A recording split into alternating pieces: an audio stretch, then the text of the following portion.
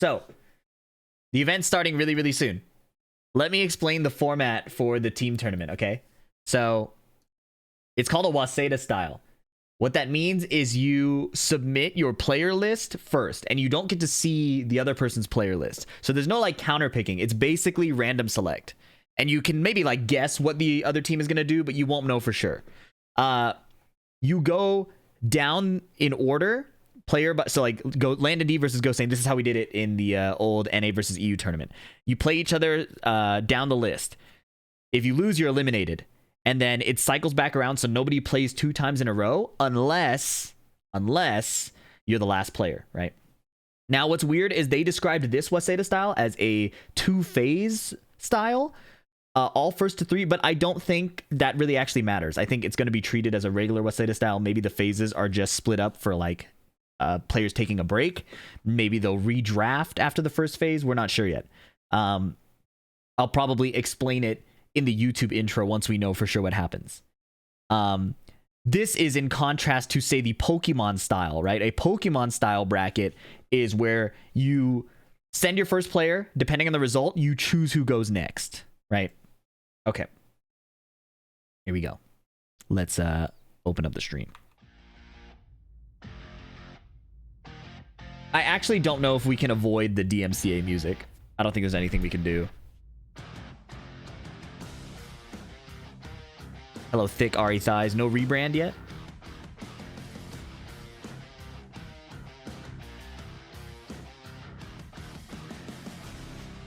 Cross-up style seems good, but I don't know. Tendo's there?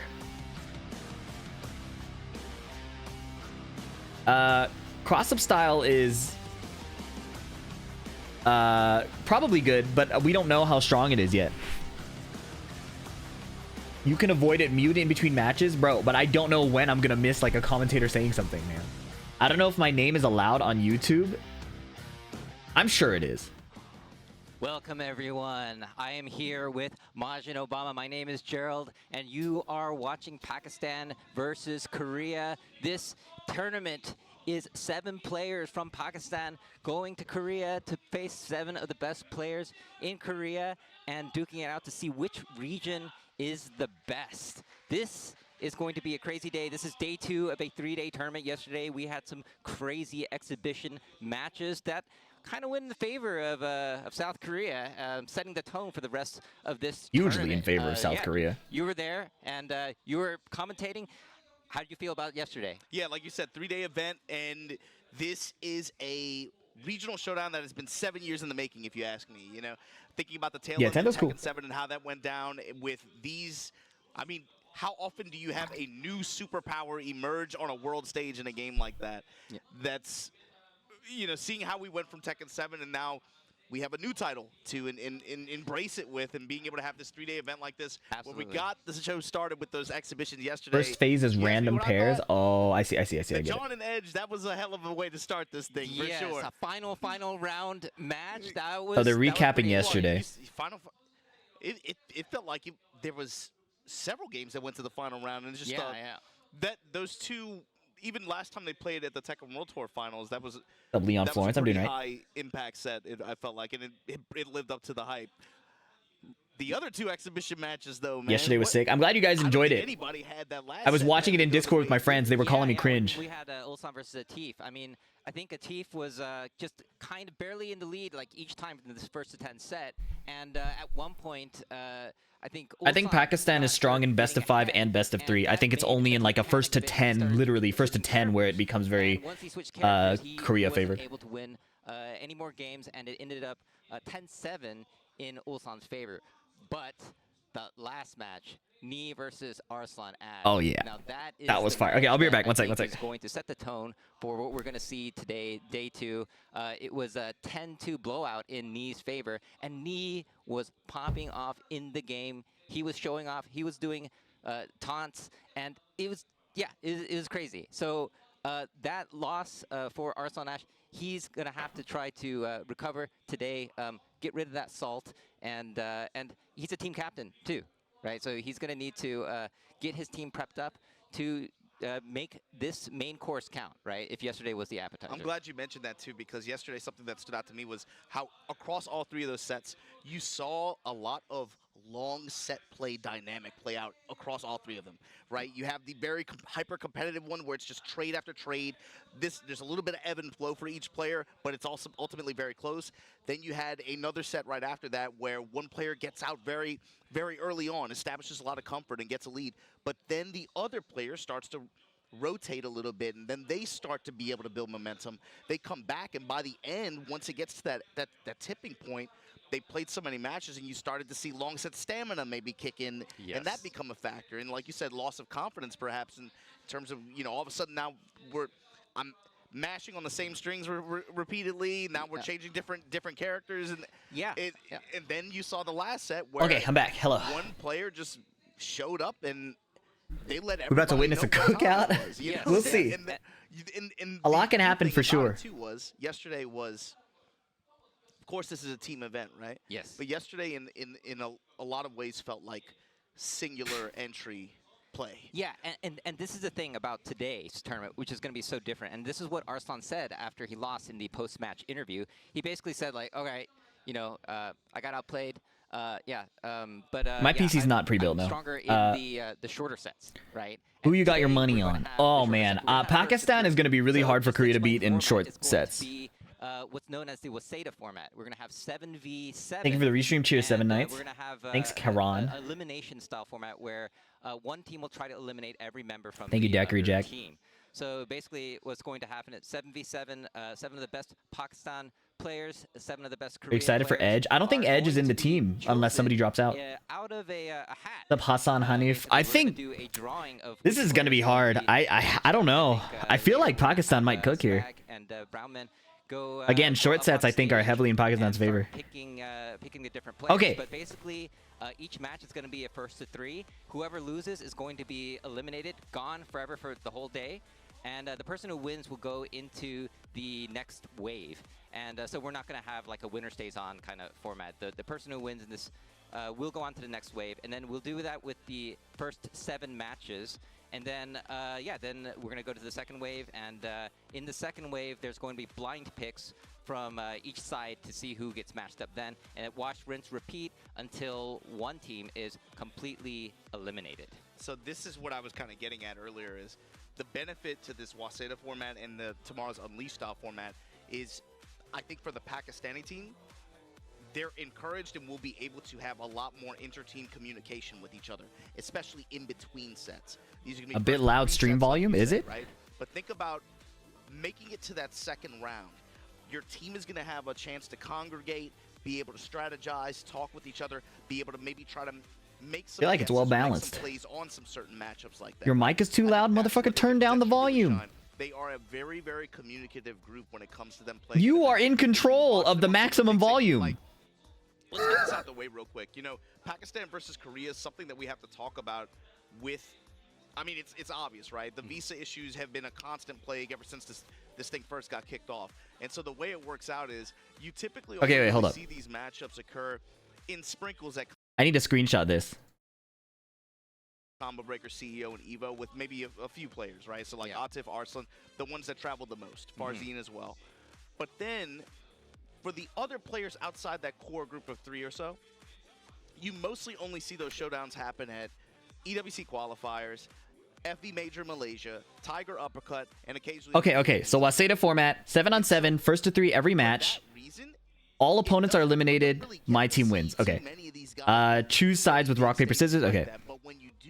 So why are they splitting it in 2 phases? Phase 1 is random draw. Eliminated players do not advance. Okay. And then phase 2 is blind pick. Okay. So it's like a mixed Waseda format. What they're doing with the random select is different. Usually in a Waseda format, you draw like a player lineup. Like we are sending our players in this order, and then you fight the other team in their order, right? So 5-on-5, just line up straight like that, for example. That's in contrast to, say, a Pokemon style, where you send your first players, somebody loses, you choose who to send next, right? That's Pokemon style. Waseda style, preset lineup. But what's weird here is the first phase of this Waseda is random select. So truly, it's going to be a coin toss which of your teammates get to the next phase. And that volatility is interesting, right? Because you don't get to pick like a favorable matchup, although in a traditional Waseda you couldn't anyways. But in a traditional Waseda, you can also kind of loosely guess how your opponents are going to do their lineup. So it's a different format for sure. I have never watched a two-phase Waseda style tournament. But yeah, where's Lowhigh? Lowhigh, Edge, and Moil, from what I understand, are alternates, but this is the main roster. Ni, Ulsan, CBM, Rangchu, John Ding, Mulgold, Chanel. I don't know how they chose these. Oh yeah, see the subs in the bottom right. I don't know how they chose this lineup. But I think it's a good spread. I think it's a good spread. I think the character spread also really matters too. Lowhigh shares like Brian with me. Whereas Chanel offers like Elisa Zafina, right? Edge, Hwarong. Edge would have been a good draft. Edge would have been a huge draft here because he plays Hwarong. And Pakistan does not have really robust experience against Hwarong. Consistently, when Edge goes up against Pakistani players, he's able to knowledge check them with like a lot of Hwarong stuff. So, obviously, Pakistan does study, and they would have taken time to study, but the practical experience really matters. So I think not having Edge is a big nerf to Team Korea. Big nerf to Team Korea. Just because of that character matchup.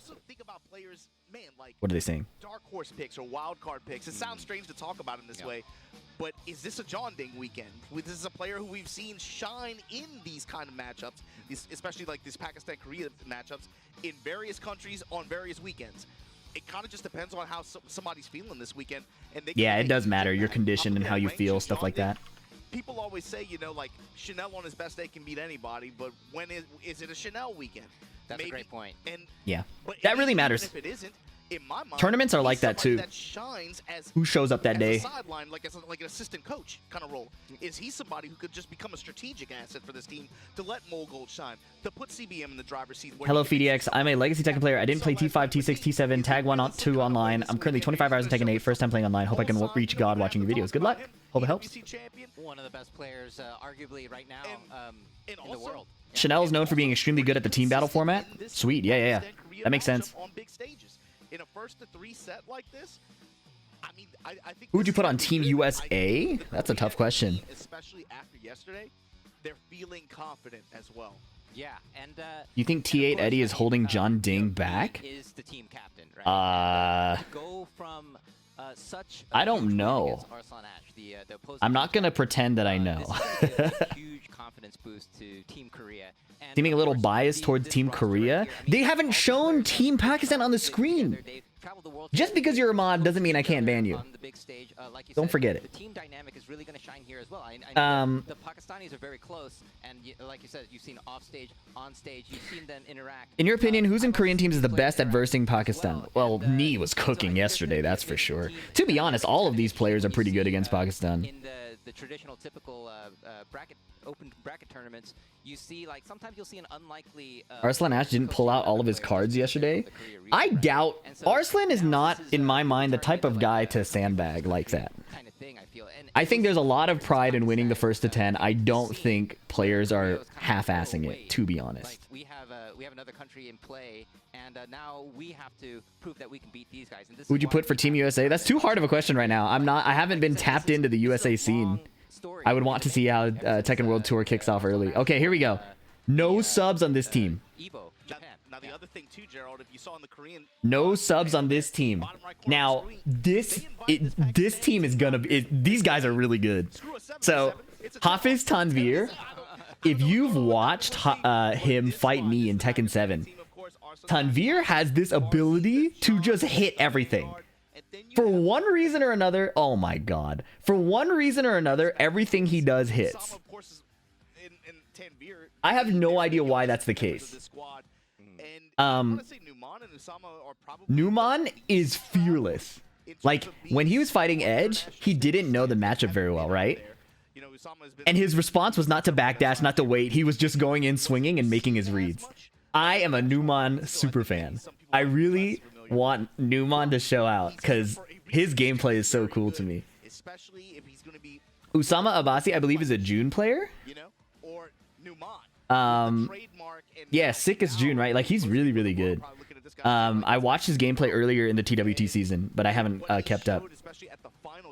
Farzeen, we know Victor and Yoshi. Atif, huge character pool. Atif really, I still think, in a on paper, in like if you were to like have a hypothetical player and think of everything that makes him good at Tekken, it would be Atif, right? But he has the human factor problem. And that is a real issue consistently.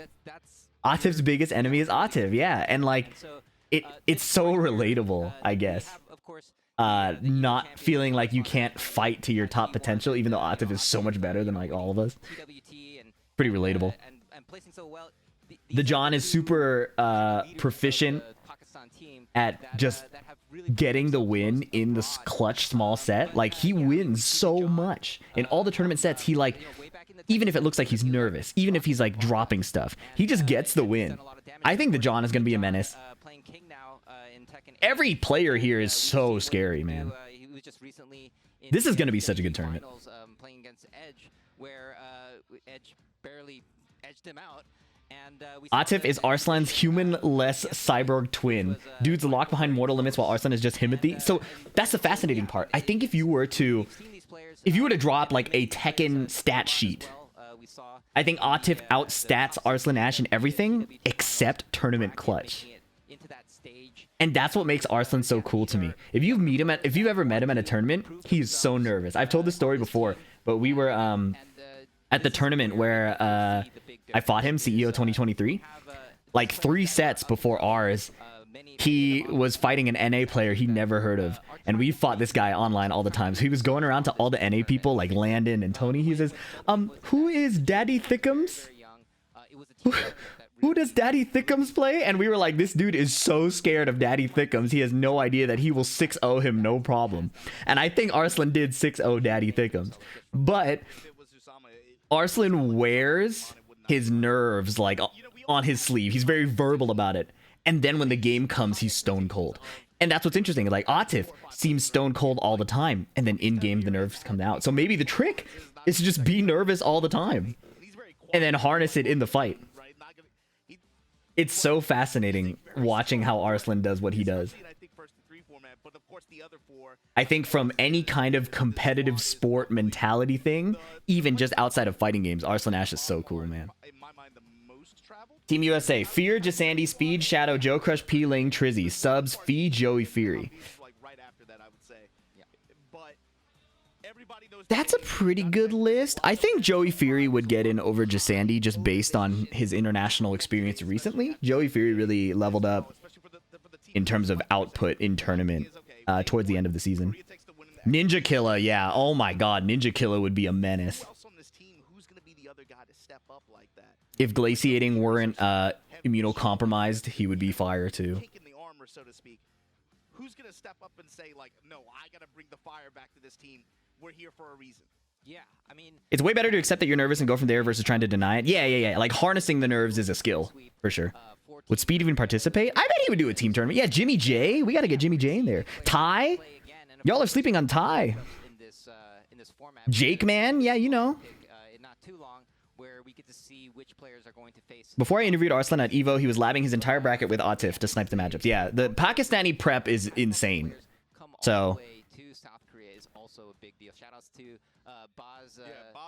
King Ray Jr., yeah, King Ray Jr., that's a big one. My chat widget isn't on? Oh, my fault. Bro, I'm such a wash streamer, man. It feels great to see. But going back to the character roster, too, you got to think about this. First of all, a king in first 3 sets. Get Avery's Dragonov in there. Huge Kappa. Huge Kappa. Having that kind of option in this team matchup, I think, is pretty potent. I wish Anakin was more active. Jack isn't strong enough yet. I don't think it's a Jack issue. I think it's an adjustment issue. You know, him and as the Claudio picks are supposed to like kind of balance. Get Avery's Paul in there. You are tripping. We do have Claudio specialists on both teams. That'd be interesting. I mean, that would be an exhibition match. I would love to see Tanveer versus not Shadow. Tanveer versus Mulgold. But I don't know if Mulgold would run the mirror. Ninja Killer is a Mortal Kombat player who also plays Tekken, and his law is insanely cracked. Is he gonna go with that? And is that something that could change depending on the character select or on the team selection? You know, if we go to round Ninja Killer versus Double, dude. Ninja Killer is a menace. He's so cool. So that's the other thing too. Because of Are you doing Sajam Slam into Pakistan versus Korea? I don't think I'll watch Sajam Slam. I don't feel like I have a lot to offer when I watch Street Fighter. I'm just like, oh my god, he anti-aired. I don't know a lot about Street Fighter. Do not let Fee in there. Do not let this guy type anymore. What the fuck? You're right though. I should just clarify that you're right. You're correct, but I don't like it. Crazy stuff that can happen in this Waseda style format, because in this format, once you lose, you're gone. There are some things that are better left unsaid. And so, like, if there was like a match where, like, let's say someone like me got eliminated in the first to 3 at the very beginning, that's going to be Facts hurt, exactly. For Team Korea, for example, right? So this is this format is obviously completely different from exhibition or the bracket tournaments that we've seen. And yeah, Cuddle would be a banger edition. Be a big factor in how they plan the GM doesn't go to tournaments. First round is going to be match draw, right? So like they're not going to Speed Kicks as Team USA coach would go crazy. He would honestly he should be coach and player. Get to the second round and you see how many chess pieces you still have left on the board, then you can make some plays and then you can strategize and what is this downtime? There's a lot of weight. Winning strategy from there. But you got to be able to get Truth equals ban. Now you're starting to figure out how this works. Pieces. And so that's really what's going to come down to this draw that we're going to have shortly. Yeah. And yeah, we got to remember this is this tournament. We can see the players down there all waiting. The pick stage is going to be very interesting because it is a random draw. I think we. Oh, Sour Piggy would be a really good pick too, but they might nerf the Bears. Balls or something over there. They got. I don't think those are Pokeball. That's a different IP, and we would dare not have that on this stream. Sure, of course not. Never. But I love the concept. Maybe they're still preparing the stage, yeah. And the best part, Gerald, we still don't even really know what that means. If I invite you over to my house, Gerald, I want you to come over. Me and 4 of my boys. How do I multi-stream? I've explained it before, but I really value being able to play my own music on my Twitch stream. So not being able to do that kind of sucks. No, you cannot. Absolutely. And looks like we're having some nostalgic matches here from the past, and of course this from the TWT finals. If Noctis were in Tekken 8, would you say you belong in Team USA? That's such a weird hypothetical question because the games are so different. Eddie's in this game and he doesn't play at all like Eddie from before, So and of course, it's impossible to tell. Clive is basically Noctis in this game, but I don't like the style that Clive plays this game. So it's too hard to theory craft that. All right, we'll find out. But yeah. Oh, it's happening! It's happening! It's happening! On stage here. Okay, what stick does Nee have? What stick is Nee using? Is that Punk Workshop? He has a new arcade stick. And it's got a wrap, and that shit is cool. No, it's not a Punk Workshop. The sides have no buttons. Are you gay? No, my fiance is a girl. Essentially a 10v7. Yeah. A 10v7 having handles on a stick like that to use as a weapon, that's even more dangerous. That's a big flex. I think that's part of the psychological game that they're starting out here. But cross up? But yeah. Yeah, we got 3 more dudes, and we got handles on our sticks. What? Yeah. Yeah. All right. Step to us, and you in our house. All right, we got the team here. Team Korea with the subs. Wow, so many good Molio players, plays Victor and Jack. Strong players, champions, the audience. And yeah, this is a very, How long do you think it'll take for you to arrive at a main in Tekken 8? Let's go! Yeah, with the... That is a... Drawings, yeah, that depends on a lot of things. And with the marker and make your own. Pass my signs real quick. It's a mix of the balance, the design, and my own skill. Why don't we see Jin main? CBM is literally on the stage, my friend. Thank you for the $5 though. Okay, well, we can show CBM is on the stage. Camera next sign, but Welcome to the Soup Nations Cup, Pakistan versus B, Korea. how do you slander chat without color names? Well, I remember you're an orange name from the Twitch chat, so I don't forget, okay? I literally don't forget. You show up regularly with an orange name in the other chat. And just because other people can't see it doesn't mean I don't remember. Highway, that's a red name. Stories in fighting games in the past 10 years, to be honest. Because Fortnite man is a green name. I'm red, actually. You are also colorblind. Is amplified by the fact that it's so hard for the Pakistani players. New here, welcome, got him, coach. I appreciate the generosity. But yeah, CBM is a Jin main. And the time that Arslan Raria's color, you're either blue, I think you're like a light blue, or you're gray, or you change. And here is the Pakistani team coming in with their entrance. And this is kind of weird, Gerald, but because it's so difficult for them to travel, to be honest with you, when these matchups do happen, it makes them feel more impactful. Okay, Obsidian 2, Obsidian Pearl, Obsidian Pearl, Obsidian 2. Championship Obsidian, that is hard. That is hard. Obsidian 2. A lot of Obsidian 2s. I think they're Quanba sponsored. It's a 10v7. It's a 10v7. All right. But it's going to be a 7v7 in terms of the format, right? Bro, I cannot believe there is a 10v7. Ronnie, thank you so much for the 2. You were the most handsome out here. I appreciate that. That's not true, though. Joko was just on screen. And so is John Ding. What's up, Whoop? Hello, Dad. I am no one's father, but thank you for the $5. Yeah. You want me to pull 3 of the players out? What team Pakistan? Okay, go hop on stage. No, I don't want to bring that team. They have a Where did Khan go? I don't know. I don't want to sully their team. No, somebody gotta be I'm not as tapped into the pro scene as I probably should be. Like, I don't follow the players closely enough. I have to talk to a lot of people. All right, let's test this layout. I made myself smaller. The Soup Nations Cup, Pakistan versus Korea. You can see the squads here on stage. Brown Man and Spag, the professionals, gonna make the match draw happen. Pakistan versus Korea. Yesterday we had amazing exhibitions, but today is where the real battle begins. We got to preheat you guys at home, but now it's time to put the cake in the oven. It is about to get crazy. The Wasa format is going to be some things that you guys have never seen before, so look forward to that. But these guys are ready. We had some pretty interesting results yesterday. Both teams, really fought. Can you make it smaller? Come on, man. Now we have part 2. Come on, Ronnie. 3, and what are they going to bring to the table? Yeah, man. I mean, looking at the exhibition as well, the way that Nee was playing, I think that's really boosted the morale of the entire Korean team. We were talking about to the Korean team, and they were like, "Look, we're pumped up now." It's just seeing the way that the captain was playing. But tell us, Brahma, what do we have in front of us? Never shrink yourself for anyone. That's goated. I like that. We have 7 players. PhiDX feet picks, call that PhiDX. If you've been in my Twitch stream, they don't know who they're gonna play. that has been a meta joke for the past year. Paired up and move through in that format. So let's find out the matchups for today. Okay, random draw matchups. Here we go. Here we go. Here we go. Lock in. We got the Pakistan box here, and that's the Korean box. So we're gonna let Brown Man pick the first player who will be coming up for Team Korea. Who's it gonna be? Who is it gonna be? Oh, okay, we got Chanel. Chanel is gonna be our first player. Okay. Of course, Chanel had a fantastic year last year for Tekken 8, the first year of Tekken 8, right? Winning the tournament in your hometown, actually. Yes, he did an amazing job. I think he defeated Loha in Grand Finals. Yeah. A very strong showing and showed why he's one of the world's best. Also, a really good performance at the EWC as well. I mean, I think that with his Elisa... Chanel can't wipe them out. It's one-on-one, and then you move on. What character he's going to go for. But I guess we'll be seeing who's going to be his opponent. Yep. They're sweating over there. They're discussing what they want to see. Now, this does make a big difference in this format. It is randomized, so whoever they get as their first opponent will make a difference in how they move along. But let's see who we have first for Team Pakistan. We have Numan Chowdhury. Woo! Okay, now one of the best Steve players on the planet. Absolute menace. We don't get to see him as much as we would like to. Maybe that'll change in the future, but we do get to see him today. Yeah, he's just started to pretty much travel, right? And, we know that in Pakistan, he wins a lot. Even in Tekken 7. His last name is not counter hit. Guys, come on. Come on.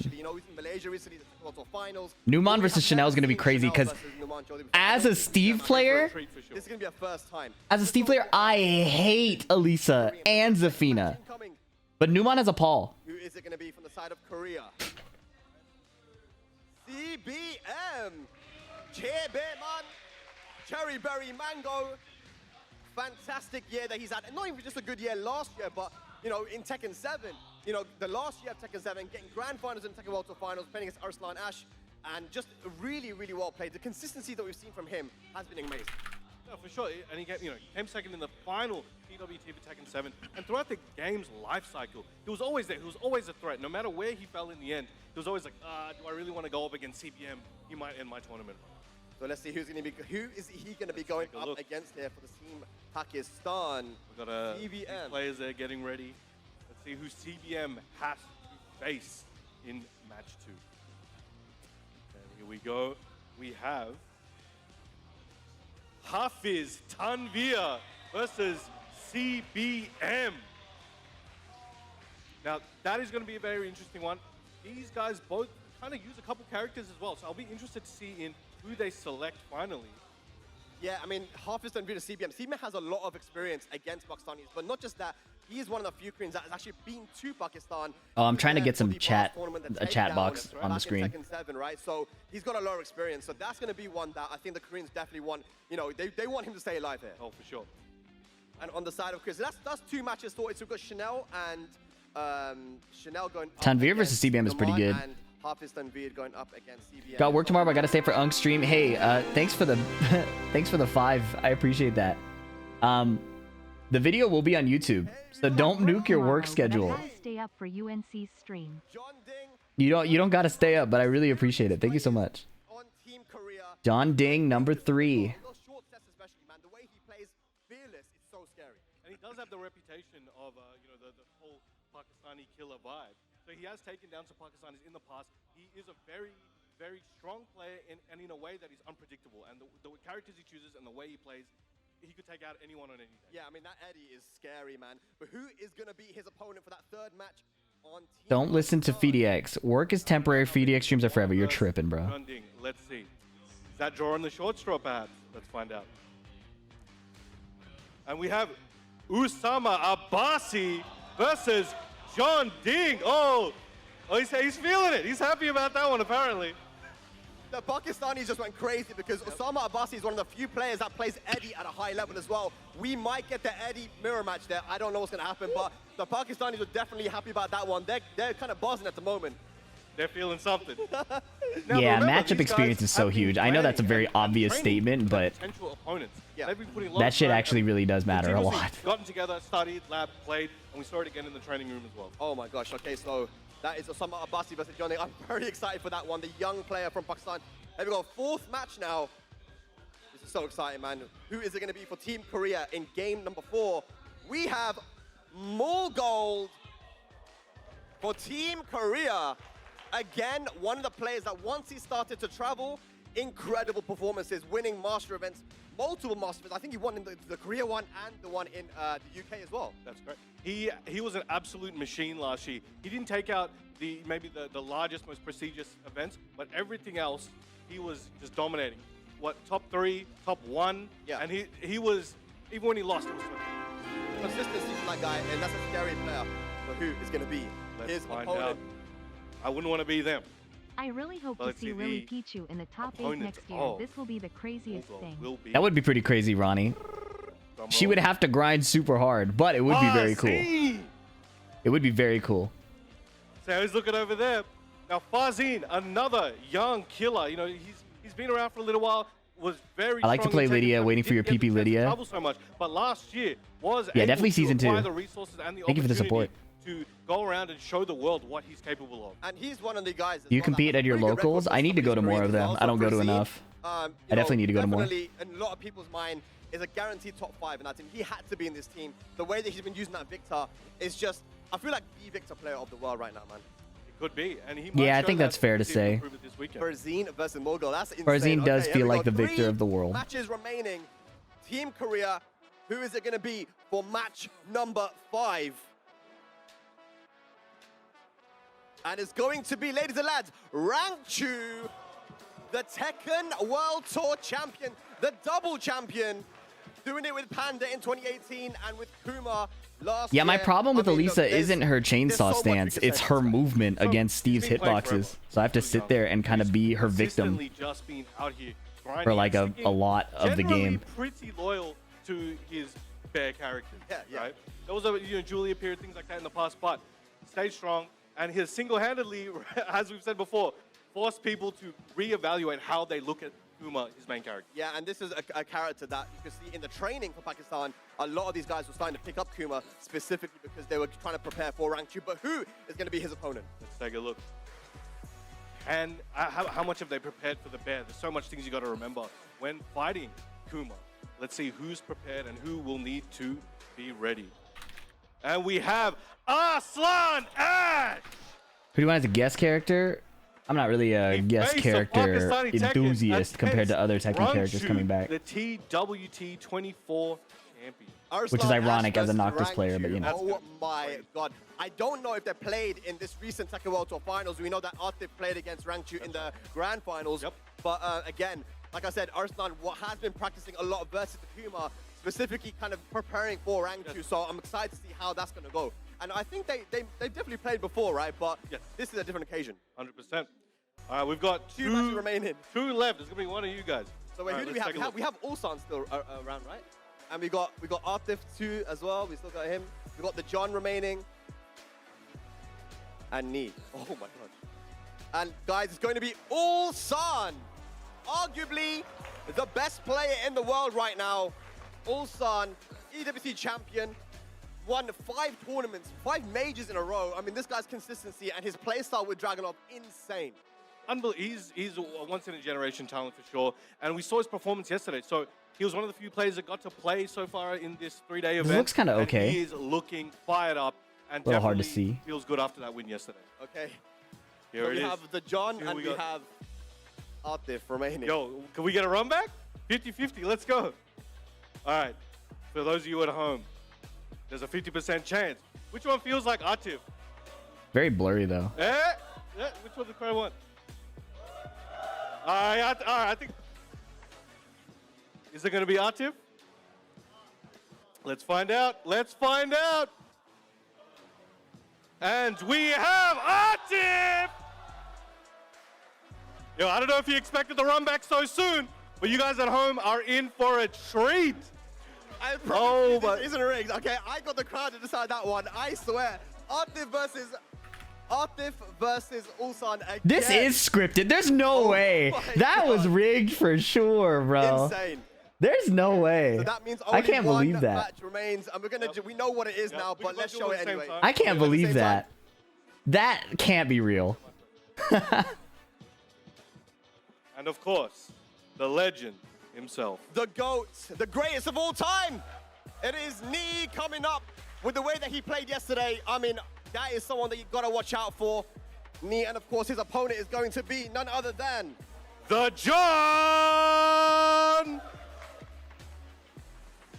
He wasn't quite able to take the win home yesterday. Very, very close against Edge, but he will come back stronger and will have a lot to prove today. Let's see if he can make the moves he wants. So here are the matches. Then we've got the matches already all sorted. And Numan Chaudhary versus Chanel, Hafiz Tanveer versus CBM, Osama Abasi John Ding, Farzeen Mulgold, Arslan Ash Rangchu, Atif Ulsan, and the John versus Ni.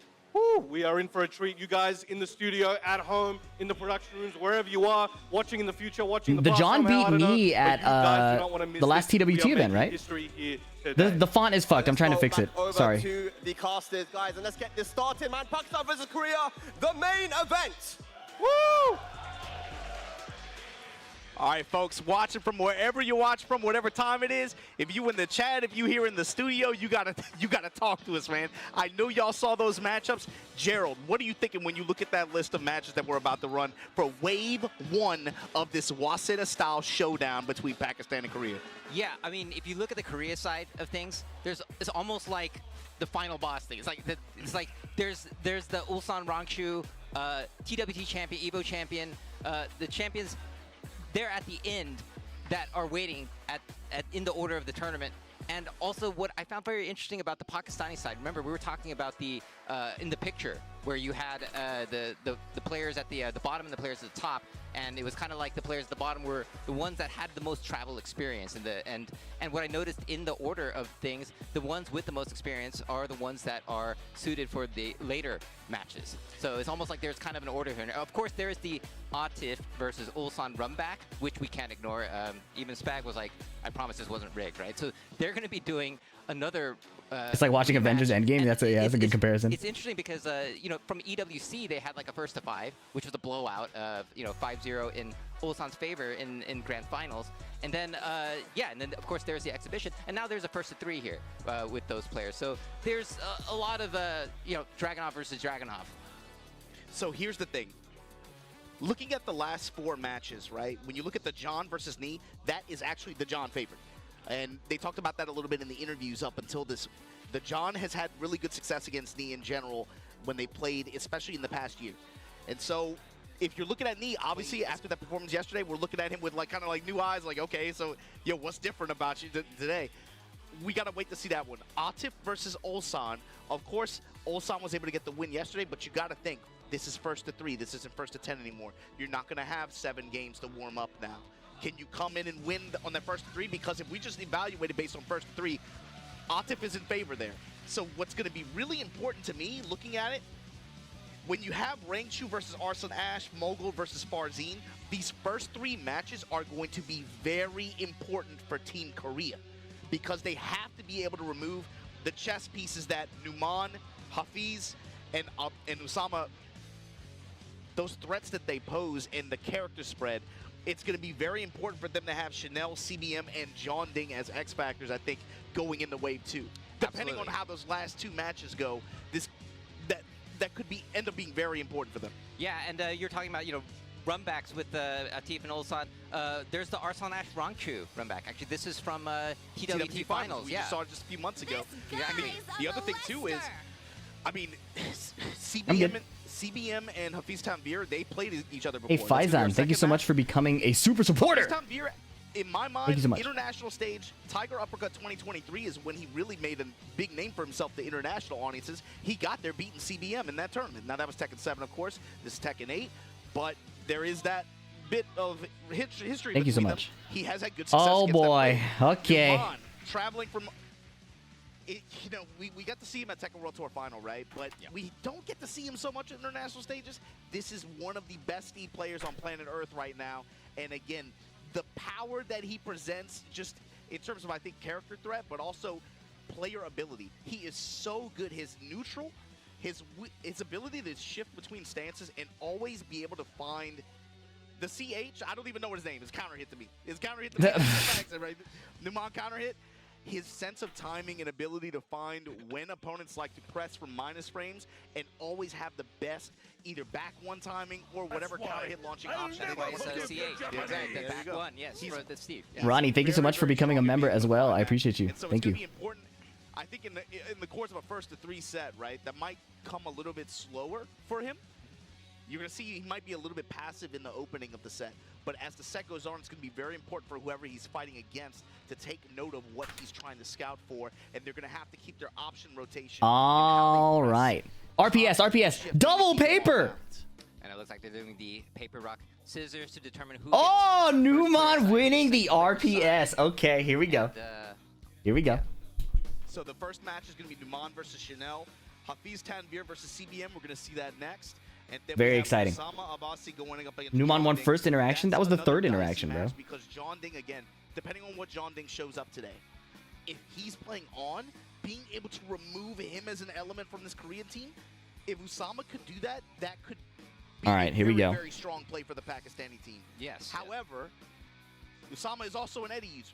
He's going to know that matchup very, very well. So yeah, it's they were gonna, celebrating when that happened, when they got that pick. How do the subs work? I don't think the subs will come into play until somebody is like, where John Ding's, unless somebody's like injured or something, right? I mean, he does have a Reina, he might have other characters. Justin Chazon, thank you so much for depends on who likes joining the, more, right? the YouTube membership team.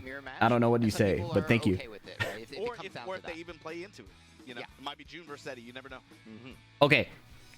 I'm very excited for this matchup because, first match of this Pakistan versus again, I was saying earlier on, Steve against Elisa and Zafina feels bad. Not from a defensive standpoint. Defending in Tekken 8 generally feels rough. But trying to use Steve's strengths of controlling when the opponent gets to attack, that's like core to his identity. 1-2-1, down forward 1, up back 2. Up back 2 less as much. That's a nice homing tool, right? But it's slow. Up back 2 is very sidestep blockable. But the fact that the female character hurt boxes get around down forward 1 really easily is extremely tough for Steve. The fact that 1-2-1 can get evaded. The fact that QCF1 can be sidestepped relatively easily. So, match ain't even started. PhiDX already on some downplay. I'm expressing my frustration, okay? What's going to be exciting for me is to learn. I know learning might be a foreign concept to many of you. To learn how Numan plays around this. That's what's exciting to me. Let me finish. Let me yap and finish. He presses the big red button. Mallow drops from the ceiling. Yeah. Zafina. Okay. Oh, we got a Zafina pick, which, of course, Chanel, known for Zafina, known for playing very evasive. Zafina versus Steve. Honestly, I think Elisa's harder, but also Elisa players tend to not like fighting Steve. Instant block on the first down 3. Numan's locked in. First to 3. Nice parry. Spin 2. Also known as Albatross. Down forward 1. The mid is auto parried by the stance. Nice Lionheart again. Numan is a big user of the Lionheart stance. And yep, he kills right off that. Insisting on the Lionheart twice was pretty sick too. Like that, what was Numan looking for?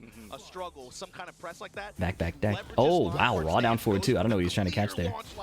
Hey, Flicker 2. Flicker 2 is a great choice because it's like an automatic delayed timing move. So if a female character is doing like sidestep button, Flicker 2 can catch him out of that. Okay, Numan just lost half HP off of Chanel's offense. Nice block again on the down 3. 8 huge plus frames, have to guess. Nice whiff punish again. Lionheart stance. Okay, max carry combo. Not good Oki, but the down 2 catches Chanel trying to side roll into a wake up. And 2 straight rounds for Numan. Instant punch parry at the beginning. Down jab into spin 2. 1-2-1. He's only -3, so 1-2-1 isn't bad there. And a counter hit. Delaying. That was a good choice. He delayed the clinch into the mid. Korea loves flash ducking on the clinch. Heat smash from a distance, baiting the heat burst, and then reversal breaking it. 3-0 for Numan. The confidence to whiff that move from a distance. I want to see, actually, did Chanel have rage? Did Chanel have rage? Yeah. Chanel could have rage arted here, but that's kind of a diabolical thing to just whiff that from a distance. Switching to Elisa, I agree with this pick. As we saw, Numan was pretty comfortable reacting to Zafina down 3, moving around at those spacings. Elisa can enforce her offense in a very unavoidable way. A very unavoidable way. All right, going into the second game between Chanel and Numan from Pakistan. Also likely it's going to come into play here too, the ability to chase. Okay, Numan noticeably just doing a bit more movement. And he gets hit by a 3-2. Now he has to survive chainsaw stance. As we talked about, right weave, pretty decent. Down forward 1 just to get her out of the stance. And then over here, Chanel's going to have to hesitate a little more, or like, maybe hesitate's the wrong word. Just pump the brakes on that immediate timing, because he's constantly getting Lionhearted. Up back 2 into cancel. Okay, waited for the heat smash. Nice patience. Hell sweep out of chainsaw. 3-hit string. What was that? Nice punish. Okay, playing that Flicker 2. Again, nice delay timing. Down 2 is one of Steve's best options to try and, like, track. It's not amazing as a tracking move, but it does the job. And in that case, that's what it was for. Spin 2 again, out of crouch. Clinch grab this time. He got him to stop ducking by doing the mid option in the last game. Back 2 tried to whiff punish. Chainsaw stance. Steve's running out of heat. He heat smashes from a distance. Chanel challenges. You can actually, if the right choice, I think, is to jump, and then Steve will actually be like -23 even on hit if you're airborne. But that's a very specific anti-Steve thing. That's kind of, you gotta be a real nerd. Wow, up, back, or up forward 2, and then the wall break. Double wall break. He can't heat burst to extend the combo. He's probably going to save his heat. It makes sense to use half your bar. Going in. Yeah. Okay, back one, no dice. Chanel getting caught ducking against the Flicker 2. Keeps it calm, waits for the offense to wear out, or to finish, and then goes into heat smash. Chanel playing really safe there, and then eating a back one at the round start. Thinking that Numan would hesitate, went for a, what is it, Elisa back one, the mid into full crouch. What a conversion! There is a classic Elisa sidestep right to Steve's rear, but luckily for Numan, he did not get hit. This is an interesting Rain trap. situation. Yeah, those chainsaws are out. Okay, now the heat burst. Down jab, breaking the pressure, pushing Elisa to the wall, nowhere to run, a delayed flicker jab to counter hit. Oh, it was a one-hit wall splat, not a two-hit. That could be catastrophic. Magic 4 heat. Stays solid. Flicker 2. He's chilling and finding the spin 2. Chanel just getting caught out of movement on these really weird timings where Steve decides to just spin and approach. So what Numan is doing effectively is he's not forcing the down forward ones. He's not forcing the 1-2 ones. Instead, he's just playing from a distance, kind of chilling out, and then sniping you with the spin 2. His trademark down back 1+2 power crush. You don't see a lot of Steve players using that. Numan loves to do that. Playing a bit more movement, playing the Lionheart, the delayed power crush. He's very different. His Steve is so fascinating to watch. Heat smash. Mid, keeps it simple. 1-2-1. 1-2-1 again. If you're trying to sidewalk Steve to the left, which beats his QCF1 and a lot of his other options, 1-2-1 tracks that way. So it was a great choice with that wall position. Yep. Throw is broken. Okay, this is a horrifying position. Elisa can just down forward for you. There's a slide. Any clipped hitbox, but a spin 2 is effective. Get up kick. Mid. Oh, he tried it. He tried the 1-2-1 down 2. I respect that. No fear. No fear. Add to the mental stack. Play some peekaboo. Nice block on the full crouch. Nice whiff bait. Oh my goodness. He was right at the tip range. Keeping the offense calm. The power crush doesn't hit. What a block, dude. Numan is cooking. 2-2 is max wall carry. Same damage as Sonic Fang. Converts into this combo. One more pixel. Down forward 1-2. No duck from Chanel. Chanel, 2 break. Outside of the wall. And a raw Sonic Fang. He can afford to take the punish there. Wow. Very, very nice. The only optimization I could think of there is, and it might not have worked with the number of combo hits, is if Numan did flicker 1-2 to get to the wall, it might have been enough damage to just kill with the combo. But 2-2 for the max wall carry was a great choice there. Numan up 2-0 against the matchups PhiDX was complaining about. What's cool is this movement style and like sniper style that it feels like Numan is playing. You're not seeing him force the back ones, the 1-2-1s, or I haven't seen a single QCF1. It's a lot of Lionheart. It's 3+4-2. Man, I'm inspired. I can't wait to play the game again. Nice. Up back 2 cancel into Sonic Fang confirm. Single stomp. Doesn't want to get launched. Great choice. Showing that he's willing to go low and just pressure a little bit. He doesn't have to win through the lows. You just incentivize your opponent to have another thing on their mind. And while they're worried about dealing with your lows, you can catch them on a timing they're not looking for. That's how Steve uses lows. It's not about getting the damage necessarily, or even getting the mid. It's getting them to look away from you looking for whatever timing that you want to catch. It's getting your opponent to forget that they're being a little predictable on when you can back one them. Nice power crush trade. Hopefully that explanation made sense. I know it's weird. It's like, it's not just like a boxing thing. It's like a fighting thing. It's you establish a threat. You establish, for example, a jab, or in this case, Steve is showing that he's going low, and he pays attention to where you stop looking. And that was a beautiful duck on the string to convert into this combo. Heat burst. Oh, he's going for some fancy stuff, and he caught him with the Lionheart 1+2. While standing 2-2 Okazemi. I didn't know that was a thing. That was cool. Set point Numan to open this exhibition up. Yo, after yesterday, this is a great nice whiff punish in the immediate peekaboo 2. But it's not over yet. He tries to Lionheart out, but gets clipped. He's at 60%. He's at 40%, and he's starting to get chipped down. Heat burst. Break the pressure, break the chainsaw stance. Raw up forward 2 launches him. See you next round, pal. Saving the floor. Spending the floor.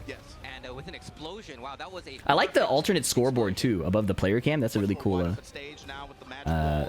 UI choice. 1-2-1-2.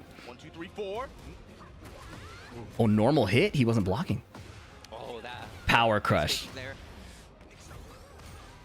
Uh-oh, there it is. The mid again. Lionheart 2 hitting grounded. I've never seen that situation.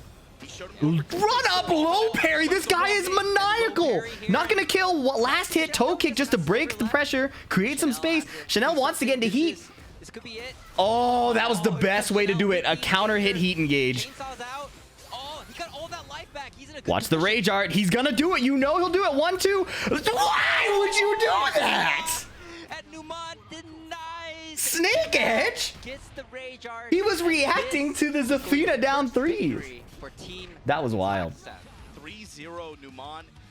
What a Numan, showing. And again, a beautiful start. You gotta think with A beautiful start. 10v7, the ability and the reward. Chanel is not warmed up. That's a... off the chessboard like that. Regardless of the actual state of the warm-up, you could see in the gameplay that Numan was so locked in. Instant reactions to the down 3, confident decision-making without forcing Steve's hitboxes. Steve loses to Elisa and Chanel if you force the hitboxes, but he was being tricky with his movement. He was doing tons of Lionheart. He was spinning. It was a great way to apply pressure as Steve without necessarily swinging all the time. That was really cool. That was really cool. Yeah, they are a team for sure. That third That was awesome. Right? To me, I think he almost shines in value in terms of that role as much as he does a player. Yeah. But this next one, this is Numan plays so well. So I don't know if I would make a sweeping statement like Numan is the best Steve in the world right now, but when I watch Numan play, I feel like I learn the most. And at least in terms of Tekken 8, it feels like he's made the jump to Tekken 8 Steve faster than any other Steve I've seen play. Tons of people are still in like the Tekken 7 Steve mode, moving around a lot, trying to find your back ones, your down 4-2s. Numan uses the Lionheart, he uses the quick spin. He doesn't use QCF1 like at all, which is so fascinating to me. Is a player who has had great success against a lot of the remaining players. So fascinating to me. For me, it's here. I wish we got to see. For me, it's tournament gameplay. For the standard, at least that I'm trying to improve in, tournament gameplay, with a few exceptions, is the gold standard. Main exception I can think of is like glaciating, right? He has had great success throughout the history of this rivalry. I want to watch Strog play more. I need to watch more of him. Being able to remove him from the table is going to give you a lot of confidence going into the round 2 of this Wasa style format. And there you see it right there. DN Freaks, the Jin player, Phenom, Cherryberry Mango, Evo. Technician, I'm familiar with his YouTube. TWT Finals 2023, DreamHack Dallas. He had a great performance last year throughout the course of Tekken 8, obviously. Yeah, TWT Finals. Yeah, he's I believe he made 5th in the finals, and he's looking very strong. And, yeah, CBM versus Tanveer. Consistency is a good word for him. Yes. Pretty much present at all the big events like that, able to qualify, able to get in there. But this guy, Hafiz Tanveer. This guy, yeah, Tanveer is a menace. He's good. Quiet monster. Ever since he showed up, Tiger Uppercut 2023 got 4th place. That was a huge tournament. That he mauled CBM's Noctis. So, but Jin is a different beast. Tekken 8 is a different beast. This will be interesting. This kid has had great success when he's traveled, and when he's been out there on the road competing like that. Like I said, you want my face cam bigger? I want to say he really came into prominence. Tiger Uppercut 2023, but he's quietly been traveling a lot more, getting a lot more experience on the road and being able to compete on some of these big stages like this. And he has had good success against some of the Korean players on that team. What's up, Technician? Is one of them. I haven't gotten to watch it yet. See what the matchup here is. Numan cooked, huh? That was cool. Is what I think we're all expecting. How's this going to go down? You also got to talk about CBM, though. Claudio, you know, with some of these players, they don't go too deep into the last time I've watched these guys play, CBM off guard with anything I think was the Tiger Uppercut set where Tanveer kind of mauled him. So, but oh my goodness, he already got caught ducking. CBM's aggressive Jin is a big adaptation though. How Tanveer seemed to win was hitting tons of sidestep 4s, to be honest, in Tekken 7. But now, with the Tekken 8 style, with the way that Jin operates, it's not the same as Noctis. No punish from Tanveer. 2-1 counter hit there. What is that text box up there? Uh-oh, sidestep down forward 1-2. Big opening for Tanveer. Last hit mix up. Down back 4 doesn't finish the string. Kazama 5 hit optimal combo dive kick. What is happening to the stream? Oh my goodness. Up 4-2. Still has the pixel left. Oh my And the goodness. first round goes to Hafiz Tanveer. Yeah, you saw some missed punishment opportunities there on both sides. Yeah. Maybe a little bit of 4-4-2, here we go. Running 3. Gonna get the activation on CBM side. First activation as Jin is actually huge. Down jab string. Parry gets grabbed. Position change. Sidestep 4, good block. This is a good sign from CBM. If he's not letting those sidestep 4s rock, these parries are getting him blown up though. Back 4-2. It looks like CBM is starting the round so strong, but as soon as Tanveer explodes, you know, Jin is dead. Back 3-3. Mashing in the back forth, counter hit. Forward 4 plus frames and force crouch. Uh-oh, counter hit. Counter hit. Legacy combo. Of the match. Spike into back 2-1. No duck on the second hit, but it's hard to call out. You don't want to get heat engaged upon. Down forward 1. Testing him with that 2-1 string. Nice. Tanveer found the back 4-2. That move is so hard to deal with. While standing 4-4, nice punish. Jin's not in heat. He survives the... Oh my goodness. There's a DP. The parry getting him killed again. You know... Rounds straight. He had really You good know, success, like you said, checking on CBM. one hand, Had good I think that's a punishment. good thing. Wasn't able to really get I think a it's a lot of good thing momentum to be after confidently CBM. going for these You parries. saw at the end of that game as well. The adjustment has to A lot happen of now, those Claudio right? classics. You gotta remember, bro, Like, it's not just Tanveer's easy to layer get 1 distracted default with, like, the gameplay Rangchu and the is hot kicks and stuff, you know, that's classic. blowing up But that all of core these parry gameplay timings. So like both players with no data are operating on this kind of autopilot state, and CBM's is getting blown up. So the way that messes with let's see your what the head, adjustment is. especially on a walled stage, this character is a 2-1, man. 2-4. You're right. We didn't Nice really whiff see punish. too much of the running 2 pressure and the. Okay, hot down- kicks nice that confirm. You know Claudio for in that first game. Sidestep down 4, great choice going underneath the highs. Tools, and he's using So far, CBM again, a strong start to the round. But once Tanveer gets the heat engage, it feels like he's unstoppable. Compact when it is. Tanveer pushing some offense. Playing with his timings a bit. CBM can't find the blocks. Nice duck. That's all it takes, though. That's all it takes. CBM is kind of hovering there. waiting, Nice. so he's like, This can "Alright, go to the wall. Back 3-2. No, heat smash. Safer wall carry. Savage sword. Good lord. kill. Yeah, Okay. sort of sad. All right. Look at the Wait. damage. Yeah. CBM. Yeah. Back Love 3. that back 2-1. in So neutral. Tanveer is playing tons of forward 4, forcing the crouch and applying pressure there, not really committing to anything after necessarily. Control here with this Very safe offense unless Jin decides to mash. activation now. CBM, what you got? Down 4. Jin peppering him, chipping him, plus frames the dive kick wall pressure. One of the most fun parts of fighting against Jin Kazama is what he does to you there. Beautiful hell sweep block. He called that out. He was down there. Hafiz. While standing 1. Oh, this is ugly.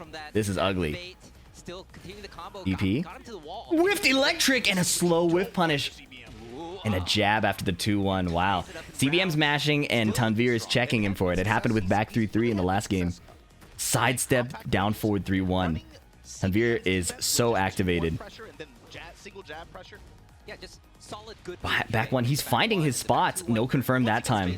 Could have been a wall splat. Like that back one there you saw hit. Nice. Nice rip and nice punish. You see, he doesn't take much punishment for trying that. He delayed the string so it didn't go through. That could be crucial. Both characters in heat now. Sidestep duck under the magic 4. That blue moon burst. Backing up, just chilling out, letting him spend his whole heat. Now he's looking for a heat smash. I like how he dealt with that too. He's like, He ran out of heat gauge. They played that heat state so slowly, it was like a game of chicken. And then CBM is getting caught mashing out of this poke and string pressure. jabs and 2-1s. We knew that a shorter set format would benefit Pakistan, but even with the first to 3s, it's looking very good. But, you know, it's still very early. Beautiful. Flash duck, Kazama 5 hit floor break. For some reason, that floor breaks. He tried to do a CD1 to get the tornado there, but he got the down one instead. Down back 4. Nice reaction. That's not the punish. Hell sweep blocked again. You have to respect CBM for going for it, right? I think you have to respect the hell sweep attempts. Oh my goodness, sidestep 4 is adding up. This is what happened at Tiger Uppercut in Tekken 7. The sidestep 4s would just add up. Tanveer is no problem doing it over and over again. Small whiff punish, but a bit late. Down 4, 1-4, tracking. Doesn't want to get hop kick for doing down 4. Doesn't want to get low parry. The parry gets blown up. Oh my god. CBM in these scrambles is not keeping up. He's not keeping up. You've got the DPs catching the parries. You've got his mashes getting blown up. It's interesting. CBM's defensive style is very reminiscent of Ryef from Tekken 7. who would play parry or mash. We'll see And what- that was a good And round. CBM's maybe has absorbed that style, When he got that- but Tanveer is almost like hard-coded to counter that, right? Activated. After that, it just turned. So Yeah. I mean, what happened? how do you win this? I feel like CBM's playing well. He just has to play a little better, honestly. These mashes are getting killed, the parries are getting killed, dial those back, but these offensive opportunities always look good. Nice adjustment for the sidewall. That was sick. That did so much damage. He didn't even use his heat. Forward 4, no counter hit. He ducked it, but only got a 2-1. Simple punish. Yep, the 2-1. So strong. Try for a parry there. He's adjusting for the wall. He didn't take an offensive mix right away with his frames, instead repositioned to try to set up better offense in the future. DP, Jin decides to slow down, but he gets clipped by back 4-2. Trying to step away, but getting clipped. 2-1-2, no extended combo. 2 sidestep 4s, and he mashed again! The persistence, the wall break. This combo's unstable. Got heat right now. Break the wall, take the rage art. That's the best thing I can think of. Maybe go for a heat dash, yeah. 10 seconds on the clock right Oh no, he dropped it! That's what I was saying, it was so unstable, but down forward 4 was good. Down forward 4 was good. Take around. He's been playing the hell sweep. He's been playing the down back 4. Down forward 4 is now Board for Team Korea. on the table. Back 4-1. Yeah, at this point, Crucial that he got that round, if you ask me. In his rear! Blackwing Rondo, no back turn conversion again. Some good damage. That back turn punish can happen, but if you're cold, if you're nervous, I'm not making excuses. It's just you can tell there's a gap in the readiness, the sharpness. Back to the wall, literally. You might call it a warm-up, you might call it nerves. For whatever reason it is, Pakistan is showing up so prepared, and Korea is starting a bit slow. with the exception of like sidestep 4 pressure. But that slow Nice parry, he finally found it, insisting on his timing. Not deterred, that stubbornness goes a long way. Pakistan is actually really good at playing that way, in very stubborn ways. You try to kill them for their situation that you outplayed them for before. CBM is reflecting that stubbornness, and I like it. Respecting the plus frames, you have to wonder if maybe he'll transition to mashing out of the forward 4. He has died for mashing, but it was more in like the string and poke situations. So, cancel the heat burst? Gets clipped and dies? The heat dash, the extended combo, and I think this is gonna... He's out of chances. The adjustments that he may have been saving have to come now. 2-1. Counter hit. Confirm. He now has DP, and he rips it right away. CBM is getting blown up by Tanveer right now. Good lord, no more chances. The wall breaks on the table. Oh, good rage art. I was gonna say the heat smash wall break. CBM has been so free to the lows that it could have easily just ended right there, but the rage art was crucial. We have a heat activation. We have health regen on the table. Oh, low get up kick. CBM is frozen. No heat burst. He wants a heat engage, and that was it. I think he was greeting for the heat engage, and then he died. No chance. That's so rough. Out of this tournament, that just happened. That 3-0. felt like a big chess piece removed from the board of Team Korea. Yes. You're gonna have to now. You put them in this position now where, imagine the situation. Knee versus the John is the last set in this wave 1.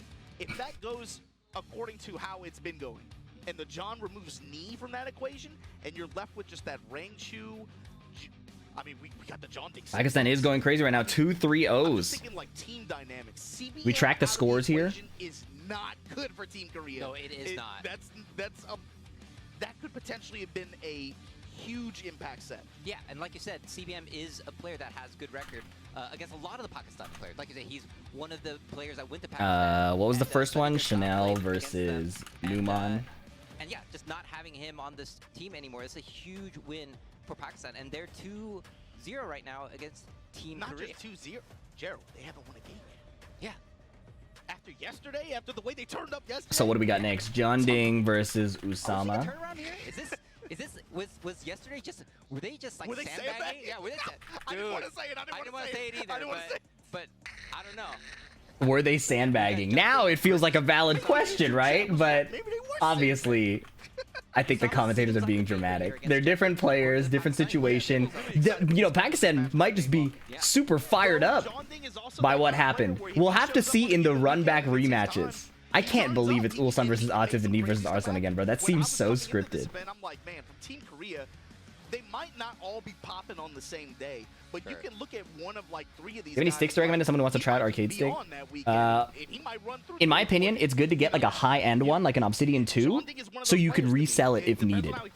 if you end up not liking it, because the trial period is like definitely more than 30 days. You might want to modify it, try things out. Oh, it's versus the John. Sorry. They won Master Cup a couple, just like what, 3 or 4 weeks ago. They won Master Cup. First to one is a very different game. Yeah, you want an arcade stick that has resale value, if you ask me.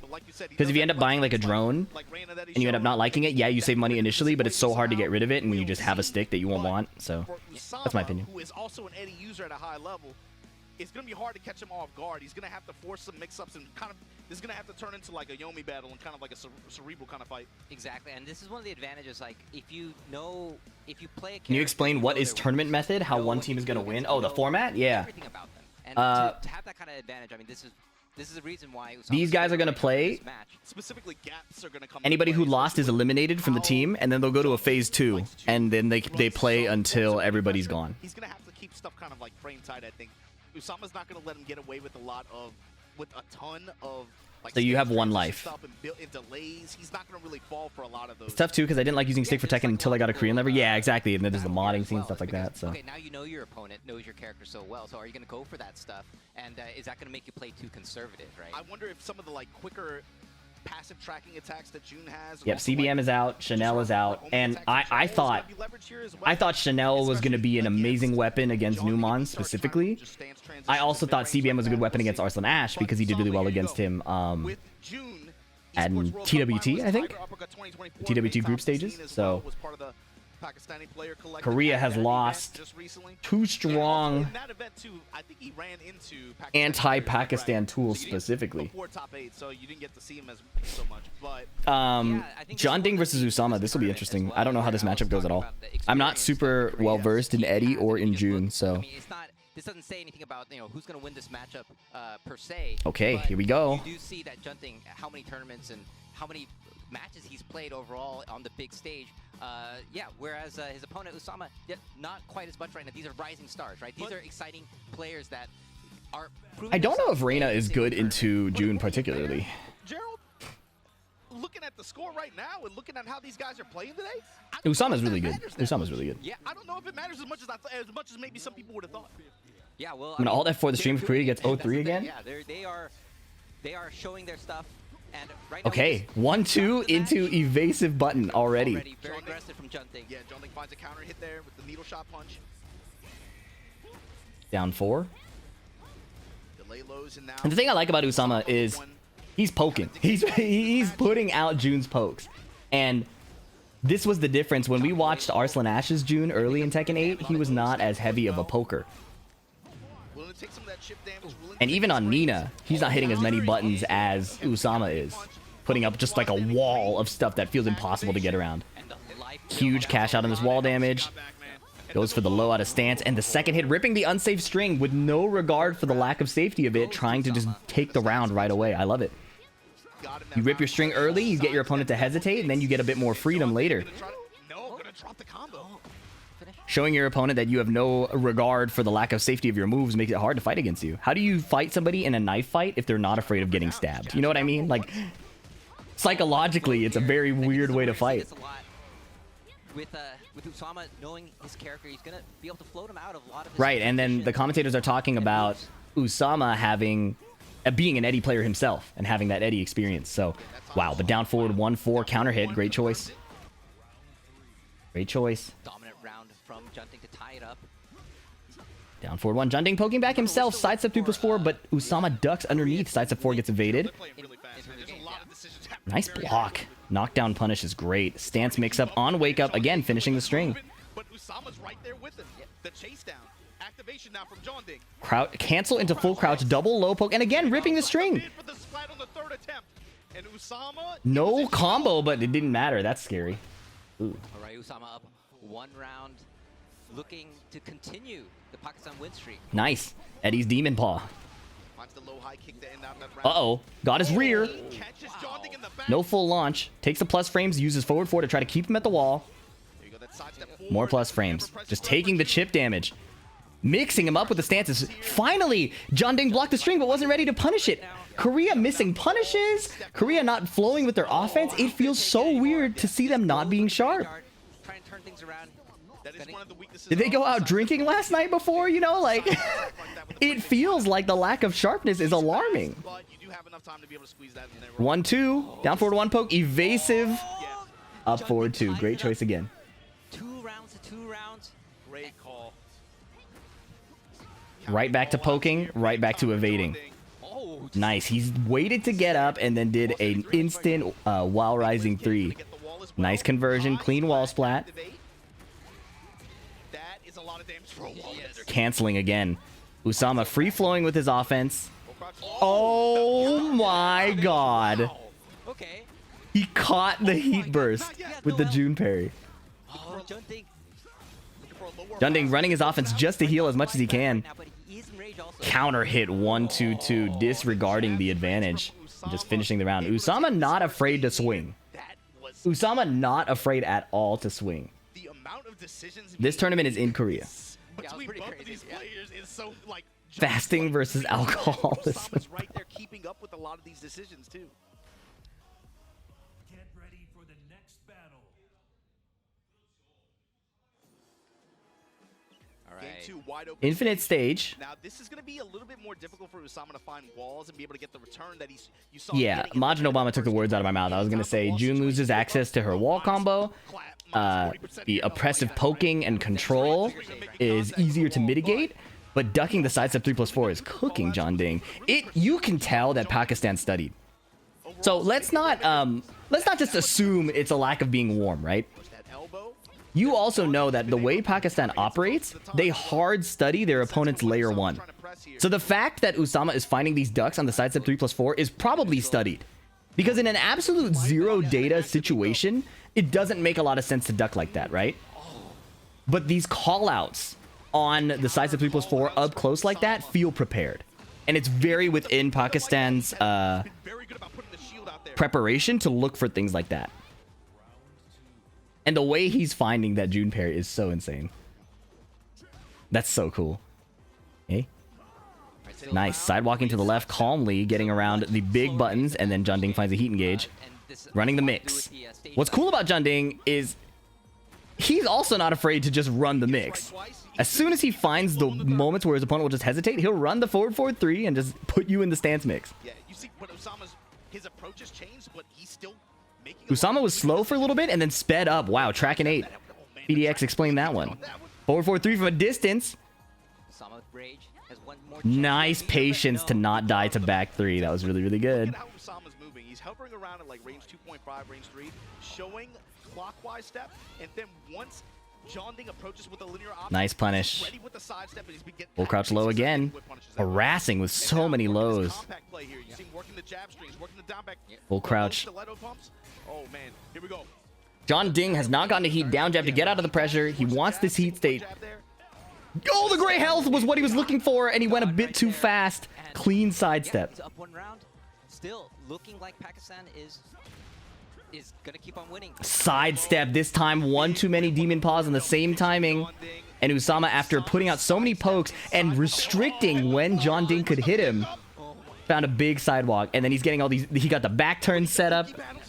The wake up trap to get the forward 2. Goes for a throw, trying to overwhelm. Keeping up the speed. Junding fighting back. He also playing immediate timings, going hit for hit, but wow. He tried to whiff punch with the demon paw and it was too far away. Activates. Usama is looking so sharp right now. 2-0 on the infinite stage, not even needing the walls. It's like both of the feet whiffed right in front of her face to be able to get that. Pakistan is cooking their preparation, their speed.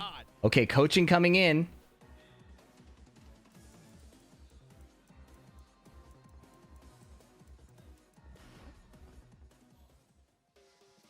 What's up, Colin Leon? Thanks for coming through. It's not over, but it's ugly. Okay. So now, yep. at this point, we're 8 games deep into this thing. Korea has not won a game yet. They have not won. They've won rounds. Yeah, Korea has not won a game, man. Gerald, rounds don't matter. You gotta win the whole damn. You gotta win the whole damn game. This is. I'm not gonna say Yo, it yet. hold up. Wait a minute. Hold up. Clive. We got Hold the up. wild card pick. Okay. God damn it, Clyde. All right. Get ready for the But He now switched to locked in, Clive? win 3 in a row with Clive to take it back. I wonder what's the mentality here too. You're probably gonna see him go for a. When I think of Clive and when I played him, even before he got nerfed, Some of these other range tools that Clyde has, just try to work more poke stance. characters were very He's annoying. gotta be wary of course, some of the bigger lows, However, but Usama might not give him that chance with the way he's starting this. There goes Torgal. we'll have to see. Nice. Wow, wall splat. Beautiful. Up 1+2 combo. Down forward 3. Oh, different combo. New Clive stuff. Down 1. Not concerned at all about a potential can-can. Easy, fast round. Clyde round. That was a 15-second Clive round. I mean, Junding did use Clive in the most recent Soup tournament where he got to top 8. I'm not surprised that Junding plays Clive. Like, it's not like none of these players are going to do a pocket pick that they suck at, right? It's obviously prepared, and you could, wow, he's cooking those sidesteps with back 2. Like, obviously it's a prepared pick. It's just surprising that pocket Clives keep coming up. 3 seconds. That was a 17. Anyways, explosive 2 rounds right away. This is a huge difference. The back 2 being able to follow June's sidestep is doing a lot of work. But Usama has not backed off on trying to find these sidestep launches. Forcing the Genjutsu low over and over, not really concerned about his lows being blocked. He doesn't care. You haven't blocked it yet. Why would I stop? I love that. Jeez. He found his poke timing back. All right, he stopped that momentum from Junding's Clive pick. We'll see if he can keep it. Forward 2-2. Parry setup. Nice. Building a little bit of meter, but in the round count being the way it is, I don't see the meter coming into play. Nice counter hit down 1+2. Safe mid, counter hit launcher. Nice adjustment. Oh, he could have kept going. Guard break attempted. June's armor might be too slow to deal with Clive's guard break to option select it. Nice 1+2 heat dash. Huge damage. Wall splat, and then the Phoenix low. Nice. Junding's proactive aggression paying off really well. Immediately throwing out back 2 over and over and over again. The back 2 was so effective at catching Usama's sidesteps from a distance. And the explosiveness he gets off of that with the stance offense is so strong. They have to nerf that, bro. Junding was doing a lot of very far. But yeah, because of June's armor being like a really slow startup, Clive can get away doing the instant charge forward 2-2-1 in heat, or the no charge version, and June can't option select it with armor. Infinite stage again. A much larger stage.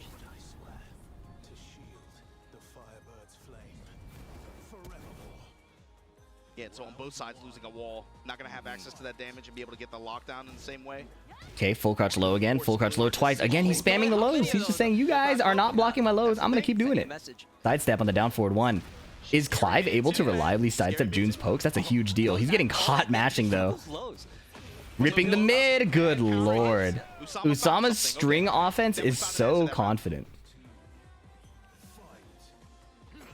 Or 2-2. Second hit guarantees the third hit. Phoenix mid string. Doesn't spend the heat this time. 1-1 into Phoenix stance again. Conserving his heat gauge, getting as much chip as possible. Nice sidewalk in the forward 1+2. Junding probably assumed that Usama would stop sidewalking because of how many back 2s hit. But Usama insisted. Again, Pakistani stubbornness, very strong. No duck on the string. Doesn't matter. He found Torgal. One more hit. Can attempt it, and a forward 2 from distance. Can't parry a sword. The Clive pick is doing work. Back 4, attempted counter hit, and then tried to parry right after, but June's poke came before the 5-frame parry could activate. Nice conversion. Building meter. I like that. I don't see a lot of players using Clive's meter. I think it's a good idea. That should have had... That stream glitch was horrifying. Anyways. Running 2. Stopping the sidesteps again. Nice awareness. It's 14 if you sidestep a can, not 15. That's rough. Uh-oh. Uh-oh. The delay on that was so smart from... The way Usama uses that move is so good. He's been so consistent. 2 throw broken. Showed him the feint. Heat smash. He'll heal a lot. Don't greet it, man. Just use it. Oh, he got poked twice low. Oh, man. Back 2 again, trying to deal with that sidewalk. Clive able to move around June stuff really nicely. There it is, back 2 again. Not going into heat right away. Down back 4 is blocked, but not launch punished. Power crush. New moves coming out. Clive is swinging. Down 1. Full cross down forward 2. Nice. Keeping his offense a little fresh. Getting Korea on the board possibly. Down forward 1 to 1+2. He's not spamming 1+2 as much as I do, so... Instead, leaning more into the stance and the string pressure. Almost playing Clive like June. Ripping the strings. The strings have weaknesses, but if you're unpredictable about it, it's so hard to contest as the defender, right? So, not afraid to do the mid-high strings, not afraid to do the mid-mids, just keeping it as, like, unpredictable as possible. Heat string into stance, plus frames and chip. 2-4-2-2 into stance. Beautiful. Low block. Heat smash low. This could end it. 1+2 throw is broken. She finally done one too many times, John Ding. One too many times. Down forward 1-2. Usama saving the cash out for the final moment. The final moment. The mid is not that scary. Maybe he convinced him that the high was viable, but he was looking. He was paying attention. Nice closeout. Pakistan has eliminated 3 Korean players in the 7v7. Off the chessboard for Team Korea. That is a big... What happens if there's no phase 2? Usama, Hafiz Tanveer, big dubs. This is very dominant. This is, and the Unleashed format tomorrow is first to 2. So Pakistan is even stronger in that format. It's not like all the matches were close and this is the current matchup state. This has been dominant. Gerald. This is brutal. There's 4 players left on Team Korea. It's Mulgold, Rangchu, Ni, and Ulsan. Would it be strange to have any one of those players run through the other team? Man. Ni, I don't think we have that expectation of. And especially looking at Unleashed standard team battle format? No, it's something new. At least it's new to me. By the numbers. Ulsan, Atif, feel like that could go either way. The way last the night knee ended, script is so obvious. Like, you know, man, oh man. But in a 1st to 3, Mulgold though, 3rd place on the Tekken World Tour leaderboard for most of the season. Easily one of the strongest Tekken 8 players out there. Multiple characters: Clive, Fang, Claudio. When it's a team format like this, but Farzeen represents what I think is the peak of what makes Pakistan so scary. In his ability to play random move, random timing in a truly unpredictable manner. Farzeen is so good at that style. And Victor heavily benefits from playing exactly like that. Victor is actually what feels like Farzeen's perfect character. But there's a big difference between you being one player and you have to run through 3 matchups. If Ni runs the whole Pakistan team, I will unsub to PhiDX. What? What do you say fuck me for? And then you got to think about the way this builds. Some of these players are going to sit down, they're going to get hot, like Mulgold, and how much of a phenom he's been, especially through his trajectory in Tekken 7. Later through Tekken 7, people were already like, yo, Mulgold is that dude, Mulgold is that dude out here. You remember when I was out here, they were already talking about that. Tekken 8, of course, his character makes one of the smoothest character transitions in the game. Yeah, if Mulgold loses, that will be devastating to the Korean team, 100%. This matchup is important. All matchups are important, right? But Farzeen is also a heavy hitter in Pakistan. Both of these guys, one of these guys going out now is devastating to each team. Tekken Tokyo Masters, where he placed well, and of course we have Farzeen here. You know, Farzeen is talking about proving yourself. Like Farzeen, if Pakistan loses Farzeen or if Korea loses Mulgold, it's ugly. It's so ugly. These guys these guys dominate internationally and in their regions. He's just dunking on people out there. It's really this is a big match. He's traveling the world playing his in the team format. Because remember, elimination in this phase. There's no second chances. You are out of this phase of the tournament if you go out right now. What will PhiDX's pose be in his player profile? Some kind of streamer thing, like hold up my phone with my socials on it. Happy to be here. Like every time you talk to him, he's like, "Oh man, yeah, I'm just having a good time. I'm just happy to be out here playing." Yeah, I mean, you know. All right, it's time. Players, I mean, it's not easy to come to Korea because of the visa issues. It's time. To be out here to be able to play with these players offline, and have this opportunity. I mean, this is this is why we're doing this. This is an amazing chance for these players to prove themselves on the big stage. And of course, Farzeen has been on Mulgold got to stop the bleeding and deal a devastating blow to Team Pakistan. EWC was top 8.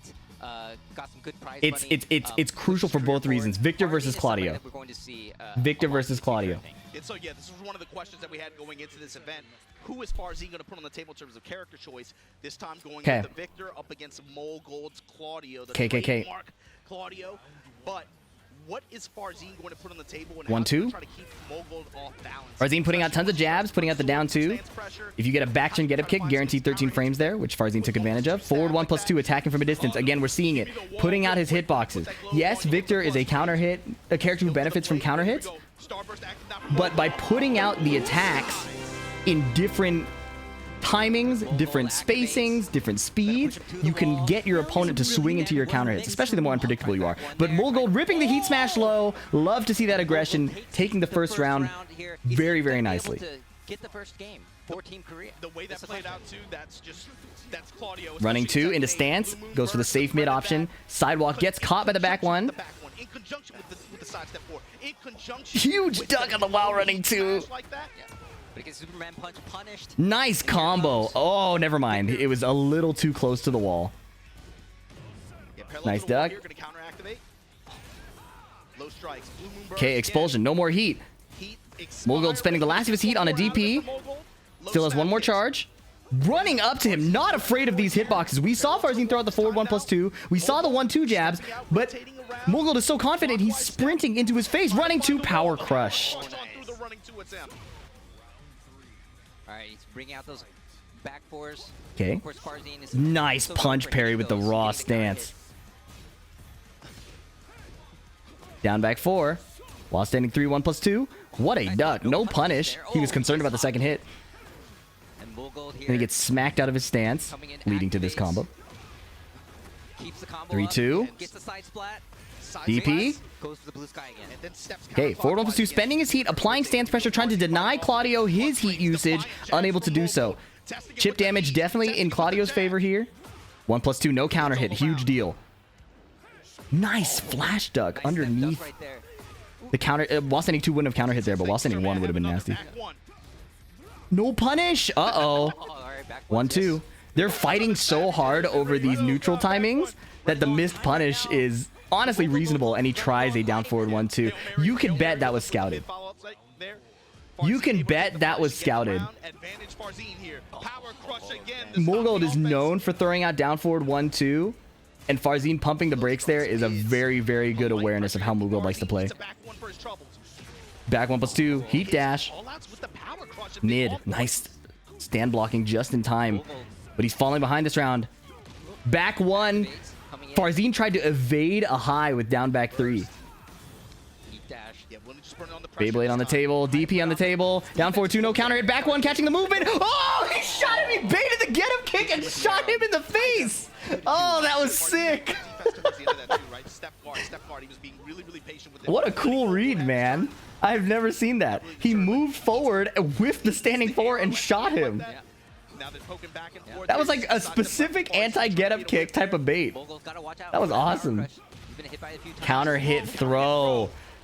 Farzeen has taken no damage this round. No whiff punish. Korea, what is happening? We're missing our punishes, our whiff punishes. Oh, man. That is not good. That is not good. But again, that's the hard part of fighting Farzeen.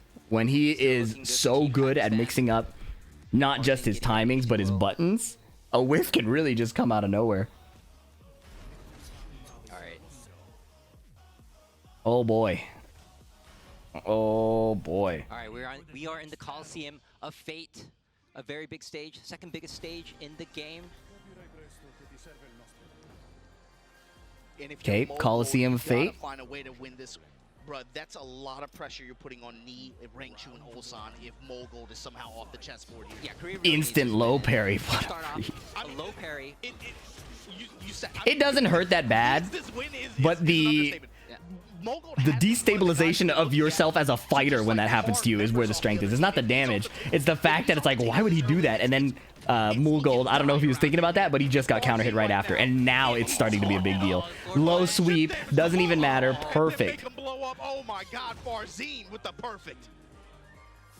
On Mulgold. Up one. Power crush. Now, this looks ugly, but it's only been one game, right? What Korea definitely has to do, though, is bring their first to 2 speed, because this is slipping away. Down back 3. Even if it's not like over, the morale boost would be so important. There's so much at stake in getting this win here for Mulgold, and I wonder if he feels that pressure. Running 2. Okay, forward 1+2. No stance this time from Farzeen. Farzeen, like, kind of toning back on the aggression. He's putting out the hitboxes, but he doesn't need the damage. He doesn't need the stance mix-up. He's just trying to find control points. You saw, like, the homing high. You see the counter hit throw, throwing out the counter hit launchers. And he's just chilling. He's in a bit more of a chill mode while still putting out threats. Holding the duck, trying to get out of the running 2. Farzeen shrieking as in terms of combat, right? Wow, and then he ripped it down for 1-1. And that was cool. Mulgold recognized that Farzeen was chilling out a bit, stopped overcommitting, chilled out a bit himself. Cool adjustment in tempo. And now, when Mulgold tries to push the aggression, he gets power crushed. Gonna make him wary about those running 3s. Running 2 to the face. Good timing. The second one? He went underneath it? Okay, frame trap. Just keep on stealing his turn. Uh-oh, big sidewalk, but a small punish. And that's, if we were to point out Farzeen's weaknesses, he does not cash out as hard as, say, Atif and Arslan do on his defensive movement. He finds the counter hit timings. He's really hard to read, but if he gets a sidewalk on you, it won't necessarily kill you. His punishment is not his strongest suit. So Mulgold is going to get an extra opportunity or set of opportunities here, just like that he needs to run away with. He needs to run away with that. Nice duck. Double fuzzy? I don't know what he was looking for there. That looked funny. Unsafe string, but you have to represent that because Victor can do the high, right? So nice counter hit down back 4 or sidestep 4. Running 2, no stance again. Farzeen becoming a bit more conservative. Now he's running some offense, but stops, staying so unpredictable. And then he catches with the counter hit, safe mid, tornado launch. He's going to convert this. The wall is coming. One too many hits. Had he saved it, but it didn't matter in the end. Had he saved it, he could have converted a wall combo. Up 1. Whiff! Where's the whiff? Farzeen doing his best to change. Oh my goodness, team tournaments have these players nervous, cold, shaking. I cannot believe he didn't whiff punish that forward 1+2. They were like, I can't believe that missed. Sidestep 4. DP. Running 2. Watch the rage art. You have to wonder if Mulgold stopped his offense because of the rage art, and now he's taking all this chip damage, and all it takes is, whoa, counter hit. Guaranteed, all guaranteed, all guaranteed. Very nice, very nice, very nice. Mulgold gets the game. Wow, unfortunate that counter hit sidestep 4 hit for Farzeen, but that was what he needed. Low high, coming in for coaching. I don't know what he's saying at all, but it looks very intense.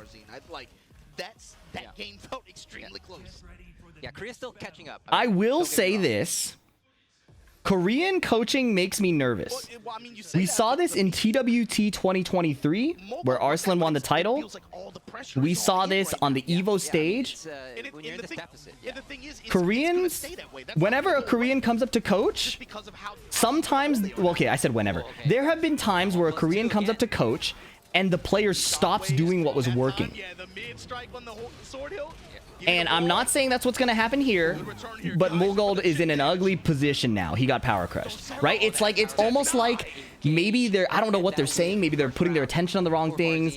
They're asking them to pay attention to things that are messing up the flow. But now look, like that first round slipped away so fast, and now the counter hit throw. Sometimes coaching, if not done very effectively for the specific player you're coaching, can be problematic. The quicker you lose, the quicker we go eat is insane. Nice power crush. Farzeen is flowing, right? And coaching can slow you down.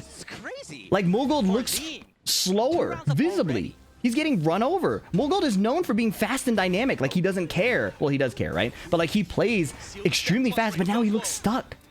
Where are the hop kicks? Where are the down forward 1-2s? Nice running 2. Okay, he's going to build it. He's gonna build the pressure, right? His sidestep gets clipped. Now he's on defensive again. Nice duck. Good call out. Sidestep 4 whiffed. One more low kills, and Farzeen rips it. Do you see what I'm saying? Like, oh man, that is rough. Getting coached off a win is so rough. And that turned into a very fast one-game advantage for Farzeen in this Farzeen. Oh, that's potentially really bad. Yeah, 3 rounds straight right there. I think coaching off a win is need to step it up right not here. the vibe. 2-1 Farzeen over Mulgold right now.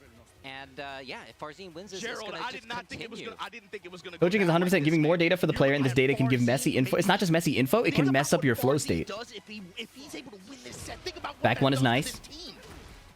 Whoa, he did the down jab and it evaded. Look, so Mulgold is attacking again. This is what we wanted.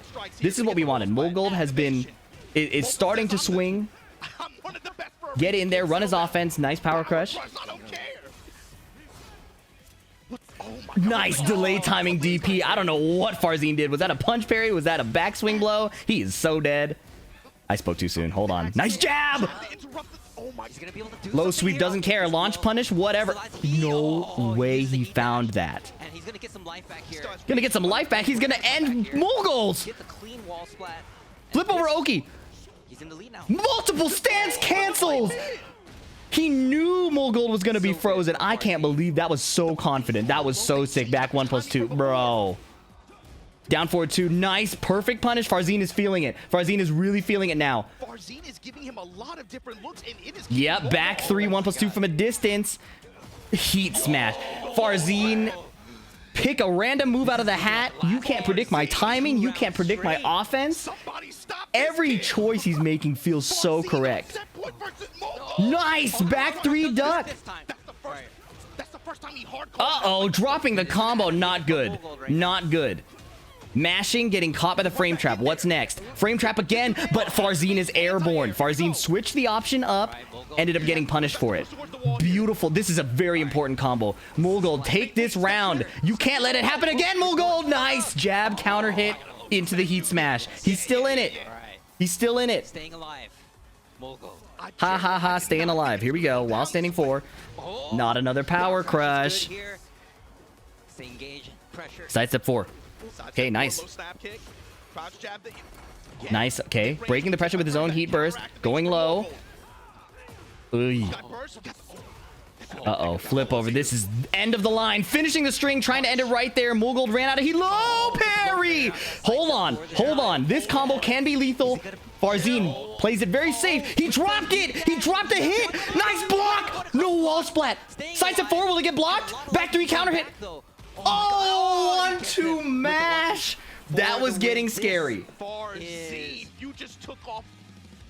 Yeah, this is bad for Team Korea, man. This is real bad. 4-0 for Pakistan. All smiles, all giggles on the seats in the bench. And now you're looking at, think about what you're looking at for Team Korea. If this happens, this will be one of the best runs in team tournament history. Yeah. You're looking at Ulsan, Rangchu, and Ni. Them 3 alone, unless there's some Edge is sitting there? Did they sub him in? If they can call it, they're gonna call in Edge from the to drop in from the Raptors. They need Edge. They need Edge. He needs to Horong all over them. Pause. That the Horong. Who is he smiling at? The Horong offensive pressure and the knowledge checking is crucial. But who are you gonna take out? Ulsan, me, Rangchu? Edge can't get in. Edge would have had to go in earlier. Oh, it's cooked. These players are suited for the big stage. I mean, these are the ones that have the most experience. Sure, absolutely. But Gerald, you gotta. You think that this is a team match impacting mental for the player? That could be the case. It could be the case that Pakistan is leveling up hard in the team format as well. You can tell by the preparation, by the focus, they're very locked in.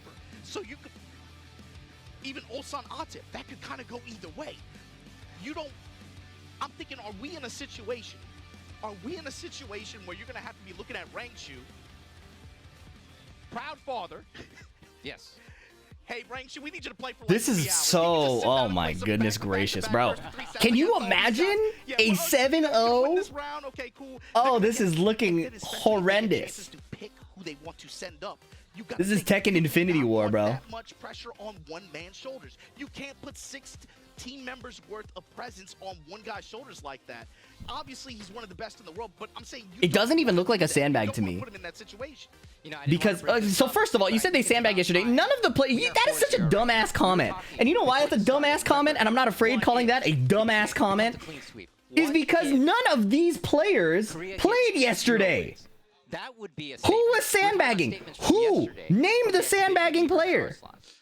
If Team Pakistan Name the player. Was it Mulgold? He didn't play. I mean, Farzeen, he didn't play yesterday. very, very strong players. None of these Pakistani players played yesterday. But I don't know. If something like that were to happen, I mean, what would that mean for...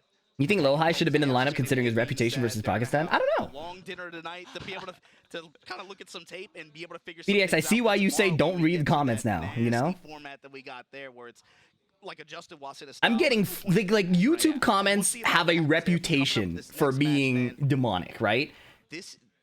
What I have learned on my time on this platform, love you guys, appreciate your support, is I'm being force-fed YouTube comments into my duodenum. But look, before we get to our next match coming up on the team card, we got to take a little break. They're taking a break. Of course, to all of our partners who helped make this happen, don't go anywhere. Go get some snacks and get something to drink. We'll be right back. Sheesh, man. We'll sit here awkwardly, either way. That's an option. I'm cool with either one. With either one. All right. Yeah. Bruh, ignore troll comments. You make it sound so easy. You make it sound so easy. Do you know how hard it is? There are like, I have to there. Look at this guy. Look at this guy V-teching. His past 8 messages have been PhiDX commentary is pure gold. I want to give him the attention and the gratitude that such a nice comment deserves, right? Like it is impossible to give the equal attention to messages like that into maybe you have a hater pheromone on you. They're taking a break to ice Pakistan? Shit. That also makes no fucking sense when you consider the fact that there's different players playing. Well, okay, let me not be obtuse. It kind of makes sense. There's definitely team morale as a factor, right? There's definitely team morale. To be fair. Don't you know Pakistan is one guy? That's what it feels like.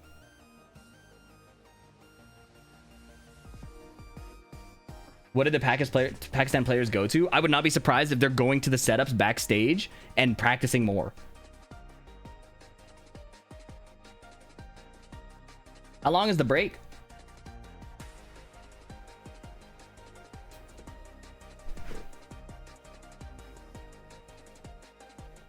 Scheduled pause. Yo, PhiDX, you look like Kim Jong-un. Hey, man, you look like you don't get to type in this chat room anymore. Actions have consequences. See you in hell.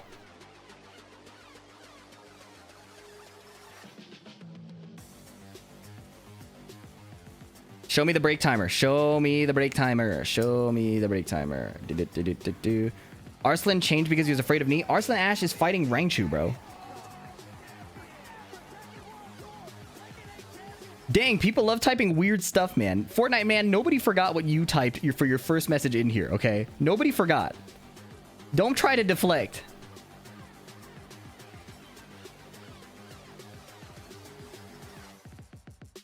Will LTG play for Team Pakistan? Mohammed, what are you asking me? What kind of question is that?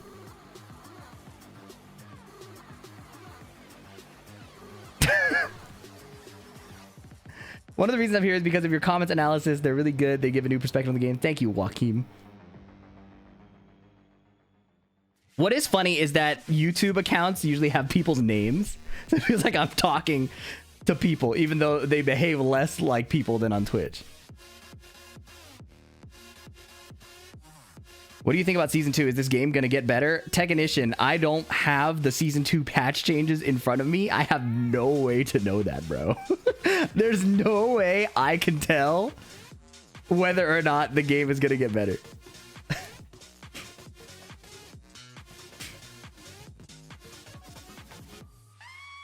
Once I see the notes, then we can have an opinion. Fee, do you want Marduk back? You're trolling me, bro. Why is the main man's chat so nice on YouTube? I don't know. Maybe he's a better chat moderator.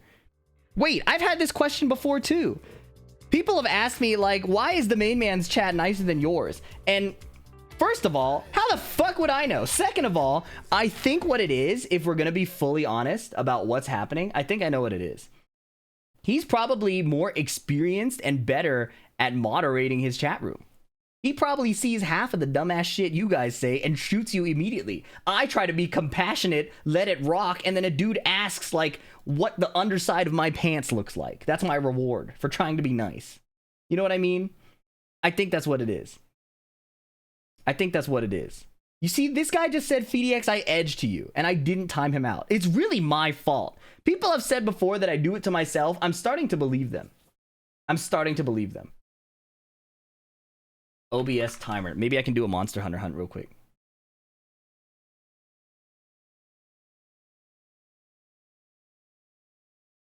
I can't even read. He even says, I don't know why YouTube chat is nice. Yeah, I don't know, man. I'm gonna have to switch this. So right now, I had it set on live chat. All messages are visible. I think I should have trusted. I should have trusted when it suggested top chat. But I do want to say thank you to Ard. Don't let it get to you, Fee. You're an amazing content creator and commentator. We are here instead of any other restream for a reason. That's very kind, and I appreciate the generosity. Thank you very much. And thanks for becoming a member, V Teching. See, what are the numbers on your glasses? I'm like minus 7.5 or something. Or asked if Fee was fasting. I did fast for a bit 2 Ramadans ago, and I actually really enjoyed it. Had I had more conviction and not had tournaments coming up, like literally right after, I might have gone the whole way. I really enjoyed what fasting did to my mind and body. The hardest part was no water. I think fasting for food I could have totally done. The hardest part was no water.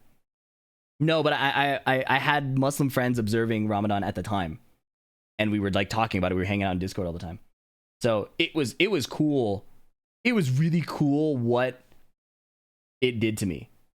And I'm very interested in trying again in the future. No water. It's sun up to sundown. While PhiDX is halal, I would not go that far, bro. I would not go that far. But I do deeply respect a lot of the human wisdom that has been passed on through very long-standing world traditions. And I think that part is really cool. But BBDF, bro. Yo, V-Teching, thank you so much for the generosity, man. I appreciate the kind words as well. Have you seen his Tekken customs? He's 100% haram. Exactly. Very entertaining. Exactly. 10 minutes. I don't think I have time to do a hunt. Are you Pakistani? What the problem here is that it gives a bright orange thing when people type PhiDX. If we could remove that, that would be a huge quality of life improvement, because most of the good messages don't have this issue. Look at this, man.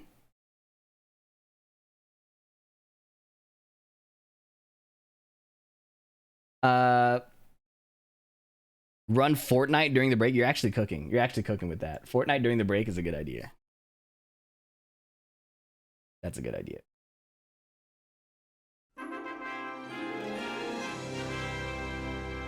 Let's see if YouTube reads this message.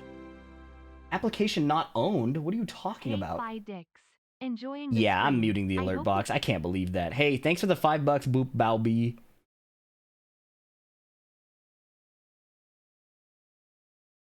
God, I hate this.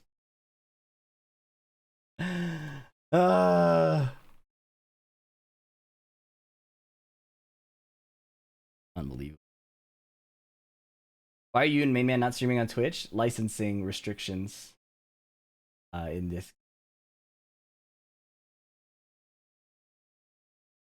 Restriction on what we're allowed to do. If you were on Team Korea, how do you adjust right now? If you were on Team Korea, how do you adjust right now? Shit, bro. I would warm up hard. I don't know. It feels like a warm up issue. Okay, where's my browser at? There we go. Waseda format. Okay, and then this. Now, people will still ask, when is it going to resume? 8-minute break. What is unleashed format? The unleashed format is first to twos in waves. That's all I know so far.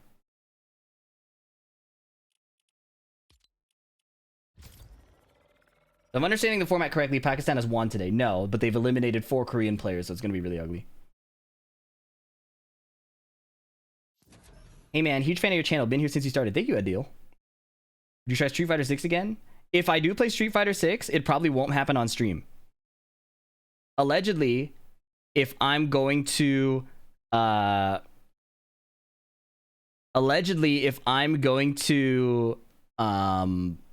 practice, I wouldn't want people to know for the next Stadium Slam. Hey bro, talking about my mom is pretty crazy. You're also making assumptions about me being Asian and calling me Phil. Actually, we should time that guy out longer. That was like 8 violations of things I dislike. That was crazy. The more I read it, the more I was like, oh my god.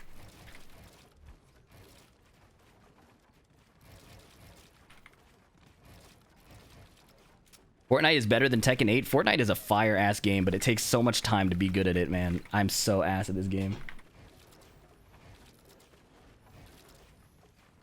I practice building because it's fun, but I'm horrible at it. But luckily, Fortnite kids can't aim. So if you honestly just keep your gun out, you can cook most people. Oh, shit.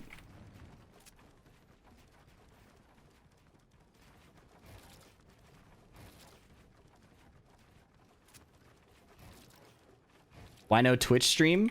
Licensing issues. No shot playing in the pit is so cool. Yeah, bro, I get smoked in the pit. The current results, Pakistan is up 4-0.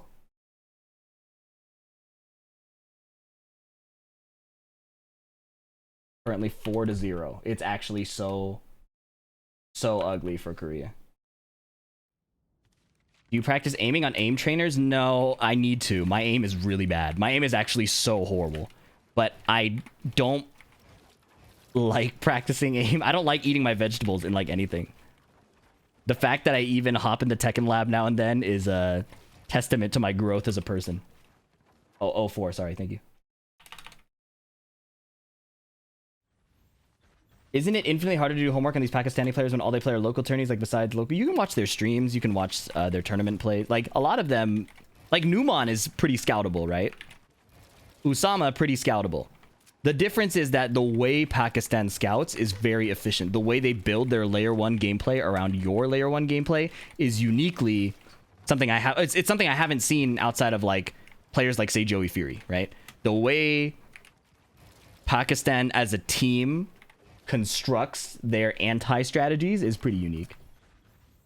Do you enjoy offline single-player games? I do, but I feel like a lot of offline single-player games these days suck. So I don't enjoy a lot of them, but I'm not inherently opposed to them. Why not train against Pakistan players using ghost battles? Didn't you just call me PhiDX? The reason is because Ghost Battle is not a good enough approximation of how a human fights. All right, 4 minutes. 4 minutes.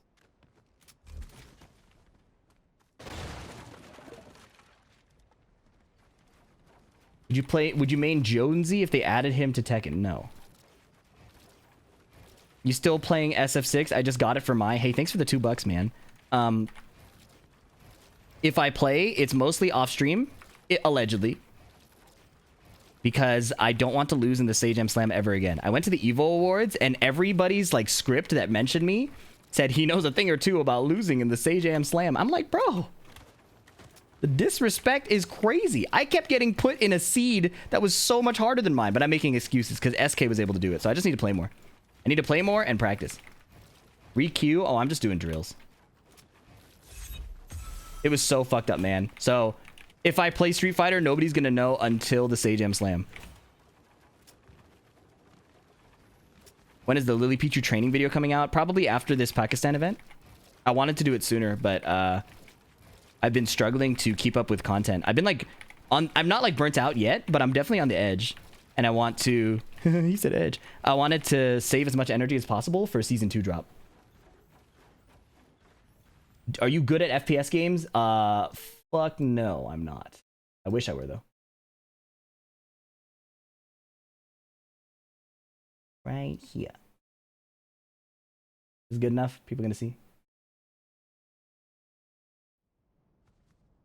Do you allegedly have a coach helping you for Street Fighter? Allegedly. No. But I do have friends I talk to Street Fighter about pretty regularly.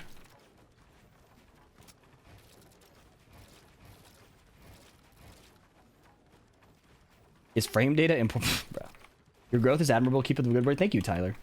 You think they're going to make Sonic Fang launch like his one Rage? I hope they don't, bro. I genuinely don't even want my character buffed. If they buff Steve, it would be making his down forward 1 track female hurt boxes a little better. But even then, that's like a big sweeping change. I would not mind tracking nerfs across the entire cast so that movement is just better. I am so anti buffs except in very specific circumstances, and it's so easy to buff a character, forget that you buffed them, and then like 2 Tekkens later you pay the price, like Jin Kazama. Right? Like the power creep in the series is why Tekken 8 I think is so frustrating to fight to play for a lot of people, is because the power creep has just gotten crazy. Jin's down 2, a move like that would never exist in old Tekkens because take for example Anna's down forward 4. That was a standing low that was minus 15 because they knew that the way the character worked, it's borderline impossible to have a fair character that would have a poking low. Same with like Heihachi. There's a reason Heihachi doesn't have lows because it'd be ridiculous. Yeah, I think bug fixes are different than buffs though. Have you decided on a name for your podcast? Not yet. My first Tekken game was Tekken 3. There's pictures of me playing Tekken 2, but I don't remember playing Tekken 2. Do you want Heat to be nerfed so everyone has Lee's Heat? Yeah, that's what I said in my Season 2 wishlist video.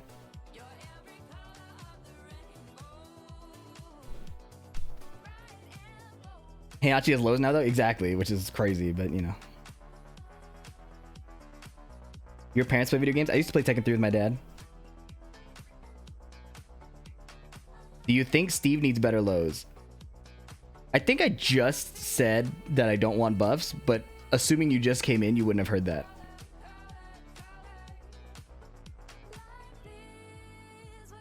My dad played Xiao Yu. Who do you think is going to win first for the Korean teams? Bro, I don't know. I thought Mulgold was going to win.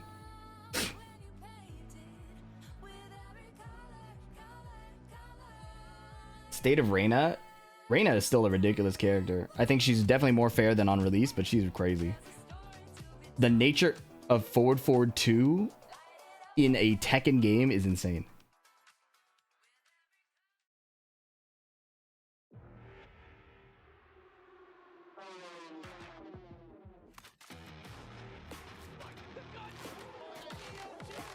Best change would be to save practice mode settings with character moves. Yeah, I would love quality of life stuff like that.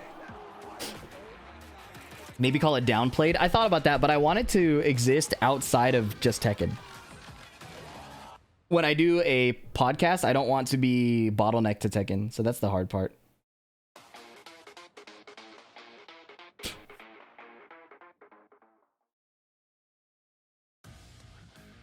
The short hacked intro is throwing me off, man. Yeah, they play hacked for like 2 seconds. What would be a feature you'd like to be implemented to practice tool? League of Legends player found. Hello. I self-reported though. That means I play League. Practice mode? Yeah, saving settings is pretty big. Favorite weapon in Monster Hunter? Between Insect Glaive and Longsword. I wish the game were a bit faster, but I understand that that's not the purpose of Monster Hunter. That's not the design, so. Welcome back, ladies and gentlemen. We are here at the Pakistan versus Korea, Tekken 8, 7v7. I'm gonna try the new Virtua Fighter, like 6, maybe. It looks cool. I've never been like particularly interested in Virtua Fighter. I like Sarah Bryant, but I heard she's not even in this Virtua Fighter 6. So Spectacular Spag, how you doing, brother? I'm doing very well, Brown Man. I'm feeling good. I'm sure you are. Very good. I'm sure you're feeling good. And do you know why? Ever ask how I feel? How do you feel? I heard Rise was fast. Yeah, because Pakistan has started with a 4-set lead. Me playing Clive depends on how they change him. I don't like him right now. I don't like what he makes me become. I play really bad when I pick Clive. Yeah. But you could also argue this is unfair. How's You ever thought of that? You ever thought of that? How's unfair? I don't know. We'll figure it out. We'll get some investigations going. 2x KO, yes. How's City of that the Wolves, probably I not. mean, look, I think our next match coming up is going to be Rangchu versus Arslan Ash. So this is the current Tekken World Tour champion, the 2-time Tekken World Tour champion, going up against a 5-time EVO champion. I think we did see them play last year multiple times. Rangchu did manage to get the better hand of Arslan, but it's kind of back and forth, man. And I think we're not going to see anything other than the Kuma versus the Nia. What would you change about Clive? I don't know. I don't know how to redesign Clive. That character is insane. Probably 1+2 to frame 14 or 15. They are going to have to put in a shift. Rangchu, I don't like fighting against Clive. I don't like fighting Clive either. Or like playing as him. As you can see on screen right now, guys, 4-match lead. So Mulgold, John Ding, CBM. First time I've seen a Tekken tournament ever. Well, Tekken content in general. It blows my mind how dominating Pakistan is in this game. Yeah. They're really good. There's a reason that there's a whole event dedicated to Pakistan versus Korea. Pakistan going up against the top 3 of Korea right now. That is actually, those 6 players against each other is insane. Pretty insane, actually. We did a good job. Yeah, let's go. Man. We did a very good job with the draw there. You think Steve is carried or broken? I think Steve carries in a lot of ways, but every character does. I kind of regret it now, but you know, damn. So what's it gonna be, man? What's it gonna be? We've seen Rangchu go to Panda before. You know, he did that at the DreamHack Dallas event where he managed to beat. Any tips for fighting Elisa? Every time I face her, I feel like I don't know anything about Tekken. Got news for you, buddy. You could be one of the best players in the world, and fighting Elisa feels like a game of praying. The Tekken World Tour Finals last year. Part of it is you have to fight really small. If you try to use a bunch of big moves against Elisa, you'll just get blown up. You have to fight Elisa small and not force too much. I don't know what it is, man, but Arslan, I mean, I know he's been playing a few characters here and there, but I just expect the Nina from him. That was a goofy comment. Steve not carried. I'm carried by Steve, bro. You don't have to make as many offensive choices. Move around and counter hit. Tekken World Tour Final 2018 in Amsterdam, and of course, last year, the 2024. And I feel like downplaying is core to all competitive games. Yeah. But I might not talk about games all the time, you know? Amazing work. But that's true. We do have the Manila Madness 3 champion as well. Yeah. And I do recall what that is. That's a good point. You know, Red Major previously in Tekken 7, but I do recall the way he was playing in Manila Madness 3. I remember saying, like, if he plays like this in the finals, he's going to take it. And he did exactly that. He didn't even look like it was that difficult. Rangchu is the powerhouse of this team. Rangchu, Ulsan, and Ni for sure are all good, but Rangchu won the title, right? So, like, people are looking to him to be the strongest. So, if Rangchu and Ni and Ulsan keep winning, you know, this is they have the potential to take out the entire certainly not an impossible task for Rangchu. They could do it. However, there is also the potential. Pakistan is looking so good, man. Phase 2. If they just win the next 3 sets, I think Lars is hard to fight using Steve. Not really. Clean sweep. Can't 1-2-1 over and over. Crazy. That would be impossible. I The don't think fans it's wouldn't gonna stop happen. talking, bro. They sent him to fight Arslan. It was random select. Team Korea, we're going to take this, bro. We're going to take It might happen. 3, that's all we need. 3 wins. Predictions for the upcoming games, bro. I don't know. Korea has looked like nerfed, and Pakistan has been playing so well. So it's like, if that pattern continues, yeah, I think Pakistan's gonna sweep. But I don't know. Every player in Korea seems to be nerfed. I don't know what it is. And Pakistan is looking so good. They're playing really well. TWT and EVO Japan, EVO Vegas in 1 year. If Rangchu gets cooked, morale is finished. I don't know about that. I don't think these last 3 players will fall strictly based on morale. But on the character select screen right now. I think they're just waiting. It's gonna be crazy, for sure. Are you expecting anything different other than the Kuma and the Arslan resume is indeed crazy. I don't think we're going to see anything different from Rangchu, but we could see a change from. I'm still shocked how Arslan won 5 EVOs. Yeah, bro. Maybe fatigue? Bro, they're in their home country. This is the one time where fatigue should not be an issue. You're in your home country. They came from home, you know? Like, when I was talking to Arslan when he came to London, we actually Pakistan has more reason to be fatigued. They're fasting, they're traveling. Like, be real. It's just that when Kuma one touches you, It is like that one launch is all that Kuma needs in order to take you to the wall, do huge damage, and then get crazy Oki. One more guess and you're dead. It's the fact that you have to be so careful. Kuma is like a Kuma, in a way. In the current version, Yeah. It's fatigue. They had to travel like an hour. You know, I mean, okay, that is somewhat valid depending, like, if you stay at a hotel versus stay at home. It can be harder to get to the venue. I think that's true. There's a lot to play for right now, man. And To the be crowd, fair. the Korean crowd hasn't had a lot to cheer for. Oh. But we're going to bring it back. We're going to bring it back. Obviously. We're just putting on a show, you know what I'm saying? Okay. We're going to make it interesting. Okay. Well, if they're going to bring it back, Brown Man, they got to do it right now. We're going to the Genmaji Temple. Here we go. Arslan Ash versus Rangchu Kuma versus Nina. And here we go. We got the farmer Kuma here. He's got a day job. He's got to pay the bills. He's got to plant some carrots, harvest some honey. They're beginning. Is that what bears eat? Carrots? Down 2 right away. Why not? Healthy bear. Counter hit down back 4. Arslan was down. PhiDX combo. Going for the hunting bear. Oh, man. Pressure coming out of here. Trying to push him back to the wall. Activates that heat. Let's see what Arslan's got for him on the return. Now, in Pakistan, Arslan and a lot of Okay. other players have been practicing against Nice heat smash. Playing a lot of Kuma himself. Despite Even in the drop, practice room the upstairs health lead today, is he's massive. practicing versus Nice. Kuma, so Okay. realize that this is a person that they need to take out. It's not enough. It's not enough. First round, 1-4, 2-1.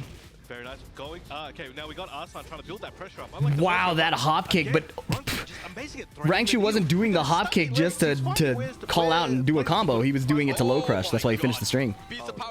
Rangchu is flow stating it's not the cleanest yet, but he's getting the wins. So he will warm up as this goes on. Big fish hours.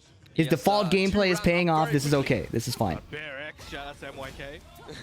Nice duck. That was so good. Pushback setup. Looking for the down forward 1-2 and ducking the second hit high. That was good. That was really good.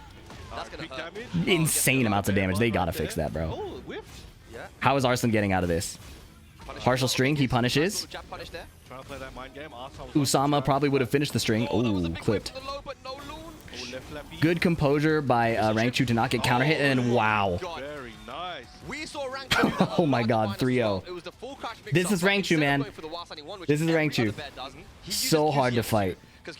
He's very, very, very good. Also, the first hit is safe. So yeah, using that as your mid mix-up, and that was pretty convincing. And you know what? Look, Korea needs to get something. You know, I feel Korea does need to get something here. And taking out Arslan is huge.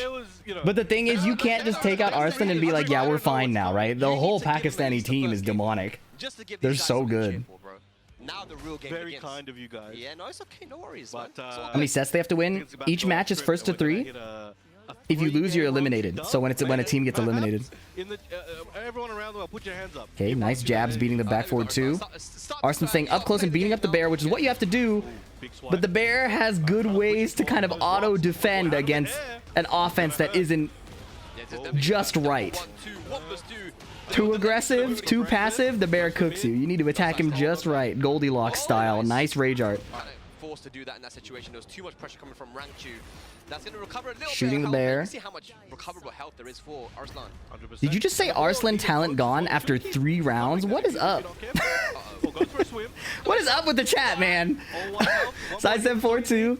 Down for 1-2. Second hit counter hits. She's recovering slowly. Slide is good. Nice block into wipe the floor. Pseudo punish right there. When Arslan does Yeah, that, pseudo punish, right? what's going on? Yeah, he didn't punish the He low, was but all. That memory. He was already punished kind of like having that locked into his muscle memory. The down forward 1 whiffed. The problem with the Bears, to me, it's not their offense. It's how evasive they are randomly. To me, the way you contain the Bears traditionally is you hit them. They can't sidestep as well. They got a big body. Their legs do evade lows. That part is annoying. But the fact that a bear can just body your jab, the fact that the bear can just randomly disappear and still counter hit you, oh my goodness, double fuzzy into QCF2. That inability to contain the bear with your hitboxes is what makes him so annoying to fight. That's a 4, nice. Nice long range low to catch the bear legs. Nice block, small punish. Rangchu breaks that throw. Okay, poke for poke. See, Nina's coming out ahead. If you can go poke for poke and not get launched, not get counter hit, this is the Bears God mode. 1-1-1. Not gonna be able to kill with that one. That's a tough situation. Rangchu ripped the 1-1-1 to beat any kind of down forward 1 nonsense, but Arslan went straight for the power crush. Bon bomb. I could not get that sentence out. That was wild. 4-2-3, nice punish. -13. UCF2 and a float conversion. Rangchu's usage of the QCF2 is really nice. That's a bear special right there. Booty. Look at that, man. Little low poke, sidestep, but the bear's not getting out of there. Just better for wall position. Nice punish. Good lord. Arslan got away with a lot of sidestep 2s that didn't really get punished that hard. For Rangchu to take the wall splat punish right there, very good sign. Rangchu's looking warm. Down jab to try and OS the back 222. Arslan did the sidestep cancel into the mid launcher. That is rough. Bear specific combo. Ouch! Nice punish. He's healing. Oh, heat engage. All of that for what? The bear is now in the lead. Electric. Okay, counter hit. Arslan trying to contain the bear. Not good. Not good. Mayday, mayday. Nina on rage. Nina stepped on now in rage. Finishes the string. No duck. Wow. Low crush call out from Arslan Ash. Big wall combo. 1 pixel. Sidestep 1. Yo, he's cheating, bro. I don't know how he's doing. He's cheating. He's cheating. That was good. That was easy, man. That was very easy for Arslan Ash. That was good. That was a close match. That was a very close match. He's blinking. He's blinking very Morse fast. code. It's Morse code. What does that mean? He's like, yo, brown man, tell him I'm about to Infinite stage, much harder for the bear to get the insane cheap damage. No more wall splat punish. Nina has a lot of space to move around, kind of choose to engage and disengage. This is pretty good for Arslan, if you ask me. Uh-oh, that move is so cheap too, man. All right, Electric, there it is. Okay, knocked down into the booty. Wow, he doesn't even need the wall. What am I saying? What am I even talking about? Wow, patented Rangchu snipe with the down forward 2-1. He is so good at that. It's a straight up read on your forward movement, using the range advantage to call you out for trying to just simply get in range. Amazing snipe. I love that. Back forward 2. Arslan choosing the slide can go under the back forward 2, I believe, so that would be a really good choice. Down 2. Nice. Getting around the bear highs. Arslan likes to fake the crouch dash as well because it makes his wipe the floor, that low sweep, more effective. Bear's in heat, responding with his own heat, but it's not really safe. The power crush doesn't save you if the bear heat smashes or catches you with an electric. I think Rangchu will spend his heat here, right? It dropped. That's okay, he's one more chance. No, nice choice to forward 3 and no duck from Rangchu. That could have been lethal. Nice duck under the bad breath. Or what they call it, evil mist. Beautiful block on wipe the floor. Rangchu's defense is so clean, man. Arslan's staying at range 0. It's important to stay at range 0 against the bear, I think. Because that move is so insane to try to get in on. Look at the chip damage. That was 2. He's got that 30-30 vision, man. He can see. Back 1. Nina tried to sidestep after the string to get out of the way, but no dice. Hayashida backswing evading. Okay, burning some of Nina's heat. Playing that QCF2 range is ridiculous. Back forward 2 again. And Arslan got nothing out of that heat state. Now it's just poke for poke. Full charge. Still gets a ton of chip. The fish is flopping on the floor. I'm distracted. Down forward 1, 1, 2. Nina poking. Rangchu so calm. Doesn't care that Arslan's regenning that chip damage, because really, you can chip him again right away. Nice punish. Down for 1, 2. Bear stance into nothing. Nice down for 2 call out. Rangchu went for a running 1+2. A bit too slow. Great patience from Arslan there to not try to force the kill on the bear. He's finding his rhythm against the bear's explosive gameplay like that. Ducking the back forward 2. Oh, man. If Arslan takes out Rangchu here, I'm pretty sure Korea is doomed. Nice power crush. And because the way he's playing is exactly what he needs. Uh-oh. The axis is a bit weird. I don't know how Rangchu saves the combo here. He doesn't need to. Spike into booty. 1+2. Not going for the heat smash. Now down jab. Arslan can heal a bunch. 2-1. Denying any chance of a comeback. Nice poke. Nice poke. Nice poke. I know scary. Ooh, and we've obviously seen Rangchu go for the back forward 2, which is a tracking move as well. We're seeing Usama now come up to give coaching. Coaching, of course, is allowed as a team tournament, but I mean, Usama coming. So this is what I think is good. You come in and coach if you are correcting after a loss, right? And these Pakistani players are so good at coaching each other and giving each other the right amount of data. And the players themselves are good at taking in that data and not letting it slow them down.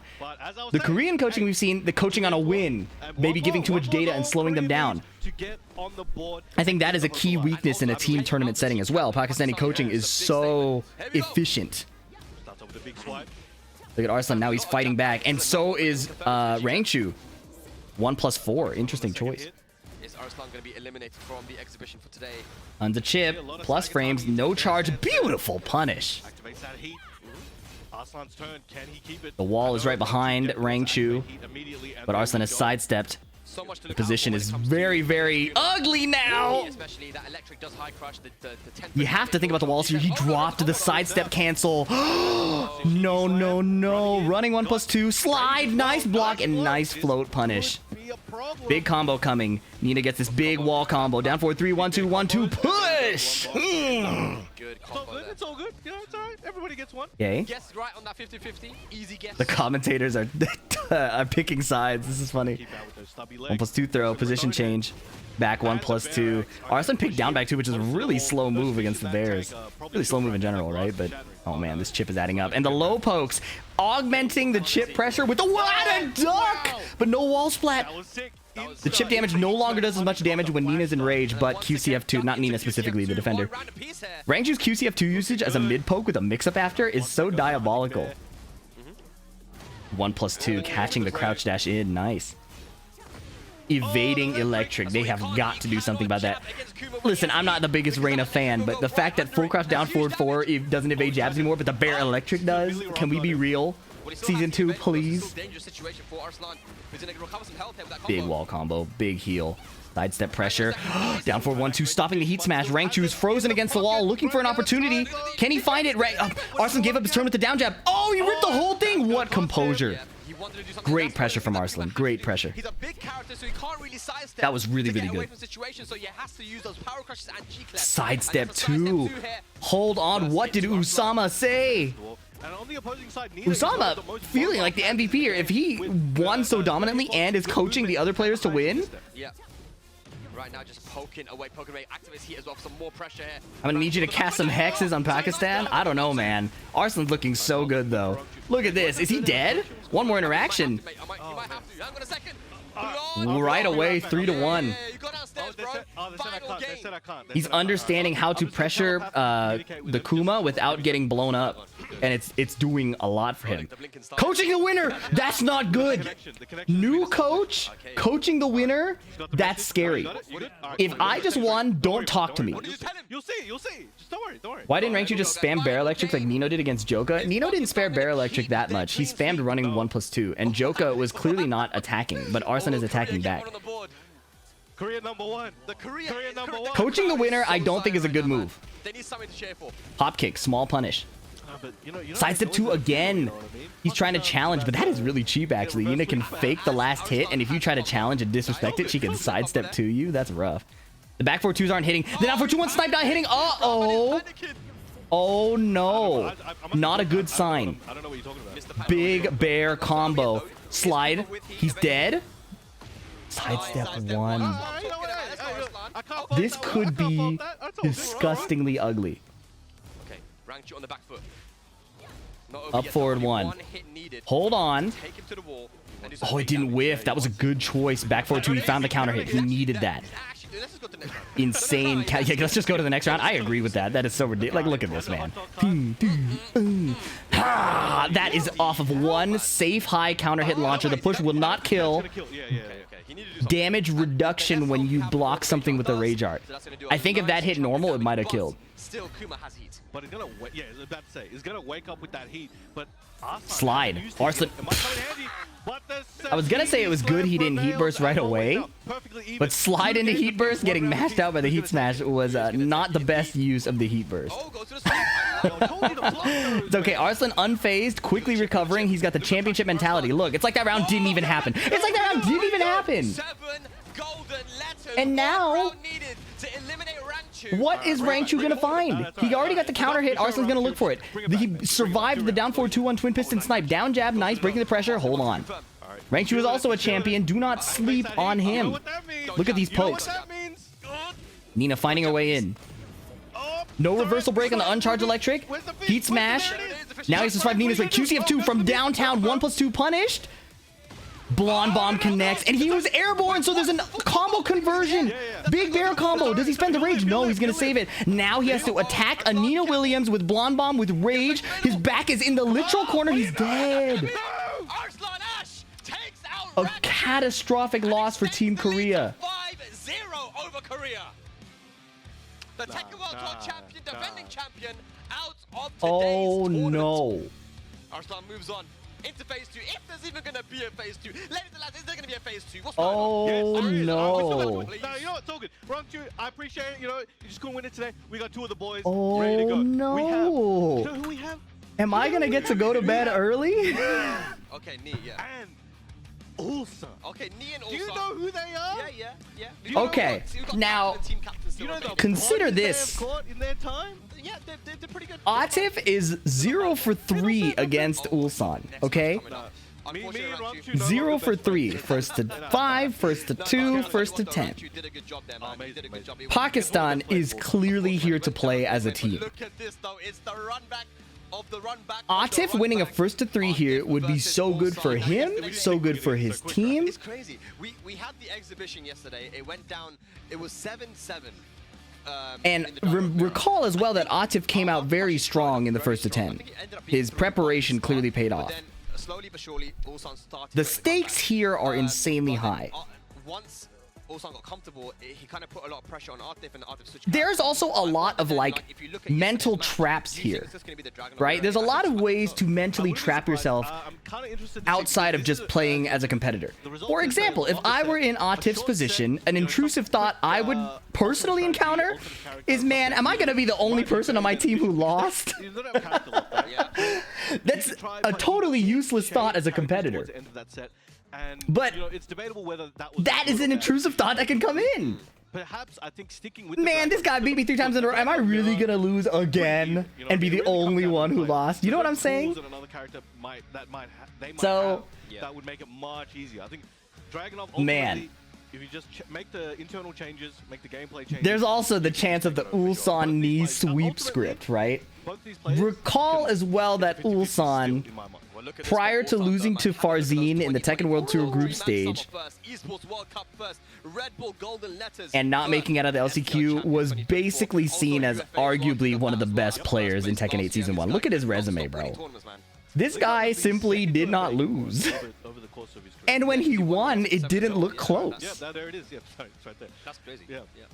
But here we go.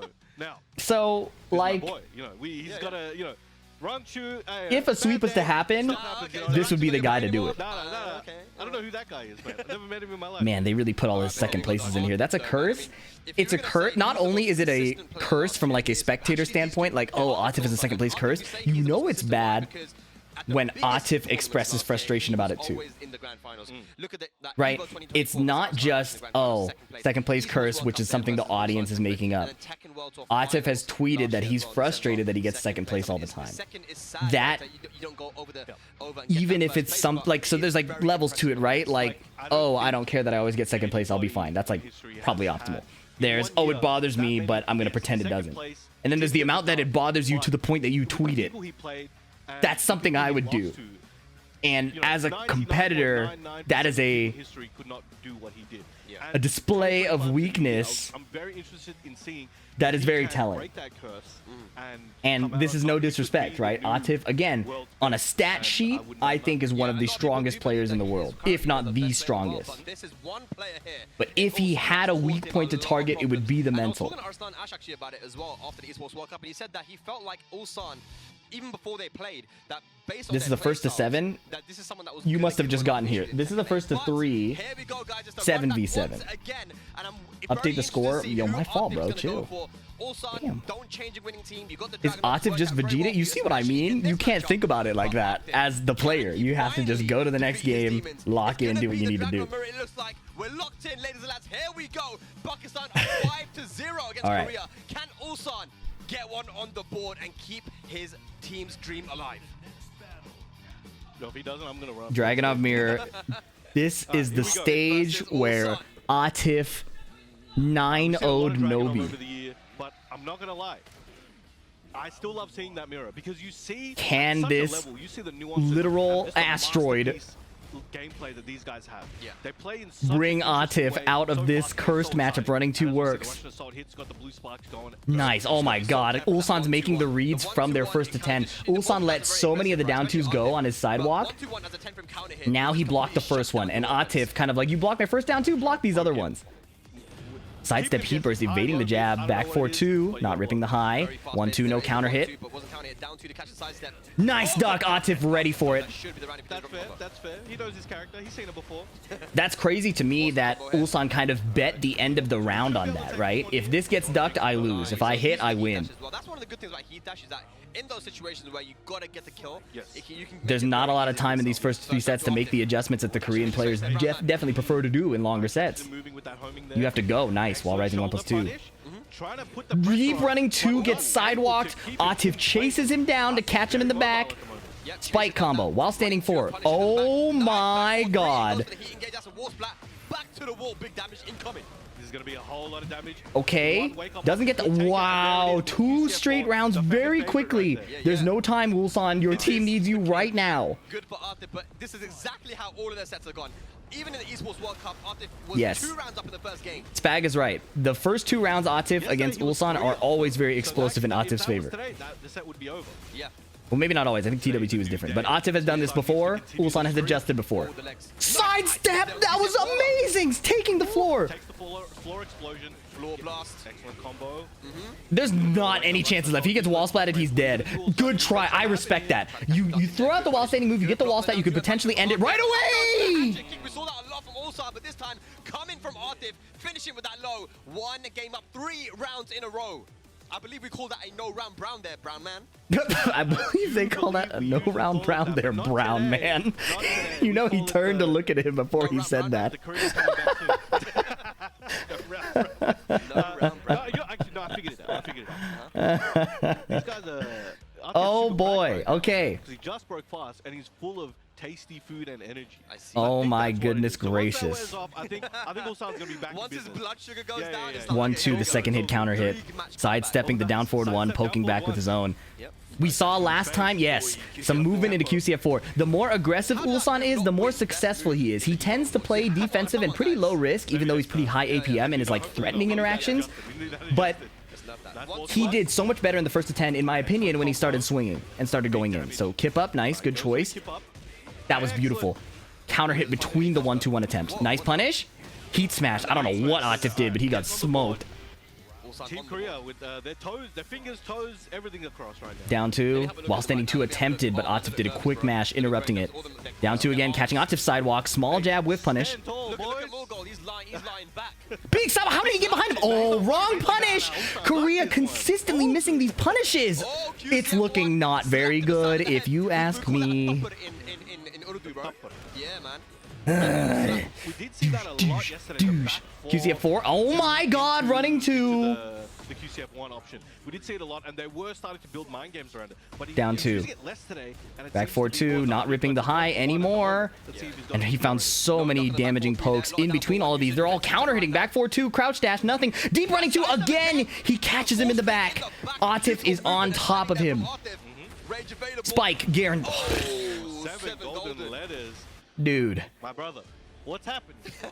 What happened between yesterday and today? Down 2. Okay. Ulsan, can you find something? It looks so dominant every time before, but the Pakistani team buff is looking unbeatable. That's not the right punish! That's not the right punish! It is so ugly. That is the right punish. Good adjustment. I offered a shady dude in the back streets out here in my house that Korea would win. No way. Drop ball combo, drop slide! Uh-oh. Full crouch. He's going low. He's going low again. Nice block. He needed that block. So scary. It could have been a wall splat. Yeah! Back 4-2. Counter 1. Counter. Yes. 1-2-1. Didn't even have to pop heat there. Brother, please. A heatless win. What are you doing? Bring it back. Here we go. A heatless win. Are we gonna get some Headphones off. Nee just walked off the stage. Nee has just walked off the stage. He said, you know what? I'm not happy. I don't know where Nee walked off the stage? Okay. Coaching from a distance? Ladies and lads. Okay. All right. We got one of my favorite stages in the game. We got the dojo, the new machine. You dojo, guys have to which I understand. always say, when they This is not reveal a light people, work. There's a lot of pride in both of these countries. No, Not all even the as a hate mail. joke, Give me the hate mail. Let's go. Damn. 2-0 right now for This is like a Arslan. different Pakistan from yesterday. Well, that's not true because Atif did this well in their first to 10 as well in the first 2 games, and Arslan Ash also was playing about similarly, I would argue. So I actually disagree with that claim. It's more that the people that weren't playing yesterday came to play really hard. The first 4 players went insane. 1-2-1 counter hit. Ulsan waking up. Nice sidewalk heat smash. This happened last time. Going down 2. Figuring out what you need. The problem is Ulsan has no more leeway. You can't give any more games. Nice. What was that punish, man? Oh boy, oh boy, oh boy. Counter hit. You know Atif is a masher. He was mashing against you non-stop in the first to 10. You got to call him out. Beautiful block. Holy moly. Nice. Good lord. Okay. Headphones came off. Ulsan playing a bit faster. I do not want this. Why am I getting an Epic Games friend request? Down 2. Uh-oh. Piecing up, hit the legs, sidewalk the running 2 into a heat smash whip punish. Is this a perfect? Dash down 2. Hell nah, that was a 13-second perfect. What a block, dude. He did sidestep block. He was like, he adjusted mid-sidestep to block the down 2. Forward 3. 1-3 whiff punish. 1-2 getting crushed. Uh-oh. Fuzzy duck, no whiff punish. Ulsan is simply not as fast as Atif right now. He's not as fast. He's not as sharp. The low blocks are good. The punishes are good.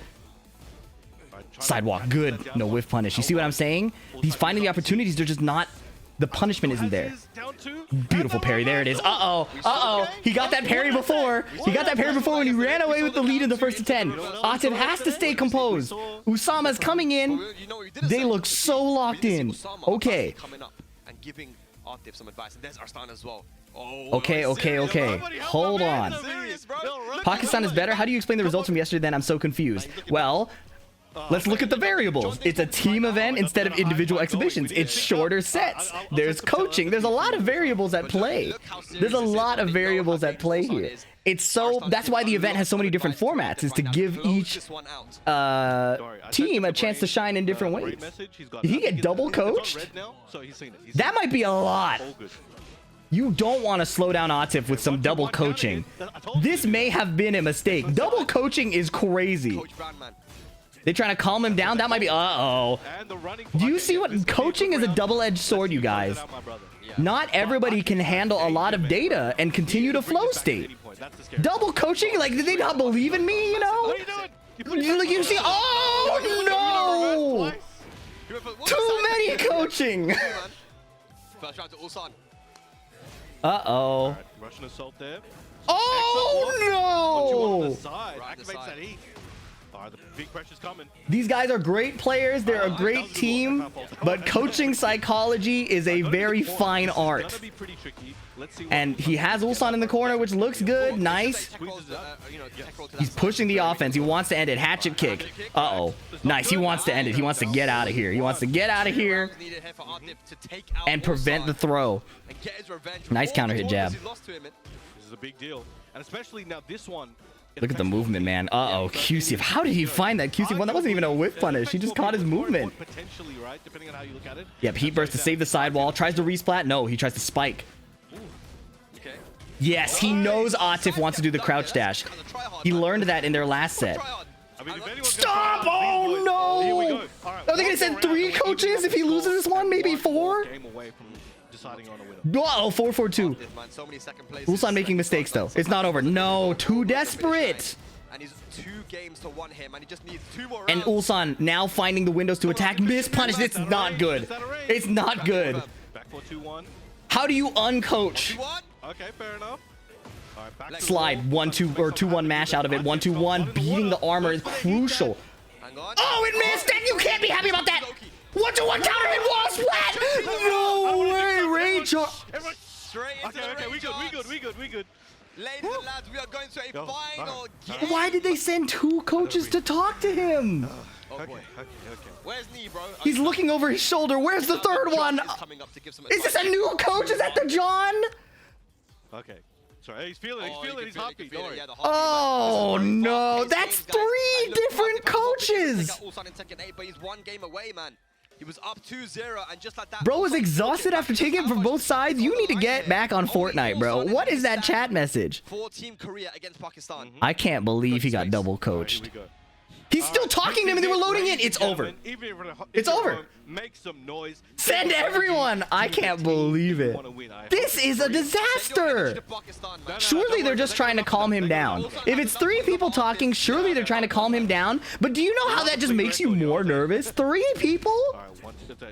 Oh no, I can't believe it. Oh my god, the down 2 blocked. No! That was a while standing 2 attempted. It's all falling apart. Oh! Hatchet kick. No way. Okay. But if it was any other player on the planet, I'd be like, nah, Ulsan got it easy. But this Small is whiff punish. low key. 1-2-1. Okay, okay. Good punish at -14, back 4-3. And here's why.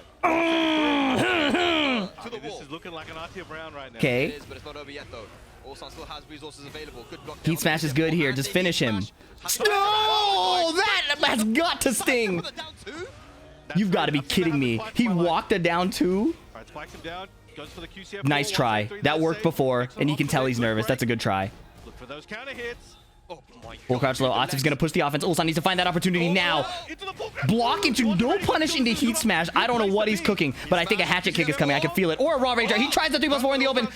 Oh, faked out. Nice. Atif keeping it together. That's Atif's signature. He fakes the full crouch low multiple times, and then he starts doing the safe mid option. Very cool.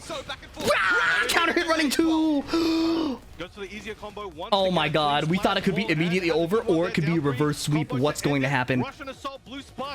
Oh, he had it. There were a bunch of 2 jabs from Ulsan. I wonder if those are running 2 attempts, bro. This is a scrap now. No more time for moving around. Punch me or get punched. Sidewalk 1-3. Sidestep 1-3. Everyone put your hands up. Send your energy to Ulsan. It's not over yet. Ulsan looking for the reverse sweep though. After it was 2 games up to 0. And just Oh, he went for it. He said, fuck it. Oh my god. That was actually very good. No floor break. 1+2 throw. We're still on that. Yeah, you break this. Stop touching me. I'm running 2. Again, they want the floor break, bro. Back 4-2. Okay, down 2s.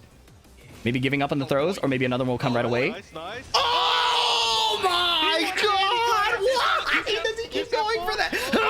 Break the floor. You only get 1 wall hit here. Spike, yep. Oh, Russian assault! Break that leg! You got 1 pixel! I win it! Oh, counter it back 4-3! Yeah! Get that! He's to tackle him! Break your leg and your face! Gray health gone! Oh, Wasa 4 almost down 2! He's gonna win! He's gonna win! Down jab! He lost again! How many men did you try to send? I can't believe it!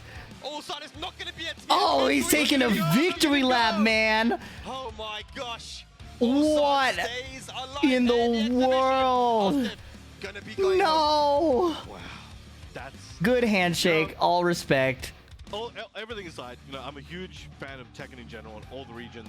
Oh my goodness. Since 2000. Double coaching? I've been an RTF fan. Where is this time? Oh my god. Even Jin, actually. Usama, Arslan, the John. As much as we. Oh, that hurts, man. Listen. Right now, I still Listen, hate to see obviously, it's RTF great that there are more matches. I'm, because like, again, slightly biased towards Team Korea. But as someone who's an Atif fan, that hurts, man. Oh, that hurts. Now, Knee versus the John. It's a mental block. He has a mental block in his head. You know. He has a mental block. He has 3 dudes in his ear. Started off Tuesday. He's got to fight. He was fighting Ulsan and his team. Now, guys, it is Knee and Ulsan versus he was 1v4ing. 5 losses in a row, but Ulsan and Knee Oh, stand against the entire man. Pakistan team. Can they do it? We've got Knee versus the John as our final game of phase 1. Wow. And this match is actually something that we have seen before. The John, even when Knee went to Pakistan, one of the That few people sucks, who man. He was totally the too John many that went cooks in the kitchen. and You there was are a highlight right. that he did where he just threw Knee into That the air was like straight 50 up times. menace gameplay. Yeah. Oh, He the actually- human he factor. probably moved Marduk, at least in the worldwide tier list, up 2 tiers that day. Yeah. It was Is phase 2 crazy. also today? But Yeah, well, we as might I have not mentioned, had a there's phase only 2, but yeah, 2 phase 2 will be heroes today. standing on Okay, Team Knee. Korea. Yeah. but these are the ones you If want. Knee wins If you're gonna here, choose there's two of dead them, ass a you know, chance. I wouldn't be surprised if you choose these two. If And Knee then these guys loses have played here, before at the there's Esports still a World Cup last year. chance. They also played But Ulsan would have to play out of his Emirates Showdown, I godforsaken believe, mind. last year as well in that master event. And the Turns out telling him just calm down, bro, does not in fact calm a bro down. Exactly. As you see, though, Knee, Exactly. there are so many accomplishments that this guy has. It'll be so difficult to put them all in one page, right? But I mean, you can see some of them right there, man. There's Cheers, so many Panda first Frony, I places appreciate at you. The biggest tournaments you can think of. If you put Knee's achievements in like a list, it'll look like the ending credits of Lord of the Rings. It'll just keep going. It'll just keep going. But yeah, Insane, amazing And performance. that's why they call him the GOAT, right? I mean, he is. And the way that he played yesterday as well is one That of was the something reasons else. why a lot of people are going to be scared of him. But being scared of someone, you should be scared of the John. I mean, this guy has... He qualified for the Tekken World Randy Cup Pop, finals, thank you for the but he didn't even generosity. travel that much. Ulsan's He comeback hasn't potential shown is indeed his, ridiculous. He did it here in Korea. Yeah, he qualified for Esports World Cup here in Korea, getting top 8, but then he also won the Tiger Uppercut Master event where he needed a top 3 placement, and also got, Knee is third the place long at set the Emirates goat. Showdown as well, where he was very close to He only actually has first to getting the grand threes. finals as well. So, I mean, look, That said, he only wherever let this guy Arslan get goes, 2 games. It's just consistent top 8s. Yeah, previously he did not get that many opportunities on the world stage due to various reasons. You know, Visa's always going to be one of the hardest matchups. But whenever he left home... Knee is the John's most respected player. Yeah. Newly with the Alcatzia team. Yeah. And so Has Knee and the John fought before? Yeah, the John beat him at... show the world what he's made of. And that's was it what we Tiger wanna see, man. Uppercut John or has was always it... been one of my favorite players It was to watch a... just It was because a... how disrespectful he plays. It was a Southeast Asian tournament. Stuff, he's teabagging, he's key charging. I mean, this is what I want to see. And you know, he Yeah, and in Tekken 7, but I meant in Tekken 8. You know, naturally, right? So he's been playing King, and I know he started playing King around. All right, this is where we're at. 2022, I feel like, you know, back in Pakistan. Ulsan putting Korea on the board. Immediately became the best King in Pakistan. You know, he's just so talented. Whatever game or what character he picks up, just becomes really strong. All right. Tiger Uppercut. Here we go, ladies and lads. It is Knee versus the John. I'm ready.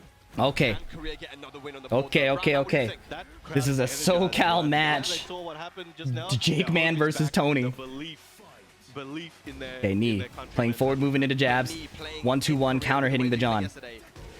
Both players playing really fast in that range 0. Muscle armor. And once he tries to slow him down, he tries to find the down forward 2, but Knee steps it to the right. Okay. Quick buttons working for the John. Poke for poke. Oh! Got his rear! Yo, the GPS signal That's unfortunate. The snake eyes pop off that Brian did ended up messing up the combo. That was a good walk in the heat smash. Nice patience to block the heat smash. That was diabolical. That was sick. That was diabolical. Oh my god. He's broken. That was fire. Absolutely bonkers. That was sick. They don't. We haven't seen a lot. It makes sense. Brian has a bunch of slow moves and he's trying to counter hit you. That's totally nice. While standing 2-2, but Knee blocks the second hit. Muscle armor. The John will do it, man. I don't know why people seem to not believe that the John is going to finish down forward 2-1 with hit block. It does not matter. He's going to finish the string. Keep him there. It happens every single time the John is on the screen. He finishes down forward 2-1 no matter what. Beautiful 2 rounds. Forward 4. You notice how King players, you notice how the John isn't really throwing? He's just throwing out the mids. The throws come out once they're respected. Look, see, you see what I'm saying? He's going to down forward 2-1. Oh, what a combo. Wake ups. But he gave up the wall. Brian at the wall is scary. Not too problematic there for Jaguar sidestep into heat burst. Jaguar sidestep again, getting away from the wall. Jabbed out of the muscle armor. Down forward 2-1 counter hit. That's all it takes. He won this game with down forward 2-1. Heat smash is coming. Get up, Knee! Oh my. Korea number 1, man. Korean. No. Not then. Oh no. It was okay, Ulsan versus Team Pakistan. I mean, that makes for a good storyline. Because it looks Oh like boy. I mean, that would be, you know what? All his energy went into yesterday. I mean, Why no grab on the ground Oki? I don't know. I think he wanted to take a different Oki situation. Like, if you do a ground throw, it's like an immediate RPS, but if you delay it, you create a different wake up RPS. Just varies the mind game a bit. Wave dash, deep wave dash, forward for neutral 2. No throws coming out yet. Uh-oh, sidewalks through a nice down jab to break that situation. You know this matchup really well. There's the muscle armor, but Brian recovers really fast. Orbital from a distance, not contesting too much. Sidestepping the forward for neutral 2 is really good. These sidesteps to the right, really good anti-king gameplay. Finds the Requiem between the muscle armor spam. Spends his heat, hatchet kick. Block your legs. Back to the wall. Cancel. While sending 2 counter hit, he didn't confirm it. Sidestep duck, beating the throw. Awkward sidewall. He's going to get anyways. That was a nice composure from Knee. Ducking that throw was so huge. Like, we have not seen throws from the John that much. Oh, he hit the late frames in muscle armor. Nice block, nice punish. Knee using his movement to try to shut off the throws and the immediate timing mids. Sidestep right duck, really effective stuff. Forward 3, nice. Uh-oh, misinput. Finishes the string. No, punish. Nice sidestep on the QCB1. The John using his movement as well. Doesn't go for the running Jaguar sprint. 1-2-4, no counter hit. Forward for neutral 2. John taking small damage to eventually win, not forcing anything, and winning with 1,000 cuts. This is really, really nice. This is awesome. Counter hit down back 3. I said small Tekken, and he went for a big counter hit reactable low. Speak too soon, PhiDX. Fisherman slam a bit too slow. Sidestep jet upper. We are in this bitch. Spinning. That is actually very difficult, especially on a stick. You gotta return to neutral before doing that. Oh, no. He tried to throw him out of the muscle armor, but he could duck after. Very cool move from King. Very, very cool. Sidewall splat. Save it with the throw. Break the giant swing extension. Oh, trading heat smashes low. Down forward to close out the round. Okay, the John 1 round away from taking it 2-0 so far against Knee. Oh my goodness, the muscle armor. Knee finishing it and finding the hit confirm. Forward 3. He changed it a little while ago. Requiem. No, recovered just in time. So scary. Knee not forcing the attack because of the muscle armor or the down forward 2. Nice block in the hatchet kick. He can duck after doing the armored safe stance from a distance. Knee cannot find an option to take at the moment. Nice timing on the down back 1+2. It was before the muscle armor activated. The John actually had the read and it was good. It was just a bit too slow. Nice punish. The John recognizing that his throws are getting ducked, trying to go for the mid. Knee staying poised, and there it is. He finally calls out the down forward 2-1. What is this combo he's going for? Keep it simple, Knee! 2-2. Not stressed at all. QCB1. Uh-oh, lots of movement, mixing up his offensive timing, but he's getting poked up. The John, again, very content to win through 1,000 small cuts. Nice. They were both playing a game of chicken. Do I finish the down forward 1s? Do I rip the muscle armor 2? Played it safe. Nice punish. Oh, sidestep jet upper. You've got to be joking. What a sidestep there into the jet upper. Gonna activate heat as well. Big damage incoming. Okay, awkward sidewall, down 4. He saves the heat gauge, but then spends it right away in the heat smash. Flow state reads, down 4-2-1, no duck again. Dash, QCB1. The John found a delayed sidewalk to beat it, but the mock kick. Read by read, it's moving so quickly. This is so cool. Wow. It was a slow start. Wow. We're slowly starting to see King keeps going for the sack. You talk about forward neutral 2. The reason why he's had to play a little bit slow is specifically because of that muscle armor. Can't be using too many moves like QC back 1, quarter soccer 4, 1+2. This stage, I mean, these are moves that will all get explosive floor. You know King likes those explosive floors. Explosive wall, you know Brian likes those. So down 4 from a distance, and it whiffed. I would like to see a few more throws. Yep, Knee putting out the down 4s as a nice anti-muscle armor, but then the Requiem gets muscle armored anyways. He sees that the John isn't doing his regular sidestep hop knee thing, so I think that's why he's comfortable doing the down 4s. He's a complete character in my opinion. Uh-oh, chain throw. This is not the rolling death cradle route. The threat of grabs is enough for him to employ his other game. Oh my goodness. Wake up. So cool. He held back and he got heat smashed. If he stayed down, there's a low that hits, right? It's just an RPS. Sidestep. Oh. He did a sidestep. Didn't do the jet. Oh my god. We're going to go back and look at that. He did sidestep, missed the jet upper, went for the string, low parried the down jab, and then dropped the combo. I can't believe all of that happened, and now he's muscle armored. I can't believe that. Nice patience. Waking up with punishing with a 1-2. One jab. Oh my god. Counter down. Okay, but the wall saved him. Giant swing out of a run, and he's dead. The wall saved him. The wall killed him. Did I accidentally coach him into the throws? Hold on a minute. Wait, you stop listening to me. It's 1-1 though. It's 1-1. That would be catastrophic if he had these 3 rounds on the explosive floor to make the comeback. Trading. Nice break on the generic throw. That was scary. Down 4-2, no counter hit. The John didn't rip it. Going for the sack again. I'm stealing that one. That's funny. Knee trying to fight back. Down forward twos, forward neutral twos. Really pushing for that down 4-2 counter hit there to John. Running 3, beating a potential duck, and then he finds the counter hit shove. That is a 9-frame counter hit launcher. It's going to be big scaling. Oh my god. Yeah, there it is. Bang. It didn't blow up the... Oh. Didn't want to use it. Yep. Oh my god. Everything working out for the John. Another no round brown man. That's Great 3 adjustment from the rounds John. in a row. Great adjustment from the John.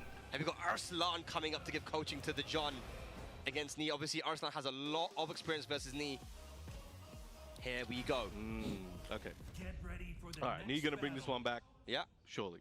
No Okay. doubt. No doubt. All right. Yep. My house is on Man, the line. it is very quiet downstairs. It's pretty tense. I mean, this is... Someone dropped a pen and I heard it, and I got headphones on, bro. That's insane. Whoa. Okay, down back 1+2. Did Arslan coach the John on a win? Oh no. I looked away for a split second to look up frame That's the data. thing with Brian, it's not like a huge punish on one standing 2-2, so it's not that Heat bad. smash. Rip sometimes. Yeah. Oh, okay, no confirm the Wasa M2. Oh, big duck. Cracked. He's kinda This cracked. could be bad. Is that dead? Look. Yes, it is. Okay, we're back on the We're not talking scoreboard. about Brian's wall come on up, Nah, we're man. not talking about Uh-oh. What the that. hell? We're talking about knees dubs. Let's go. UCB1, forward dashing. Okay, good. Space. Wow, that timing on the forward 3 was amazing. Okay. Let's be objective about this. Yes, the coaching maybe fucked it up, but I don't think the John is playing that differently. I think Knee is just adjusting. It's funny, but I don't think it's true. I don't think it's true. It's not looking good There's a right delay now. on that flight. Doing strings. He's doing strings. That was a good duck. Doing strings. Flash duck 1-2. Oh my goodness gracious. Knee is playing fast. I don't think it's a coaching failure in this Looking to take case. us to a final game once I again. don't think it's a coaching There failure we in go. this We're case. talking about the grabs Beautiful. Yep. That's the way to counter that. Back 1. All right, but the Brian Electrics, they're slowly chipping away that damage. Yeah, now Back to the wall. the John is going to be a lot more scared using that muscle armor because of the throw. Oh my goodness, with punish the shove? With the jet upper? This dude is not human. Looking very dangerous. Taunt from a distance. Nice break. He was ready for it. Heat dash perhaps come in. He smashed on the table. You know it's coming. Whoa!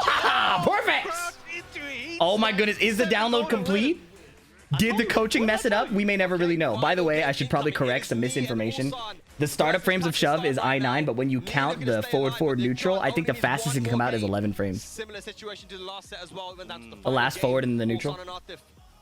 So we are on the cusp of the next. So we are guaranteed a next wave. Yeah. Because of Arslan's Ulsan. victory.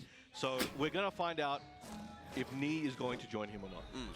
I said he is going. All right, 2-2, again, we are but up the against stage John. is the Mickey Mouse Clubhouse. There's a breakable balcony, the king can break the floor, and the bottom stage is diabolical with every wall being exploding. Not a big cash out on that down forward 2-1 counter hit combo. Knee finding his way in between the muscle armors, finding the low pokes, finding the jabs, blocking that armor attempt. That was good. You just Whiffing did the from a one- you did the distance, one but you were- you uh-oh. wanted to use those plus range. Running giant swing out of the muscle armor. Knee prepared to duck. The John cannot find a throw. He's going to have to keep poking. I think he realizes that as well. He down forward 2, didn't confirm it, and got woo-ha-ha'd. The John is slowing down. You have to wonder now if Arslan's coaching did indeed sabotage his own teammate. Down forward 2, no counter hit confirmed. And a sidestep jet upper again. Sidestep Brian Electric. That was a beautiful sidestep. Combo adjustment is on point. Ha ha! Pretty good, man. Game of chicken with the jabs. Hatchet kick, catching the hesitation. He sees the John slowing down. He's finding the lows. The muscle armor is not doing anything. Orbital from a distance. Looking for the forward neutral 2, most likely. Patience. Oh, taunt grab. He's feeling it. Knee's feeling it. Knee's moving. You see the sidestep ducks? You see him getting hit by the second hit of a tree. Low parry. He found it. He saved it until the final game. Oh my goodness. Dick. Ha ha. Get him. Boy stayed down one round away, Spag. One more round. This is unbelievable. This download is so crazy. The John is slowing down. Knee is only speeding up. His movements are refined. His timings are locked in. This is what it looks like when Knee gets a download. Douche. Taunt. Forward 3. He taunted and walked forward, by the way. He knew the John was hesitating. He's taunting into walking forward. I know that's how you cancel taunt, but still, the confidence. Spikes him down. Saved. Broken the extent. Oh, no. muscle armor into a heat dash launcher. The John has these combos. They're very clean. Blue Spark, Shining Wizard. He can only survive a couple hits. Nice reaction. Oh, that could have been something else. Okay. Good sidestep on the down 3+4. Good sidestep on the down 3+4. It's 2-2. Knee cannot give up these rounds. Obviously, that's how the game works, PhiDX. 1-2. Knee 1-2-1 counter hit. Standing 4. The muscle armor timing is changing. The back 3 comes out. Next elbow, I mean a leg drop. No stage hazards at play yet. Dashing in and doing nothing. Knee is playing with his timing. And the John is finding the pokes, but a hatchet kick equalizes a lot of HP. Down forward 1, tons of HP again. The John understands the mission. Can't go for the throws, but Knee missing that whiff punish could be disastrous. Down forward 2 counter. This is how, yes, this is, the John is making a really good adjustment. He understands that he's not going to be able to grab Knee. He has to go for the quick pokes and the down forward 2 counter hits. Now, can Knee make that recognition in this final round? Oh my god. QCB1, it's a good start. Break the floor, Knee. Take him down to the Mickey Mouse Clubhouse. Every wall breaks. Every wall combos. Brian has guard breaks at the wall. They're in play. Down 4. Get up. Finishing the string. Nice try, kid. What did we just tell you? You can't grab him. Now it's a combo. I don't know how old the John is. I probably shouldn't have called him a kid. Oh, he's got the combo, but it has to kick. To close it out. Oh my god. Proceeding to keep Team Korea alive in this 7v7. Oh my god. Will be moving forward into wave 2 to basically verse 5 of the Pakistani players. He went for the throw. If you're Team Korea right now, He went for the throw. Even though I don't know how old the John is, I can probably guarantee that Knee is older. You know, you've also taken out the John and Atif. You've got to consider that. Those guys are now not... Anyways, winners coaching has got to go. Two of the top 3. Winners coaching does not seem like the move. Versus the rest of Team Pakistan. This is going to be a good one. All right, we got more games. We're going to phase 2. Arslan coaching all of them. Did we not learn our lesson? You're going to plan for what's coming up? Yeah. Oh, hell nah, bro. Yeah. I mean, obviously, these guys know it's just all and they now at this point get to choose whoever they want to go up.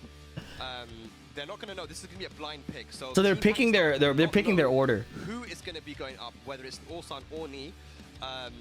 But I do wonder what the Team Pakistan strategy is going to be. I wonder if they're cut to a break. Surely they plan to cut to a break, right? Decides to go up straight away, or does he maybe think that, you know what, let's send Numan or someone else up? Maybe. I kind of wish coaching wasn't a thing at all. Yeah, I think it's more fun without it, to be honest. You know, the team Team Korea doesn't have a lot of experience against. You know, the strategy at this point in phase 2 is very, very important. And here we go. We've got what is the draft order? I think you draft Farzeen. You save Farzeen. I think you save Farzeen to take down Ulsan with the Yoshimitsu. You save Tanveer for Knee. And in order to save them, you don't draft, make them go first. I think let Numan play. I want to see Numan play. Unbelievable, keeping the hope alive. First to 7 wins? No, it's first team to be eliminated. Call Arslan and tell him. Second wave, as you can see, matches 8 and onwards. I mean, I'll tell you what though, man, the storyline, the way this gone out right now is not looking good for Team Korea, but Ulsan and Knee have the ability. There's the potential for them to completely clean sweep now the rest of Team Pakistan. And yeah, we don't know the pick order. It's possible. I mean, I'm going to keep it a buck right now. That's looking like the Goku and Vegeta of Korea. Goku and Vegeta of Korea? It's going to be them. Yeah. But it's hard. It's definitely hard. But that was intense. We are going to a break, right? Over here, and we know you guys are at home. So we'll give you guys a few minutes to take a breather, get a drink, get a snack, and be They like Goku and Gohan. Of day 2. It's more like Goku and Gohan, bro. This is the Cell saga. And all of Pakistan is Cell. Ulsan is definitely like Gohan. Holy moly. All right. This is ridiculous. We're going to phase 2. In case you didn't understand, phase 1 was just the first 7v7 matchups. Right? The first matchups of the 7v7. Phase 2 takes the survivors, and they can now draft their pick order instead of random matchups. So now we have Knee or Ulsan, we don't know which order, fighting Numan, Tanveer, Usama, and Farzeen. And an Arslan Ash, jeez. And we don't know the order. So we will have to see where this leads. Oh boy, oh boy. And in the meantime, I think I have time to play Monster Hunter.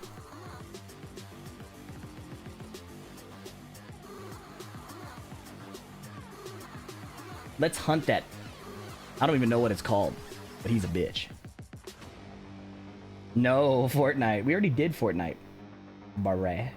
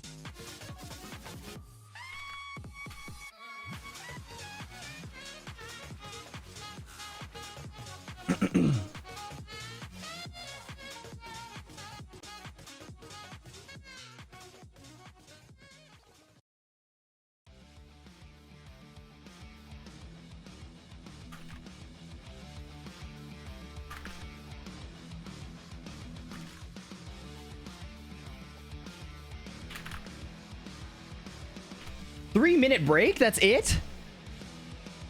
Bruh. I need to fill my waters. Okay, everybody take a stand break. Fill your waters and shit. I'll be right back. God damn it.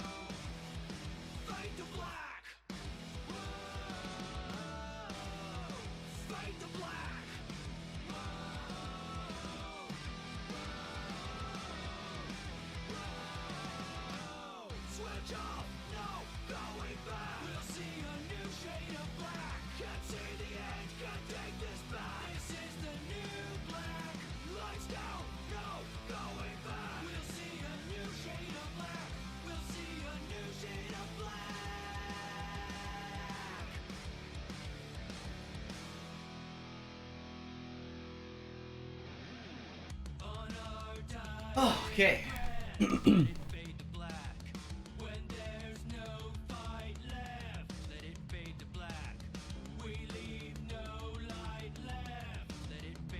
What did I come back to?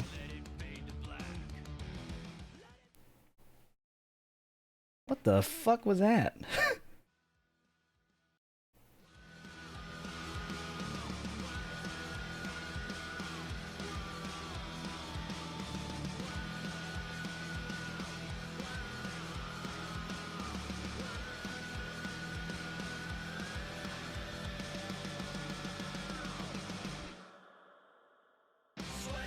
Starts blasting it again? Well, it was like a train wreck, you know? I kind of wanted to see what was going to happen.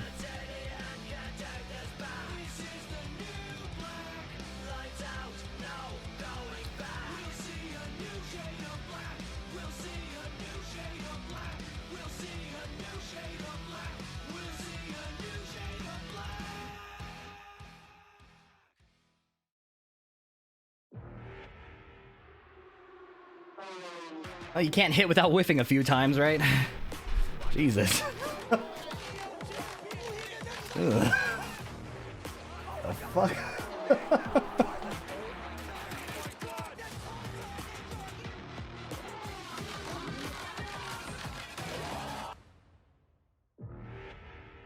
That was odd. That was extremely odd. And we get 2 seconds of hacked. Are you kidding me? We got 3 minutes of whatever that song was, and then 2 seconds of hacked? Whatever, man.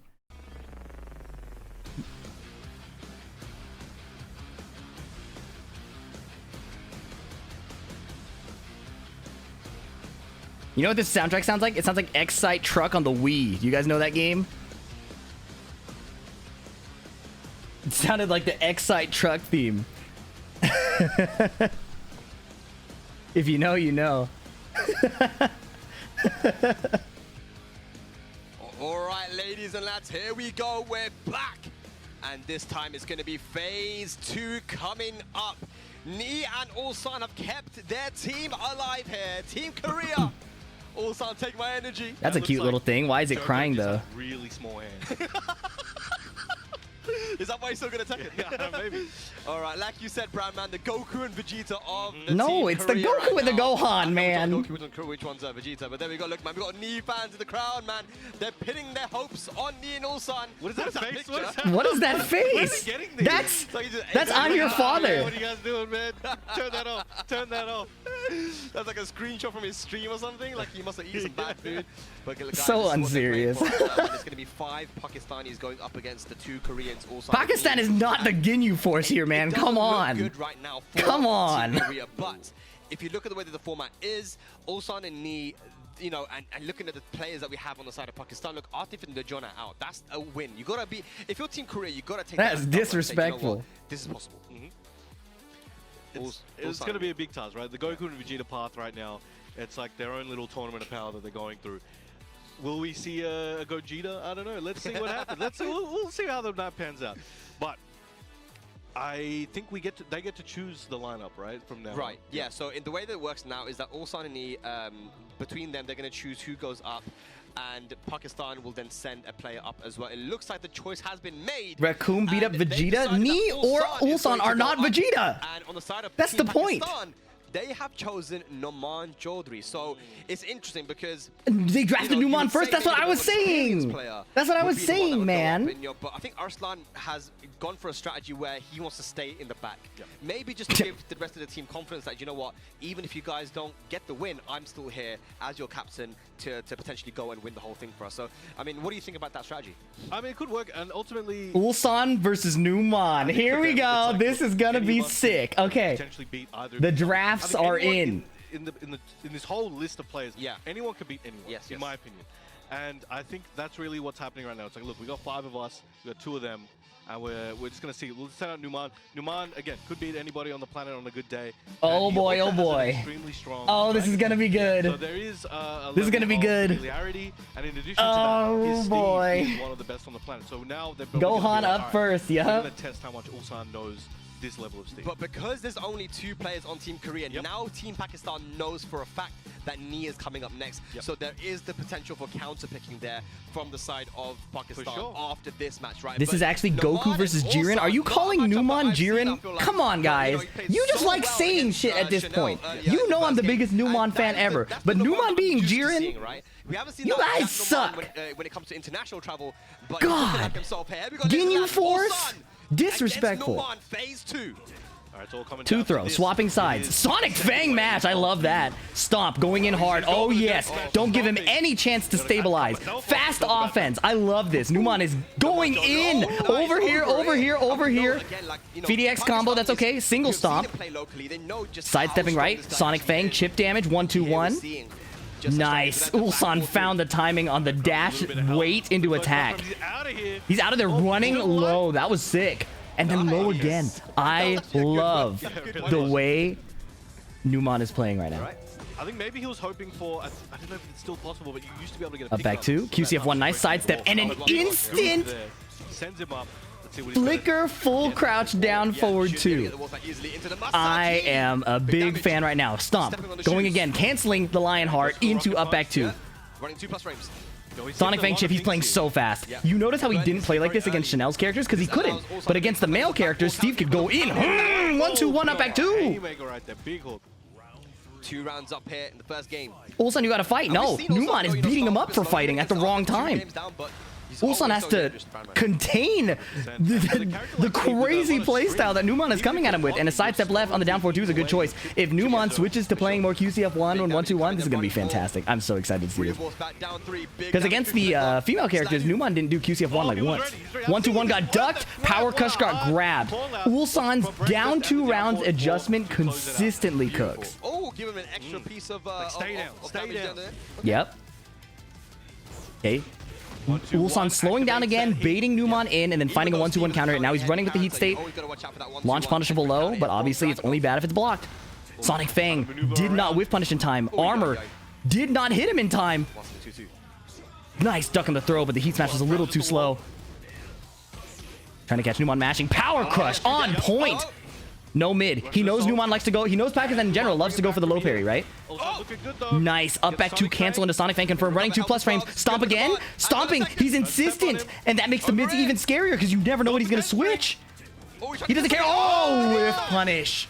It's not enough. But 1 stomp into 1 more mix-up. Albatross 2 counter hit. Slow motion. This is exactly what we saw when it came Numan. to Numan versus Rangchu back at FE Major in Malaysia. Oh, yes. A pixel away from losing the set and made the comeback somehow. He's so clutch. Oh, yes. Amazing work. But Team Korea will... He could have killed after Power Crush was down 4-4. Oh, would that have both hits have hit? He's like, no, I just got a little bit of experience. I didn't know that. That's pretty cool. It's all good. It's all good. I got 3 games to work with. Numan is not looking phased at all, bro. Another day at the... Yeah, Numan, cool as a cucumber. Maybe he forgot who he's up against. It's over. It was 1 game, bro. Maybe it's good as it is. Maybe. All right, here we go. 1-0 for Numan. How does Ulsan respond? Down 2. Uh-oh, over here. I love that. That's the second time. That's the way he started the first. Nice. Nice combo conversion while standing 1-1. Damage. Okay. Ulsan stayed down. Do you think that because he's English, do you think Steve inflicts crisp Down 2. Nice punish. Wow, raw Sonic Fang not punishable enough to be a big deal. Surviving the Steve onslaught. Very nice. Forward 3, trying to catch a sidestep over here. No whiff. Ready to go. He did the extended duck too. Oh, yes. Did he just teabag him? One round, one game. Yeah. Nice Sidestep while standing 2. Great choice. Seen this episode before. Clean walls flat. Douche. Spike. Plus. Mixing him up. The full crouch low is really nice against Steve. Not taking a huge risk of getting counter hit. Nice. Power Crush. Catching a forward 2. Stomp. Down 2. Look at him. He is just throwing tons of hitboxes over here. Oh, extended duck combo. This is hype. Yes. Oh, boy. Numan is cooking. Okay. You gotta bring this one back, buddies. While standing 4. Down forward 1. Over here, too slow. Small punish. You only get 13 frames. Counter hit throw, but Numan breaks it. Flicker 2 hits normal. Spinning down 2. Numan is sprinkling in tons of new offense. Sidestep on the QCF1, but a very tiny whiff punish. Uh-oh, trying everything in the Steve toolkit. Okay. Forward dash, down 2-1 is blocked. Ulsan's defense holding him, ducking under everything. Nothing can hit him. Oh, but the back 1 when it mattered. He defended every single hitbox and then ate a back 1. Wall break. Doesn't break the wall. Holy moly. Generational back 1. The defense was insane until it wasn't. Wow. All this is Numan Chaudhary playing as he normally does in Pakistan. That was so sick.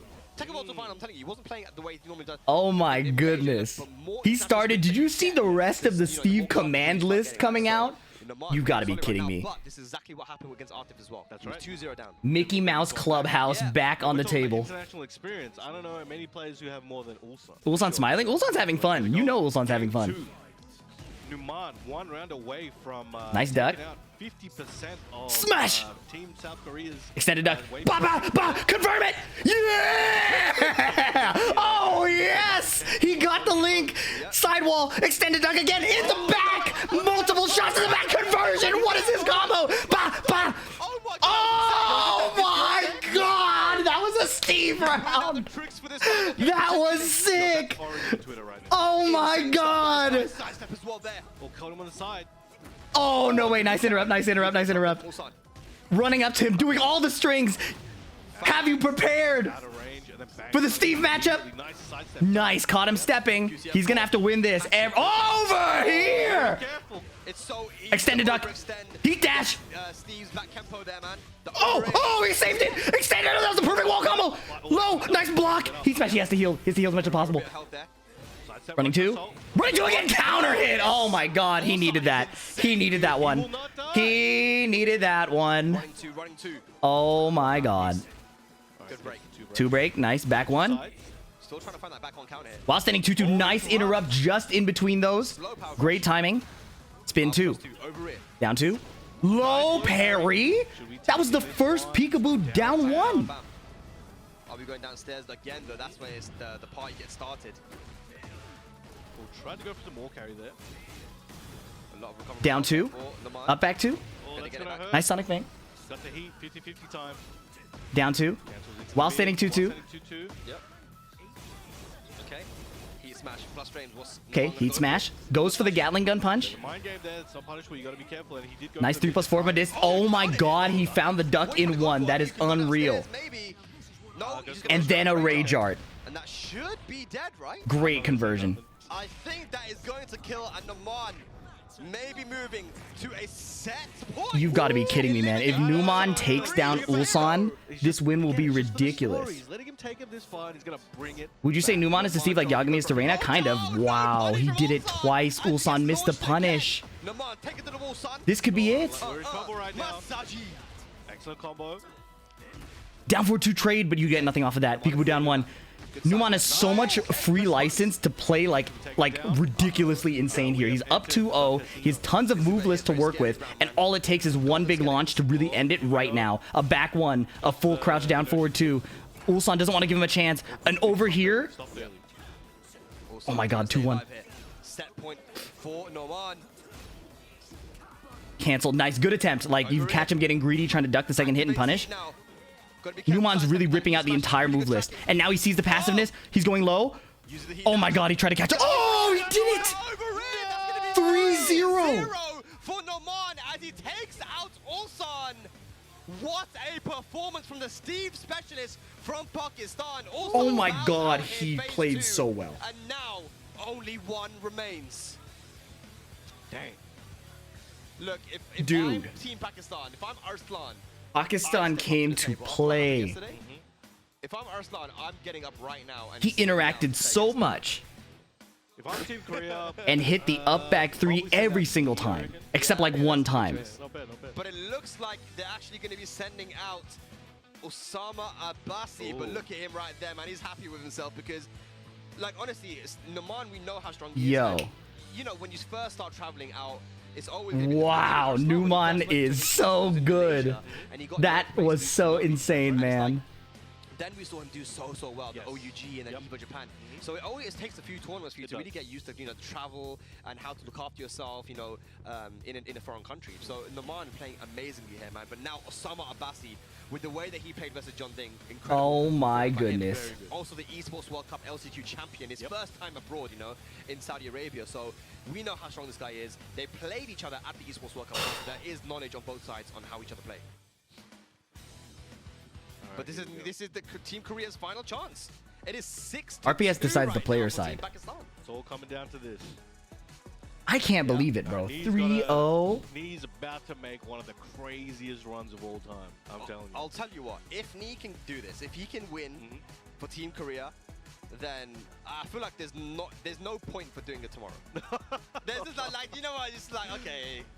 We might as well just cancel day 3. Okay. Just go to Jeju Island early. Yeah, just go to Jeju Island, have a good time. But no, I mean, look, Nee, it comes down to this. And it's crazy how it did come down to this as well because Ulsan and Knee, the way that Knee was playing yesterday as well. But is he going to go for Brian? He's hovering the Feng right now, actually. Knee is currently hovering over the Feng, but the way that his Brian has looked, I don't know if that's the right choice, but... I mean, I say stay with the Feng, brother. Stay with the Feng? Sorry, not stay with the Feng. Sorry, stay with the Brian. Stay with the Brian. And Osama is already locked in with his main character, Jun Kazama. Actually, Osama is an Ana main, and he does have Ana now. Osama's an Ana main? Available till later. Maybe we'll see him play Ana later, but right now he is a Jun specialist. What is it going to be from Knee? It's going to be, of course, the patented Brian. Here we go. Team Patented? Korea's Is that how you say last patented in the UK? It's Knee versus Patented? Osama, Abasi, Jun versus Brian. Could this be it? Could this be the end of today for Team Korea? I think it could be, and it will be. No. What are you talking about, bro? That was a very forced way from the crowd. They're like, guys, make some noise in the crowd. They're like, way. Okay. All right, Here we go. Cancels while standing 2. We know Usama likes to play a really aggressive poking style, and Knee's defensive movement is going to be difficult to succeed with against that, but a low parry that early is a good start. Okay, bam, bam. Taking to the wall. Activates that heat. Love that combo. Very nice. So much damage. Looks cool. Forward 4-2. Side step 4+ frames. That's the thing that The explosive wall is right behind him. He got hit airborne trying to heat smash. Nice whip punish. And that could be his life. That's forward 2 into the follow-up. Not sure if that's dead, but As long as he gets this wall combo. Oh, God. Oh, canceled. Was that on purpose? But the jab's coming in there. And Was that on purpose? strikes first blood, first round on It didn't board. matter, but I thought the combo would have killed. Oh, okay. Steps to the side. Didn't finish the string there. Forward dashing. Did hesitate a little bit. Going for the low Usama block. calmly Nice poking block. at the right time. Nice 3 hits of the down forward 1 because of the axis. No duck in the Can't do string, all down 4 2. if they're slightly sidestepped. Finishing the string. Nice punish with up forward 2. That was sick. He knows this matchup, clearly. He thought it was 2 hits on the wall. Nice. That makes sense. Can catching the Requiem. What timing. But a great choice because Brian's moves are all slower, right? So if you're controlling the pace with your pokes and then you know he's going to respond with a slower move, can is so nice. Counter hit throw. I'm not sure. That's very weird. Trying to Oh no, bad heat burst, and heat burst is whiff punished by the laser. That was a great choice. As soon as Or heat smash, yeah. Heat burst, it was over for him. Speaking of heat, starts off the round with an Back 3 on the approach timing. That was like how Rangchu does down forward 2-1 with the bear. Caught his movement. Wasn't even an attack. Wall blast as well for the extra damage. Re-walls back into the hop. Jeez, half HP, but lots of gray. low option. Lots of gray, but Knee doesn't have his heat engaged, so it okay. Usama is one of the best I've ever seen in terms of Nice. That is such a good move. Oh my goodness. Yeah. Okay. The meter is going to be gone for June, and he floats him out of the can. Nice. Safe mid, caught the panic option. Hatchet, excellent work. It didn't even feel like a panic option, more like a robbery option. Especially the way There's a difference, right? Like sometimes people are panicking, and sometimes people are trying to rob you. That seemed like a robbery can. Because Usama doesn't... He's not really carrying himself in a very nervous way. He's just putting out his pokes, finding his places. Eating a down back 1+2. that is something for sure. Eating a back 1. He's ducking. Nice duck. Small punish on the can. No launch though. Realigns against the heat. Okay, spending his heat. Uses the heat up for the dash. During a throw, the heat gauge freezes. That's kind of rough. Heat dash, side step 4. No break, Knee, probably not using the bind. A bunch of legacy Korean players don't hit the 1+2 bind. They just press the button separately, and in Tekken 8, it's very easy to mess up your throw breaks. If you do the down 3+4 Rage Art, that was goated. Unfortunately, it didn't work. Beautiful stuff there from Osama. I'm not sure what that was from Knee though. Maybe a Wow. or a setup or something. Unsure. Not but breaking that throw whatever it was was, catastrophic. you're gonna have to reassess That was an and, EU move Rage Art. forward into the next game. A few drop combos from Osama as well though at the wall. I mean normally in that situation Somebody's talking to Usama. We know that coaching the winner is high risk. Probably messed up QCF 1+2. Possibly. Carrying the flag. It's a one-man army right now. Yeah. Why is it that 1+2 is harder to break in Tekken 8? I don't know why. It's just, it used to be that if you accidentally plinked the button slightly, you could be okay in like Tekken Tag 2. And then in Tekken 7, they made it stricter. And then in Tekken 8, it's really strict. If you're even off by like 1 frame between your buttons, you won't break the throw. So it's worth just using the bind. But that's a lot of muscle memory to redo as a player as seasoned as Knee and like low high. Right, step 4. Orbital was great choice. He saw that Usama preferred a bunch of the full crouch lows. Good opportunity here, but he activates that heat. Gonna push him very close to that other break. Yeah, Rangchu definitely could have reverse swept. So the fact that Rangchu lost to Arslan was a huge blow to the Korean team. Same with Mulgold and Farzeen. Activates that heat dash. Oh, he got floated out of his whatever he did. He did like QCB orbital or something. These small mistakes are costing a lot. Okay. We've got the Brian Electric into the follow-up. Yeah. Nice. Down forward ones. Good start for the round. Forward 3. Down jab. Nice. Jab while setting 4. Yeah. Forward 3 again. Beautiful. Small movements, small inputs, trying to keep him in place. Forward 3 counter hit. He found another one, and this is a perfect combo. Nice. Standing 4. Oh, that almost dropped. I feel like standing 4 was the safe combo, but it almost dropped. For the mid option there on the second hit. Nice block, small punish. Can is calmly blocked. Knee is not looking to interact too much, and I was about to say that, and then he got counter hit up forward 3'd. He used to be able to. I don't know about that. Hatchet kick. Maybe. Either way, went for down 1+2 there. Usama using forward 2 to approach into full crouch. Down forward 1, caught him moving. He's catching Usama stepping right. And because Brian isn't really throwing out like the big keep out buttons right now, it's effective. It's an easy way in. Down 4, knee, finding the perfect spots. Keeping it slow. Signs of life. He's going to keep it going. Imagine how crazy it would be, Batman, if Neve just won from that. Would be insane. Sidestep 4 plus frames. Usama using tons of stance cancels to vary his pressure, finishing some strings that you wouldn't expect people to finish. I love the confidence in his offense. Snake Eyes. Not using his heat yet. He's running out of time. And by time, I mean time to use his heat because he's at like a quarter HP. Sidestep forward 4-1. He needed that. It was looking ugly. He was getting chipped out. Poked out is probably the better way to put it. Break the wall? No, you can't. Okay. Oh my god, he heat smashed over the Genjutsu heat smash. Wow. What a read, man. Oh boy. 1-1. One game apiece. This is right. This is Good lord. The crazy part too is will Knee have the stamina to reverse sweep? You're on the verge of not only if you just make is it extra mistakes than you hard to just beat this guy in front of him. Can he do it for every Pakistani member? Brian, Knee, Usama. Here we go. QCB1, nice. Into the elbow. Fake spin. You don't let Knee get too comfortable, man, because the more he gets warmed up, man, the more scary he looks. Yep. Knee getting warm, getting data. It's scarier the longer the set goes on, which is why I like the way Numan played. I would love to see Numan Knee, man. Okay.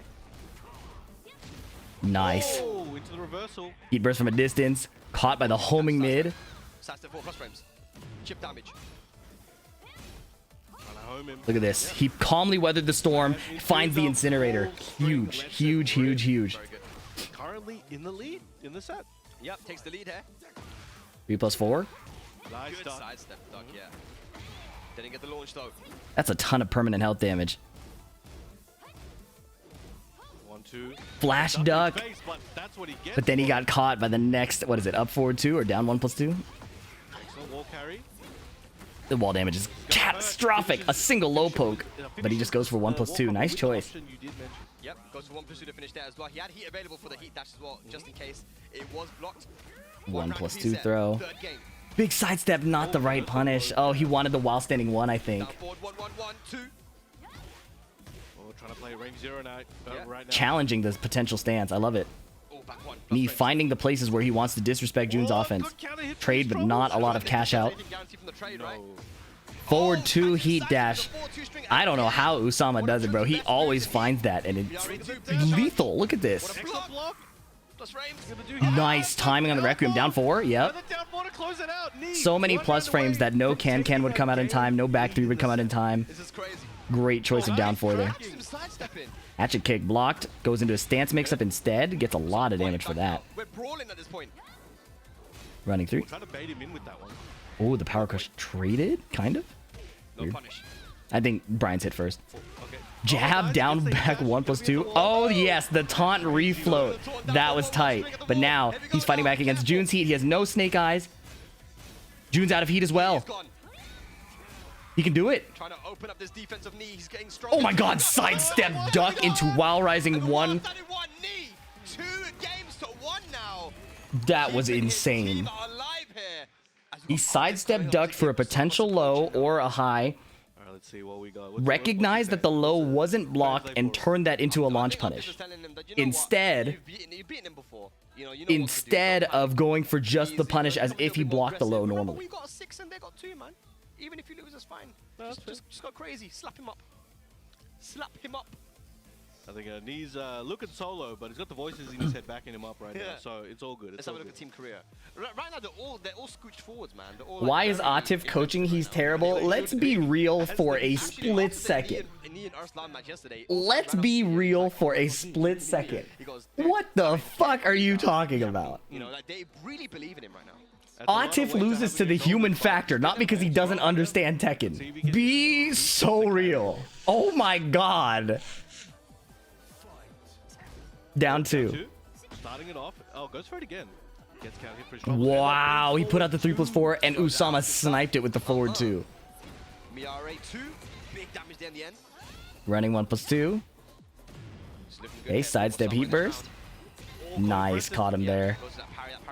Conversion. Scaling isn't great on this combo, but with the wall that might be dead. No. Oh. Good choice going for the homing mid.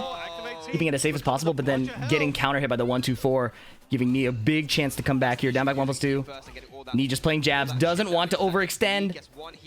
Oh my goodness, he's moving. Knee's moving down 4 Rage Art. No dice. Usama's so patient. I think that would have worked in so many situations, but specifically the way Usama is playing, I don't know how he does it. He's mixing up the choices of when he's pushing his offense and like just calming down so well. Knee not biting. Alright, got those pillars of light coming out of nowhere. Yeah.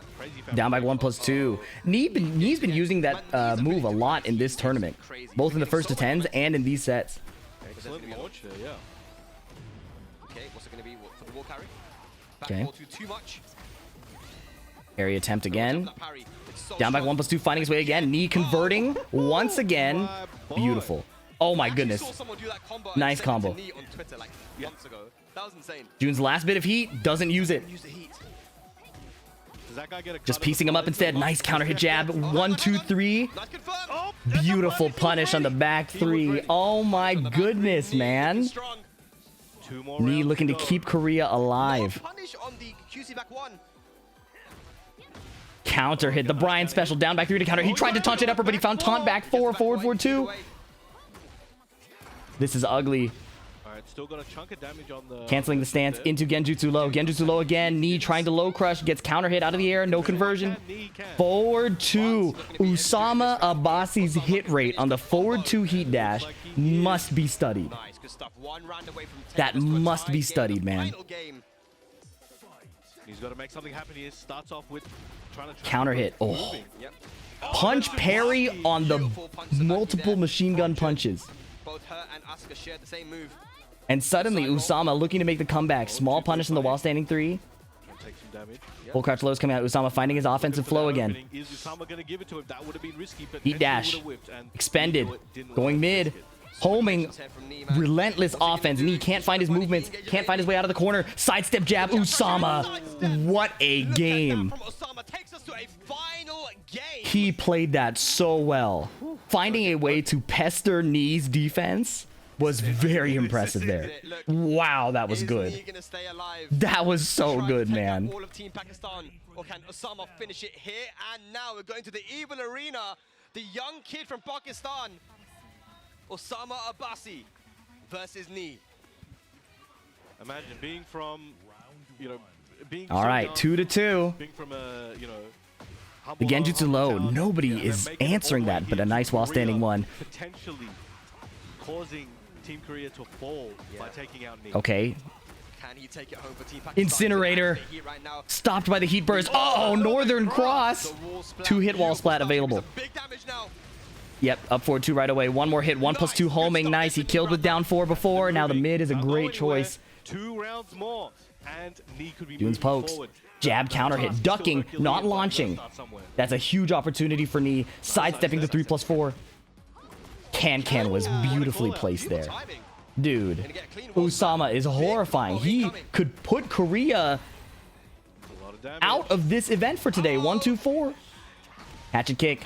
Heat smash a little too hasty. Had the block there. Mashing. Oh, Usama wants to end it. You can tell Usama wants to end it. Hitbox is coming out, and his lead is slipping away. He was playing so solid. And now he's forcing a little too much, and he is finding great patient opportunities. The QCB ones gets counter hit by the can. Meanwhile, splat again. Does he take the wall here? I think you save it. You save it, get a chance to kill him right here. Knee is out of there, but the parry goes through. Long combo coming. The heat dash reduces the combo counter by 2. You get way longer combos than normal. And with the explosive wall, not enough. It dropped. Sidestep jab. This is where Usama cooks. He finds the small sidesteps around Knee's retaliation. That was such a good closeout. Trying to get the forward 2 right away. Finishing the string. Counter hit launch. Uh-oh. Spending it. No chance of reversal. Oh! Oh, that doesn't work sometimes. Counter jab. Good jab check after the full catch down 4-2. He's in the lead. Incinerator. He's pushing the offense. He doesn't want June to get into heat. Doesn't want June to heat engage. Heat burst is on the table. Oh, couldn't sidestep it. He got counter hit. He looked like he was gonna duck it, but he actually swung trying to whiff punish. Usama with great intuition to finish his duck. He beat the throw. How did he find that? How did he find that? It's not enough. It is enough. Stays alive right now. Keeps Team Korea in the exhibition. Osama Abasi gonna bow out, but Knee. Oh my god, down to the wire, and Knee now has to find the ability to beat the rest of Pakistan on his own.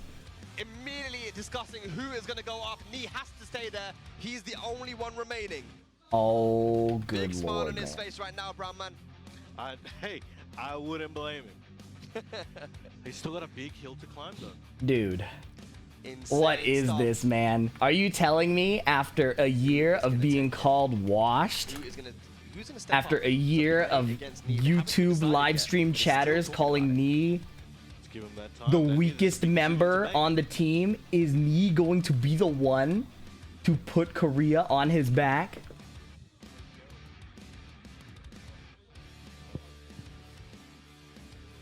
Big decision to make right now on who it's gonna be.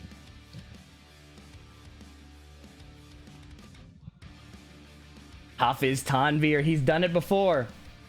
Tanveer has done it before.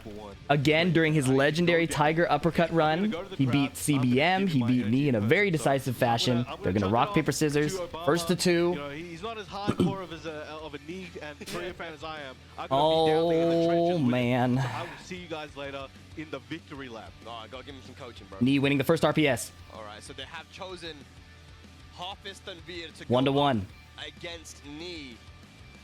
Rock, paper, scissors Hafiz for sides. Tanveer winning So the Knee first to got 2 his for the player right 1 side. And Hafiz Tanveer is now stepping up to the plate. Margin Obama, talk to me, man. How have you been finding these matches?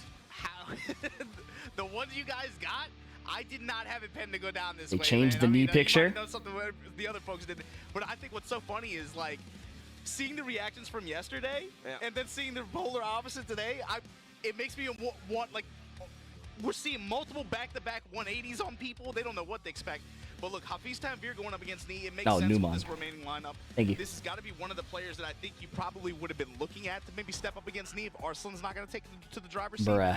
But the big thing was Bruh. with that win over Ulsan, removing that Ulsan from the equation like this. I mean, you guys have already talked about it. Knee has to make the gauntlet run here. He is the leader. He was the one that stepped up big yesterday. But you guys got to know. Riding on him right You guys now. got to know. The thing Knee is in his zone. He's got to he's got to make this In the happen and past, run the gauntlet. when Knee was homeless, I think if there's anybody that can do it, it's going to be him. he used to farm people This at is a the hell of a arcades for gauntlet to money run. So you're looking at to Ronaldo survive. Claudio versus Brian matchup coming up soon, right? Yeah, He's I mean, back.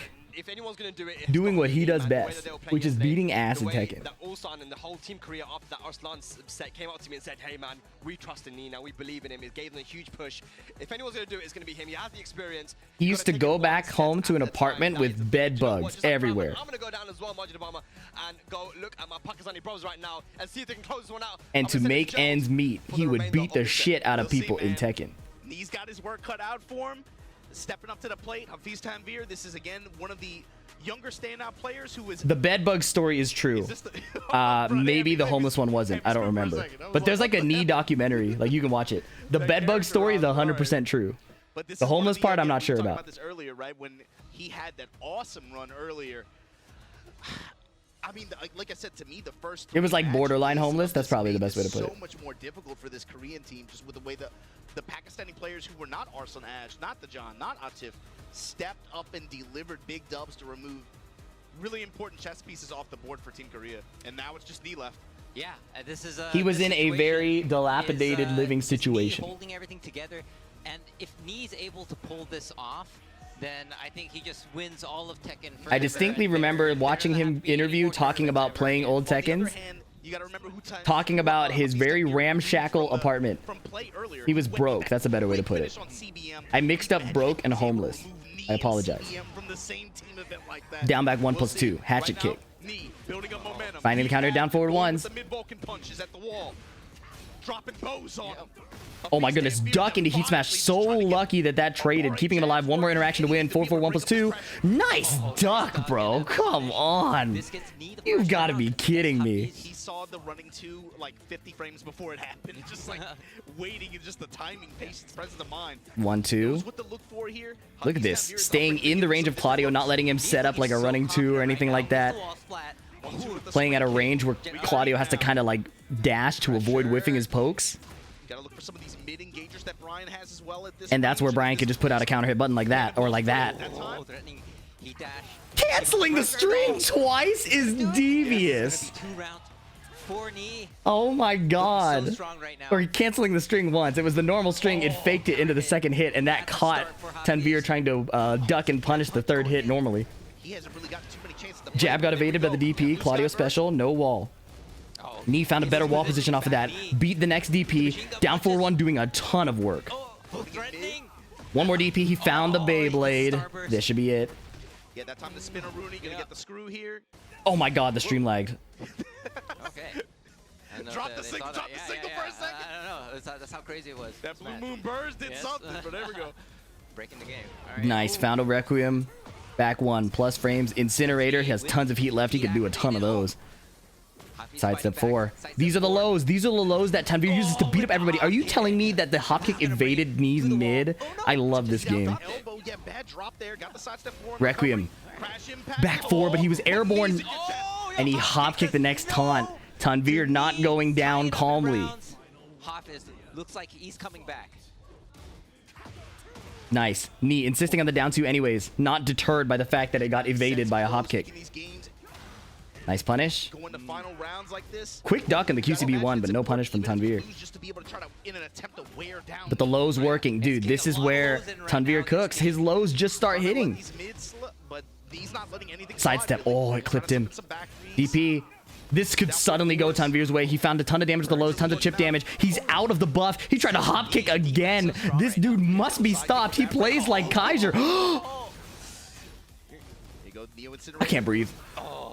Burns his heat here. Finish it anyways. Oh, Knee. Oh, Knee. That was tight. Oh, my God.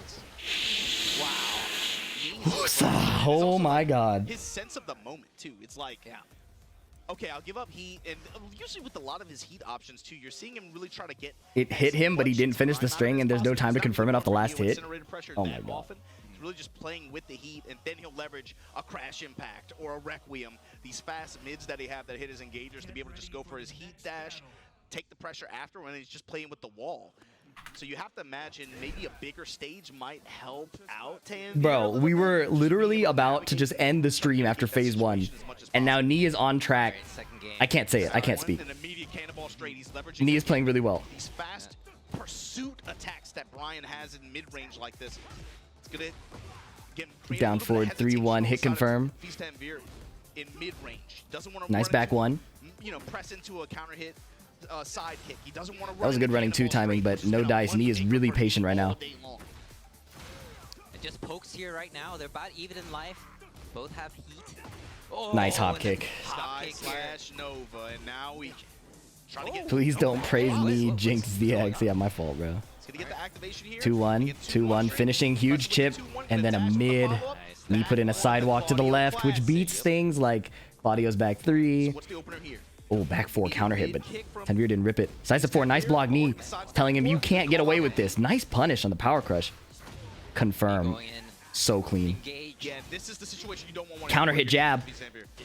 Critical HP. Nice block again. Down jab, keeping the pressure. No full charge. 1-2-4 completely missed, and Claudio gets a wall splat here. This is a huge conversion for Tanveer. Strong aerial tailspin. Trying to go as far to the wall as possible. Couldn't break it. DP flips over on the ground. I think they should take that away personally. I think the fact that his grounded is a little weird. Wow, nice round from Tanveer. We'll bring him 2 rounds up right now. You see Huffy's Tanveer's mentality too. When he gets the heat active, DP without the buff, reading a counter hit. Very nice play from Tanveer. Now, how's he going to use this heat is the question. Sidestep 4 going to work. Sidestep 4 is paying off. These are all off the thread of DP and that. And then the DP comes out. He got mixed. The messed up part about that mix is you would put out the like in theory, if you were beating if somebody is doing a 50-50 mid-low mix-up on you and the moves are slow, in theory you put out the jab to shut down the mix-up.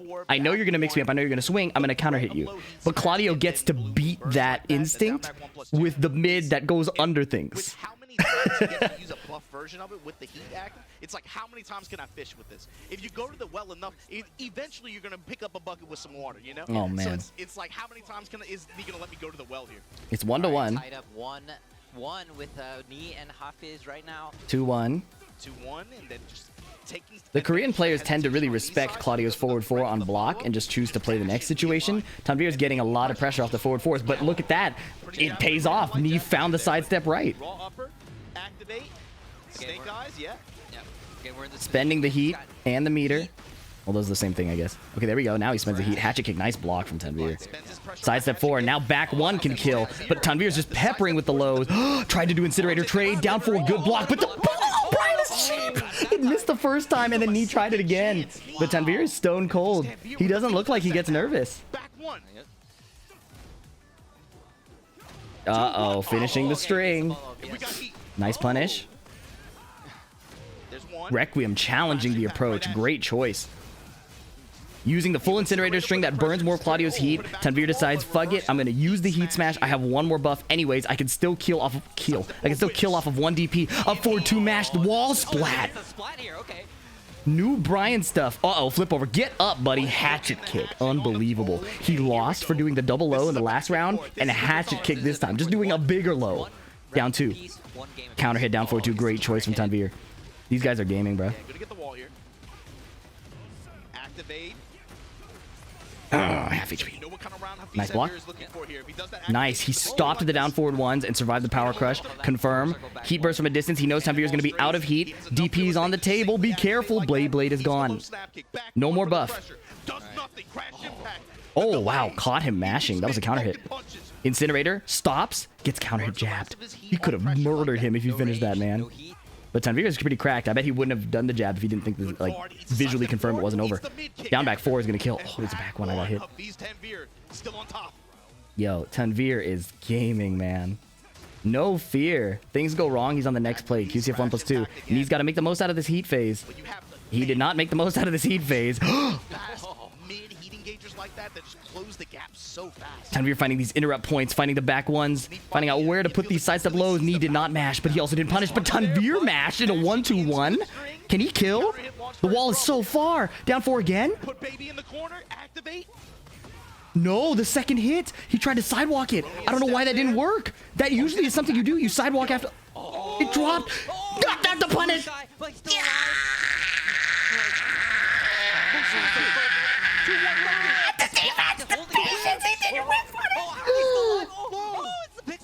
Need do something. There were like 3 whiffs. Back 1. 2 rounds apiece right now. Finally, the Super running punch. 2 comes back on the table. Oh He's my got scared off of it after that. No, the wall splat. This is so ugly. He's so dead. Heat smash. Oh my god, yeah, and he can't recover. A perfect for Hafiz. 2-1 advantage. Pakistan now. Bro. Yeah. I'm so lightheaded from that. Remember What we just were saying at happened? the beginning of the stream? It's like we Yeah. know what to expect with Arslan, we know what to expect with Atif, with Yeah. Farzeen, with the John. But what about these other 3 players? It's not like Hafiz Tanveer has not been on international stages before. I think people recognize his name. Yes. And certainly earlier this year and last year, Yes. they Okay. already did. But Knee I don't think has a no lot of the more international games to audience give. necessarily might have had the expectations out of And he has a him, country to Osama, defend. out of Pakistan Numan, has that come a lot to of people his that know country Pakistani Tekken really well might have had. and has he's cooked his performing countrymen. beyond expectations There right is now. another Well, day the tomorrow, Pakistani right? players But definitely have proved themselves. Yeah. Those Still. players this tournament have shown that no they're soju tonight. These guys have got to lock in. This wasn't random, you know? No. Counter hit jab. Back But again, 4. it's rounded too. It's so cheap. Poking punches this time, trying to get. Uh-oh, wall splat. Big catch on Tanveer's mashing. Recovery. Oh. Let me get a taunt. Nope, man, down just 4. Down 4 turning around again. like that. Nice duck. Good call out. Here we man. go. Gotta call out those lows. I know it's First easier round. said than done, right? But great call out. Dude, it evaded his jab. One. Start things Counter off hit. and gets Confirm. counter He has the buff. The wall is behind him. Whiff, but you can't risk punishing it if he decides to just throw out the second hit. That would have been the end. hit. Quarterback. Oh, knees going in. This is looking like a Brian round right Second now. hit. Nice. Perfect punish from Tanveer into heat engage. Engage. Sidestep Yeah, look at wall. these. He, Then the mid- Tanveer's ability to just hit the low is truly, mid with the dash follow up. truly mystical to me. Tanveer 2-1, still kind of pressing on that jab string record. Yeah. Sidestep low, snap kick. Counter hit jab. Nice. Throwing to 3+4. Trying to catch Tanveer mashing again, but Tanveer has calmed it down a little bit. The Down mids 4-2, and whip nice. is working for Hafiz Tanveer Beating the this heat round. burst with a down Crushes the 4, wall, and now he has the comes heat right back advantage. with crash impact. There he comes. Tons of incinerator, trying out each number of hits. 1, 2, 3, 1, 2, 3, 4. Heat smash, tip damage. Tanveer just kept it together, and now Knee has no snake eyes, no heat. Tanveer gonna make the comeback with sidestep 4s, perhaps. No, a DP. Burst again. Yes. Able to do so much for Hafiz Tanveer in some of these Tanveer blocked just like the that, entire time and then hit a Team DP. Pakistan on set point, And now on this could be it. team matchup point. He tried to Hafiz down forward 1 and Tanveer confirm right it. now, Small looking punish. To eliminate Knee from this Wasa format and seal the win, but Knee not letting it go easy. Dashing in, sidestep right, counter hit, heat engage. The wall's right there. Heat smash? Yep. That's really cool Bomb blast on the wall. because now Knee has one situation left What is Knee gonna do into here? survive. Okay, no DP. Oh, wait. Coast to coast. Down back 4. Yeah, wow, and Tanveer does it. Sealing the win for Team Pakistan. That heat Here smash in was Korea, insane. You see his team embrace him. They put him. They put him in Beautifully that done spot. by Osama moved Tanveer. from the equation in Closing wave it 2 out. here. Knee Put was Hafiz starting the Tanveer up, comeback, put man. You Numan could up, see it. The and way look he what picked they apart did. Usama. It's That a was fast incredible. break down the court. They're both But running down there. and you it's just can't boom, really they both fault just Knee for slid. this, Oh my right? God. The He was assist, given a the dunk, gargantuan the finish. task. Hafiz Tanveer and Team Pakistan, an incredible I'm win very here curious in this about team what event Team here in Korea does Seoul, going South into Korea. tomorrow. The whole crazy thing about this was yesterday, right? I'm In the very curious context about of what we Korea saw does going into yesterday. tomorrow, because Remember on if social you, media, everybody was like, oh, you know, Korea dominates. check out the Pakistan format. Washed up. Today, we see the exact opposite, right? Pakistan. Yeah, this was comes today was the back exact opposite. With a force and just domination. I mean, Wow. Day 3, unleashed format. Yo, this team's washed. This team's Let me washed, listen to these the guys suck, commentator. These guys suck. Yesterday, Team Pakistan, Team Pakistan washed. Atif washed up. Arslan washed up. Everybody washed. This is over. Team Korea gone. Then today, yo, Team Pakistan, best in the world. Don't ever talk about it. So what are we gonna see tomorrow, Gerald? Is my that's thing. the thing. That's the thing. This is it's going back and forth, and of course the formats are different. Of course, it was 7 an to exhibition 3, yesterday, but the we first are 5 doing a wins team were format disgusting. Today and tomorrow will also be a team format using the Unleashed format, which is going to be a little bit different from the format that we did today. Today, when you lose, you're out. You're gone forever. But tomorrow, the Unleashed format makes it so that if you lose, you're not out. You go to the back You're of the not line. out, but it's about point earnings, right? Point earnings, So, like, yes. looking at the way that today went, this is what's going to be important. So today went 7-3, but a lot of this was done in Wave 1 with a sweeping win 5-0, right? The Team Pakistan went out. And the thing is, I feel like you didn't get to see that much outside of Ulsan and Ni, really, about who can lose and then keep playing and show some return after. Yeah. You know, and that's really, I think, what the format tomorrow is going to test, is multiple matchups. Was it 3-1? My bad. Especially if you can plan for them and strategize for them and make picks based on that. So if you guys aren't familiar with the format, like what Gerald was saying, basically it's going to be a first to 13 points earnings. So in a similar kind of format to today, where Pakistan got 7 points, Korea got 3. Think if they're playing to 13. So for example, if what just happened, who would Team Korea put up against Hafiz PhiDX looks sad? No, that was cool Tekken, bro. Oh, well, maybe they might throw Ulsan I'm just tired. And it also is going to cap your team's ability to get that shit was wins. sick. If one player can't just sit down and run the whole team, they can only get 2 before they have to swap off. So they have to be more strategic. I just have resting sad face, bro. Let's go and check in on the stage and check out and see what Team Pakistan and Team Korea have to say about the awesome. It's 6 a.m. where I am. Looks like we got the team captains there from their respective teams. And Arslan, Ash, and Ni together to have an interview. Yeah, get the captains interview. on. Here we go. And this is going to be a little bit of a different conversation from yesterday. It is. 이렇게 저희 무대에서 선수들과 함께 만나보게 됐습니다. 오늘 경기를 펼친 14명의 선수에게 다시 한번 박수 한번 Yo, shouts to CL, shouts to Weka, CL, everybody out here representing the Korean community on commentary and stuff. 그리고 그 양 팀의 리더라고 할 수 있는 무릎 선수와 아슬란 애쉬 선수를 저희가 무대 가운데로 모셨는데요. 한 번씩 이야기 들어보도록 하겠습니다. 먼저 무릎 선수부터 오늘 경기 어떠셨는지 한 말씀 부탁드리겠습니다.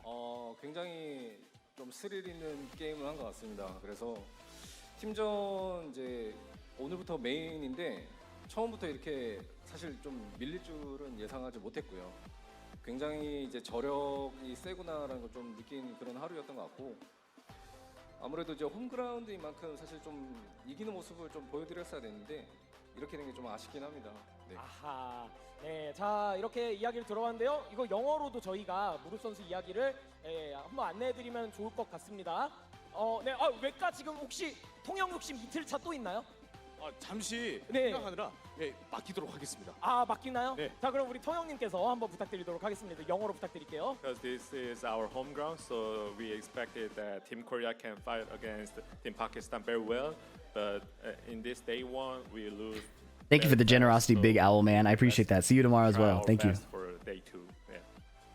네, 좋은 이야기가 전해졌고요. 자, 무릎 선수의 소감 들어봤으니까 승리를 차지한 파키스탄의 이야기도 들어봐야겠죠. 네, 파키스탄 아슬란 애쉬 선수 오늘 어땠는지 소감 한 말씀 저희가 들어보도록 하겠습니다. Hi everyone. We are so happy. Yesterday when I lost, I was very upset. We all were very upset. But I knew that that's not the main day. Today is the main day. And I think the 3 opponents we were thinking were Rangchu, Ni, and Ulsan. And I was lucky that I was able to beat Rangchu. And then Numan is always so good versus Steve. So our strategy worked. We are so happy. And then we are now prepared for tomorrow. 너무 행복하고 어제 첫날 좀 좋지 않은 모습 보여가지고 분노했었는데 오늘 이제 우리 팀 파키스탄 쪽에서는 이제 울산, 무릎, 그다음에 랑추 선수 3명이 키포인트라 생각을 했었고 본인이 운 좋게 랑추를 이길 수 있어가지고 전략적으로 잘 먹혀 들어간 것 같다.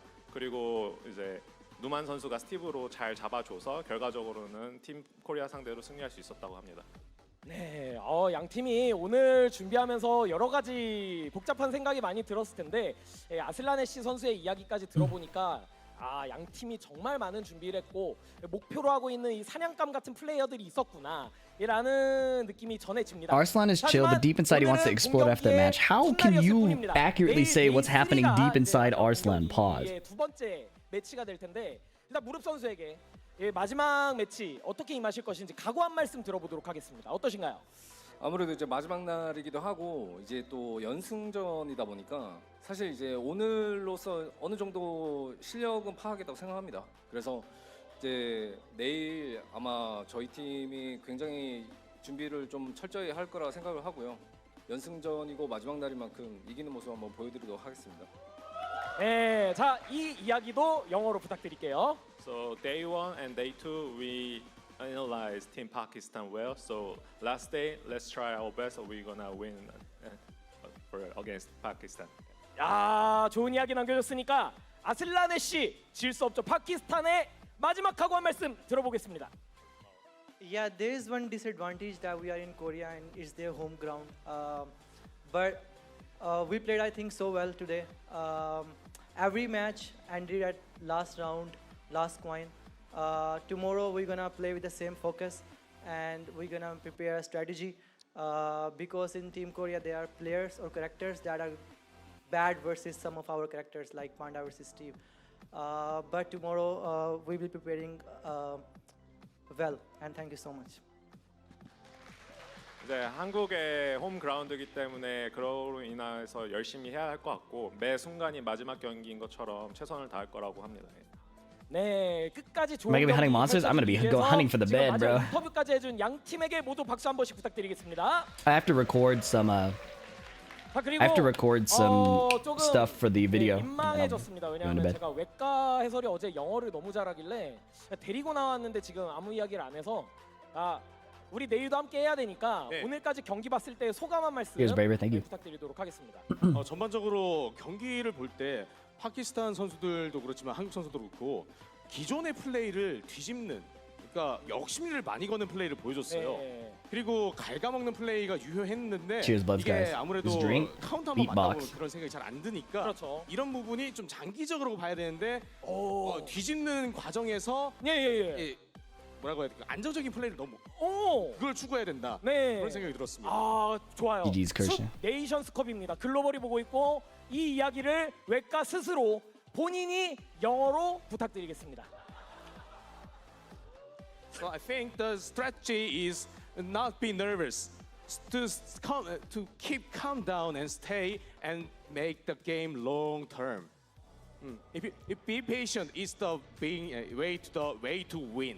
I think that is the strategy. Thank you. 자. 이러면 아슬란 애쉬 선수가 이해를 했는지 한번 물어봐 주시겠습니까, 통역관님? Do you understand what he mentioned? 50%. 50%. A little too honest, Arslan. 그래도 성공이에요. 네, 저는 25% 정도 알아들었겠죠. 네, 스페그도 그의 영어에 지금 활짝 웃음을 짓습니다.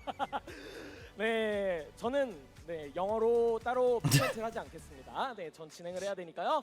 자, 이렇게 저희 데이 1과 데이 2 모든 경기를 지금 함께 만나봤는데 대망의 데이 3로 1대1로 타이브레이커까지 갈지 아니면 마지막 경기가 될지 어떻게 될지 알 수가 없습니다. 같은 시간에 계속 이어서 이곳에서 진행되는 데이 3까지 숲 네이션스컵 많은 사랑과 시청 부탁드리고요. 저희는 여기에서 마무리 인사드리도록 하겠습니다. 내일 같은 시간에 다시 뵙겠습니다. 함께해 주신 여러분 감사합니다. 안녕히 계십시오. Very nice. GG's. Okay. So the Unleashed format tomorrow. Where'd he go? Also, sorry for the lag today. I know the stream is dropping frames. I really can't do anything about it, and it makes me kind of sad. But if you want to like revisit moments, the VOD will be was recorded locally, so there should be no bitrate issues or anything like that. So sorry again about the internet. I'll try to fix it by tomorrow, but I don't think there's anything I can do. Anyways, Unleashed format tomorrow. Instead of first to 3 sets, they'll be playing first to 2s. And instead of eliminating players, they will fight for points. A set win is 1 point. The first team to 13 points wins. And then they'll run it in waves, right? So the unique part about this is the elimination. A player gets eliminated, but it's not permanent, right? If you lose a set or if you win 2 sets in a row, you have to sit out for that rotation. Once every player has been rotated out, they'll start the next wave. And again, it's first to 13 points. If, for example, Pakistan clearly won today, if Korea wins tomorrow, then it will be 1-1. And then there will be a first to 3 1v1 winner take all set, which I can only assume will be between Nee and somebody else based on how well Nee has been playing. But that's purely speculation. We have no idea. Thank you for tuning in today. Please check out the if you want to revisit the gameplay, please check out the video that will be up hopefully later today. My editors are hard at work and I appreciate what they're doing a ton. I appreciate you guys watching and enjoying this. Yeah, the time zone is tough, but I'm honestly having a lot of fun doing it. The gameplay is really, really cool. Watching Pakistan show up today was so sick. It is not at all a wash in either way, because you know that Korea will be so hungry to defend their turf going into tomorrow. So the intensity is leveling up. Like, it's very easy to have that dominant early win, kind of be like, yeah, we're chilling, we're doing good. Pakistan claps back. And now it's like, we got to wake up. We got to defend our country, you know? I'm not Korean. I'm speaking from the perspective of the Korean team. So everybody's going to be hungry to prove themselves. This is going to be such a sick day 3. Thanks so much for watching, and I will catch you guys next time. Peace out.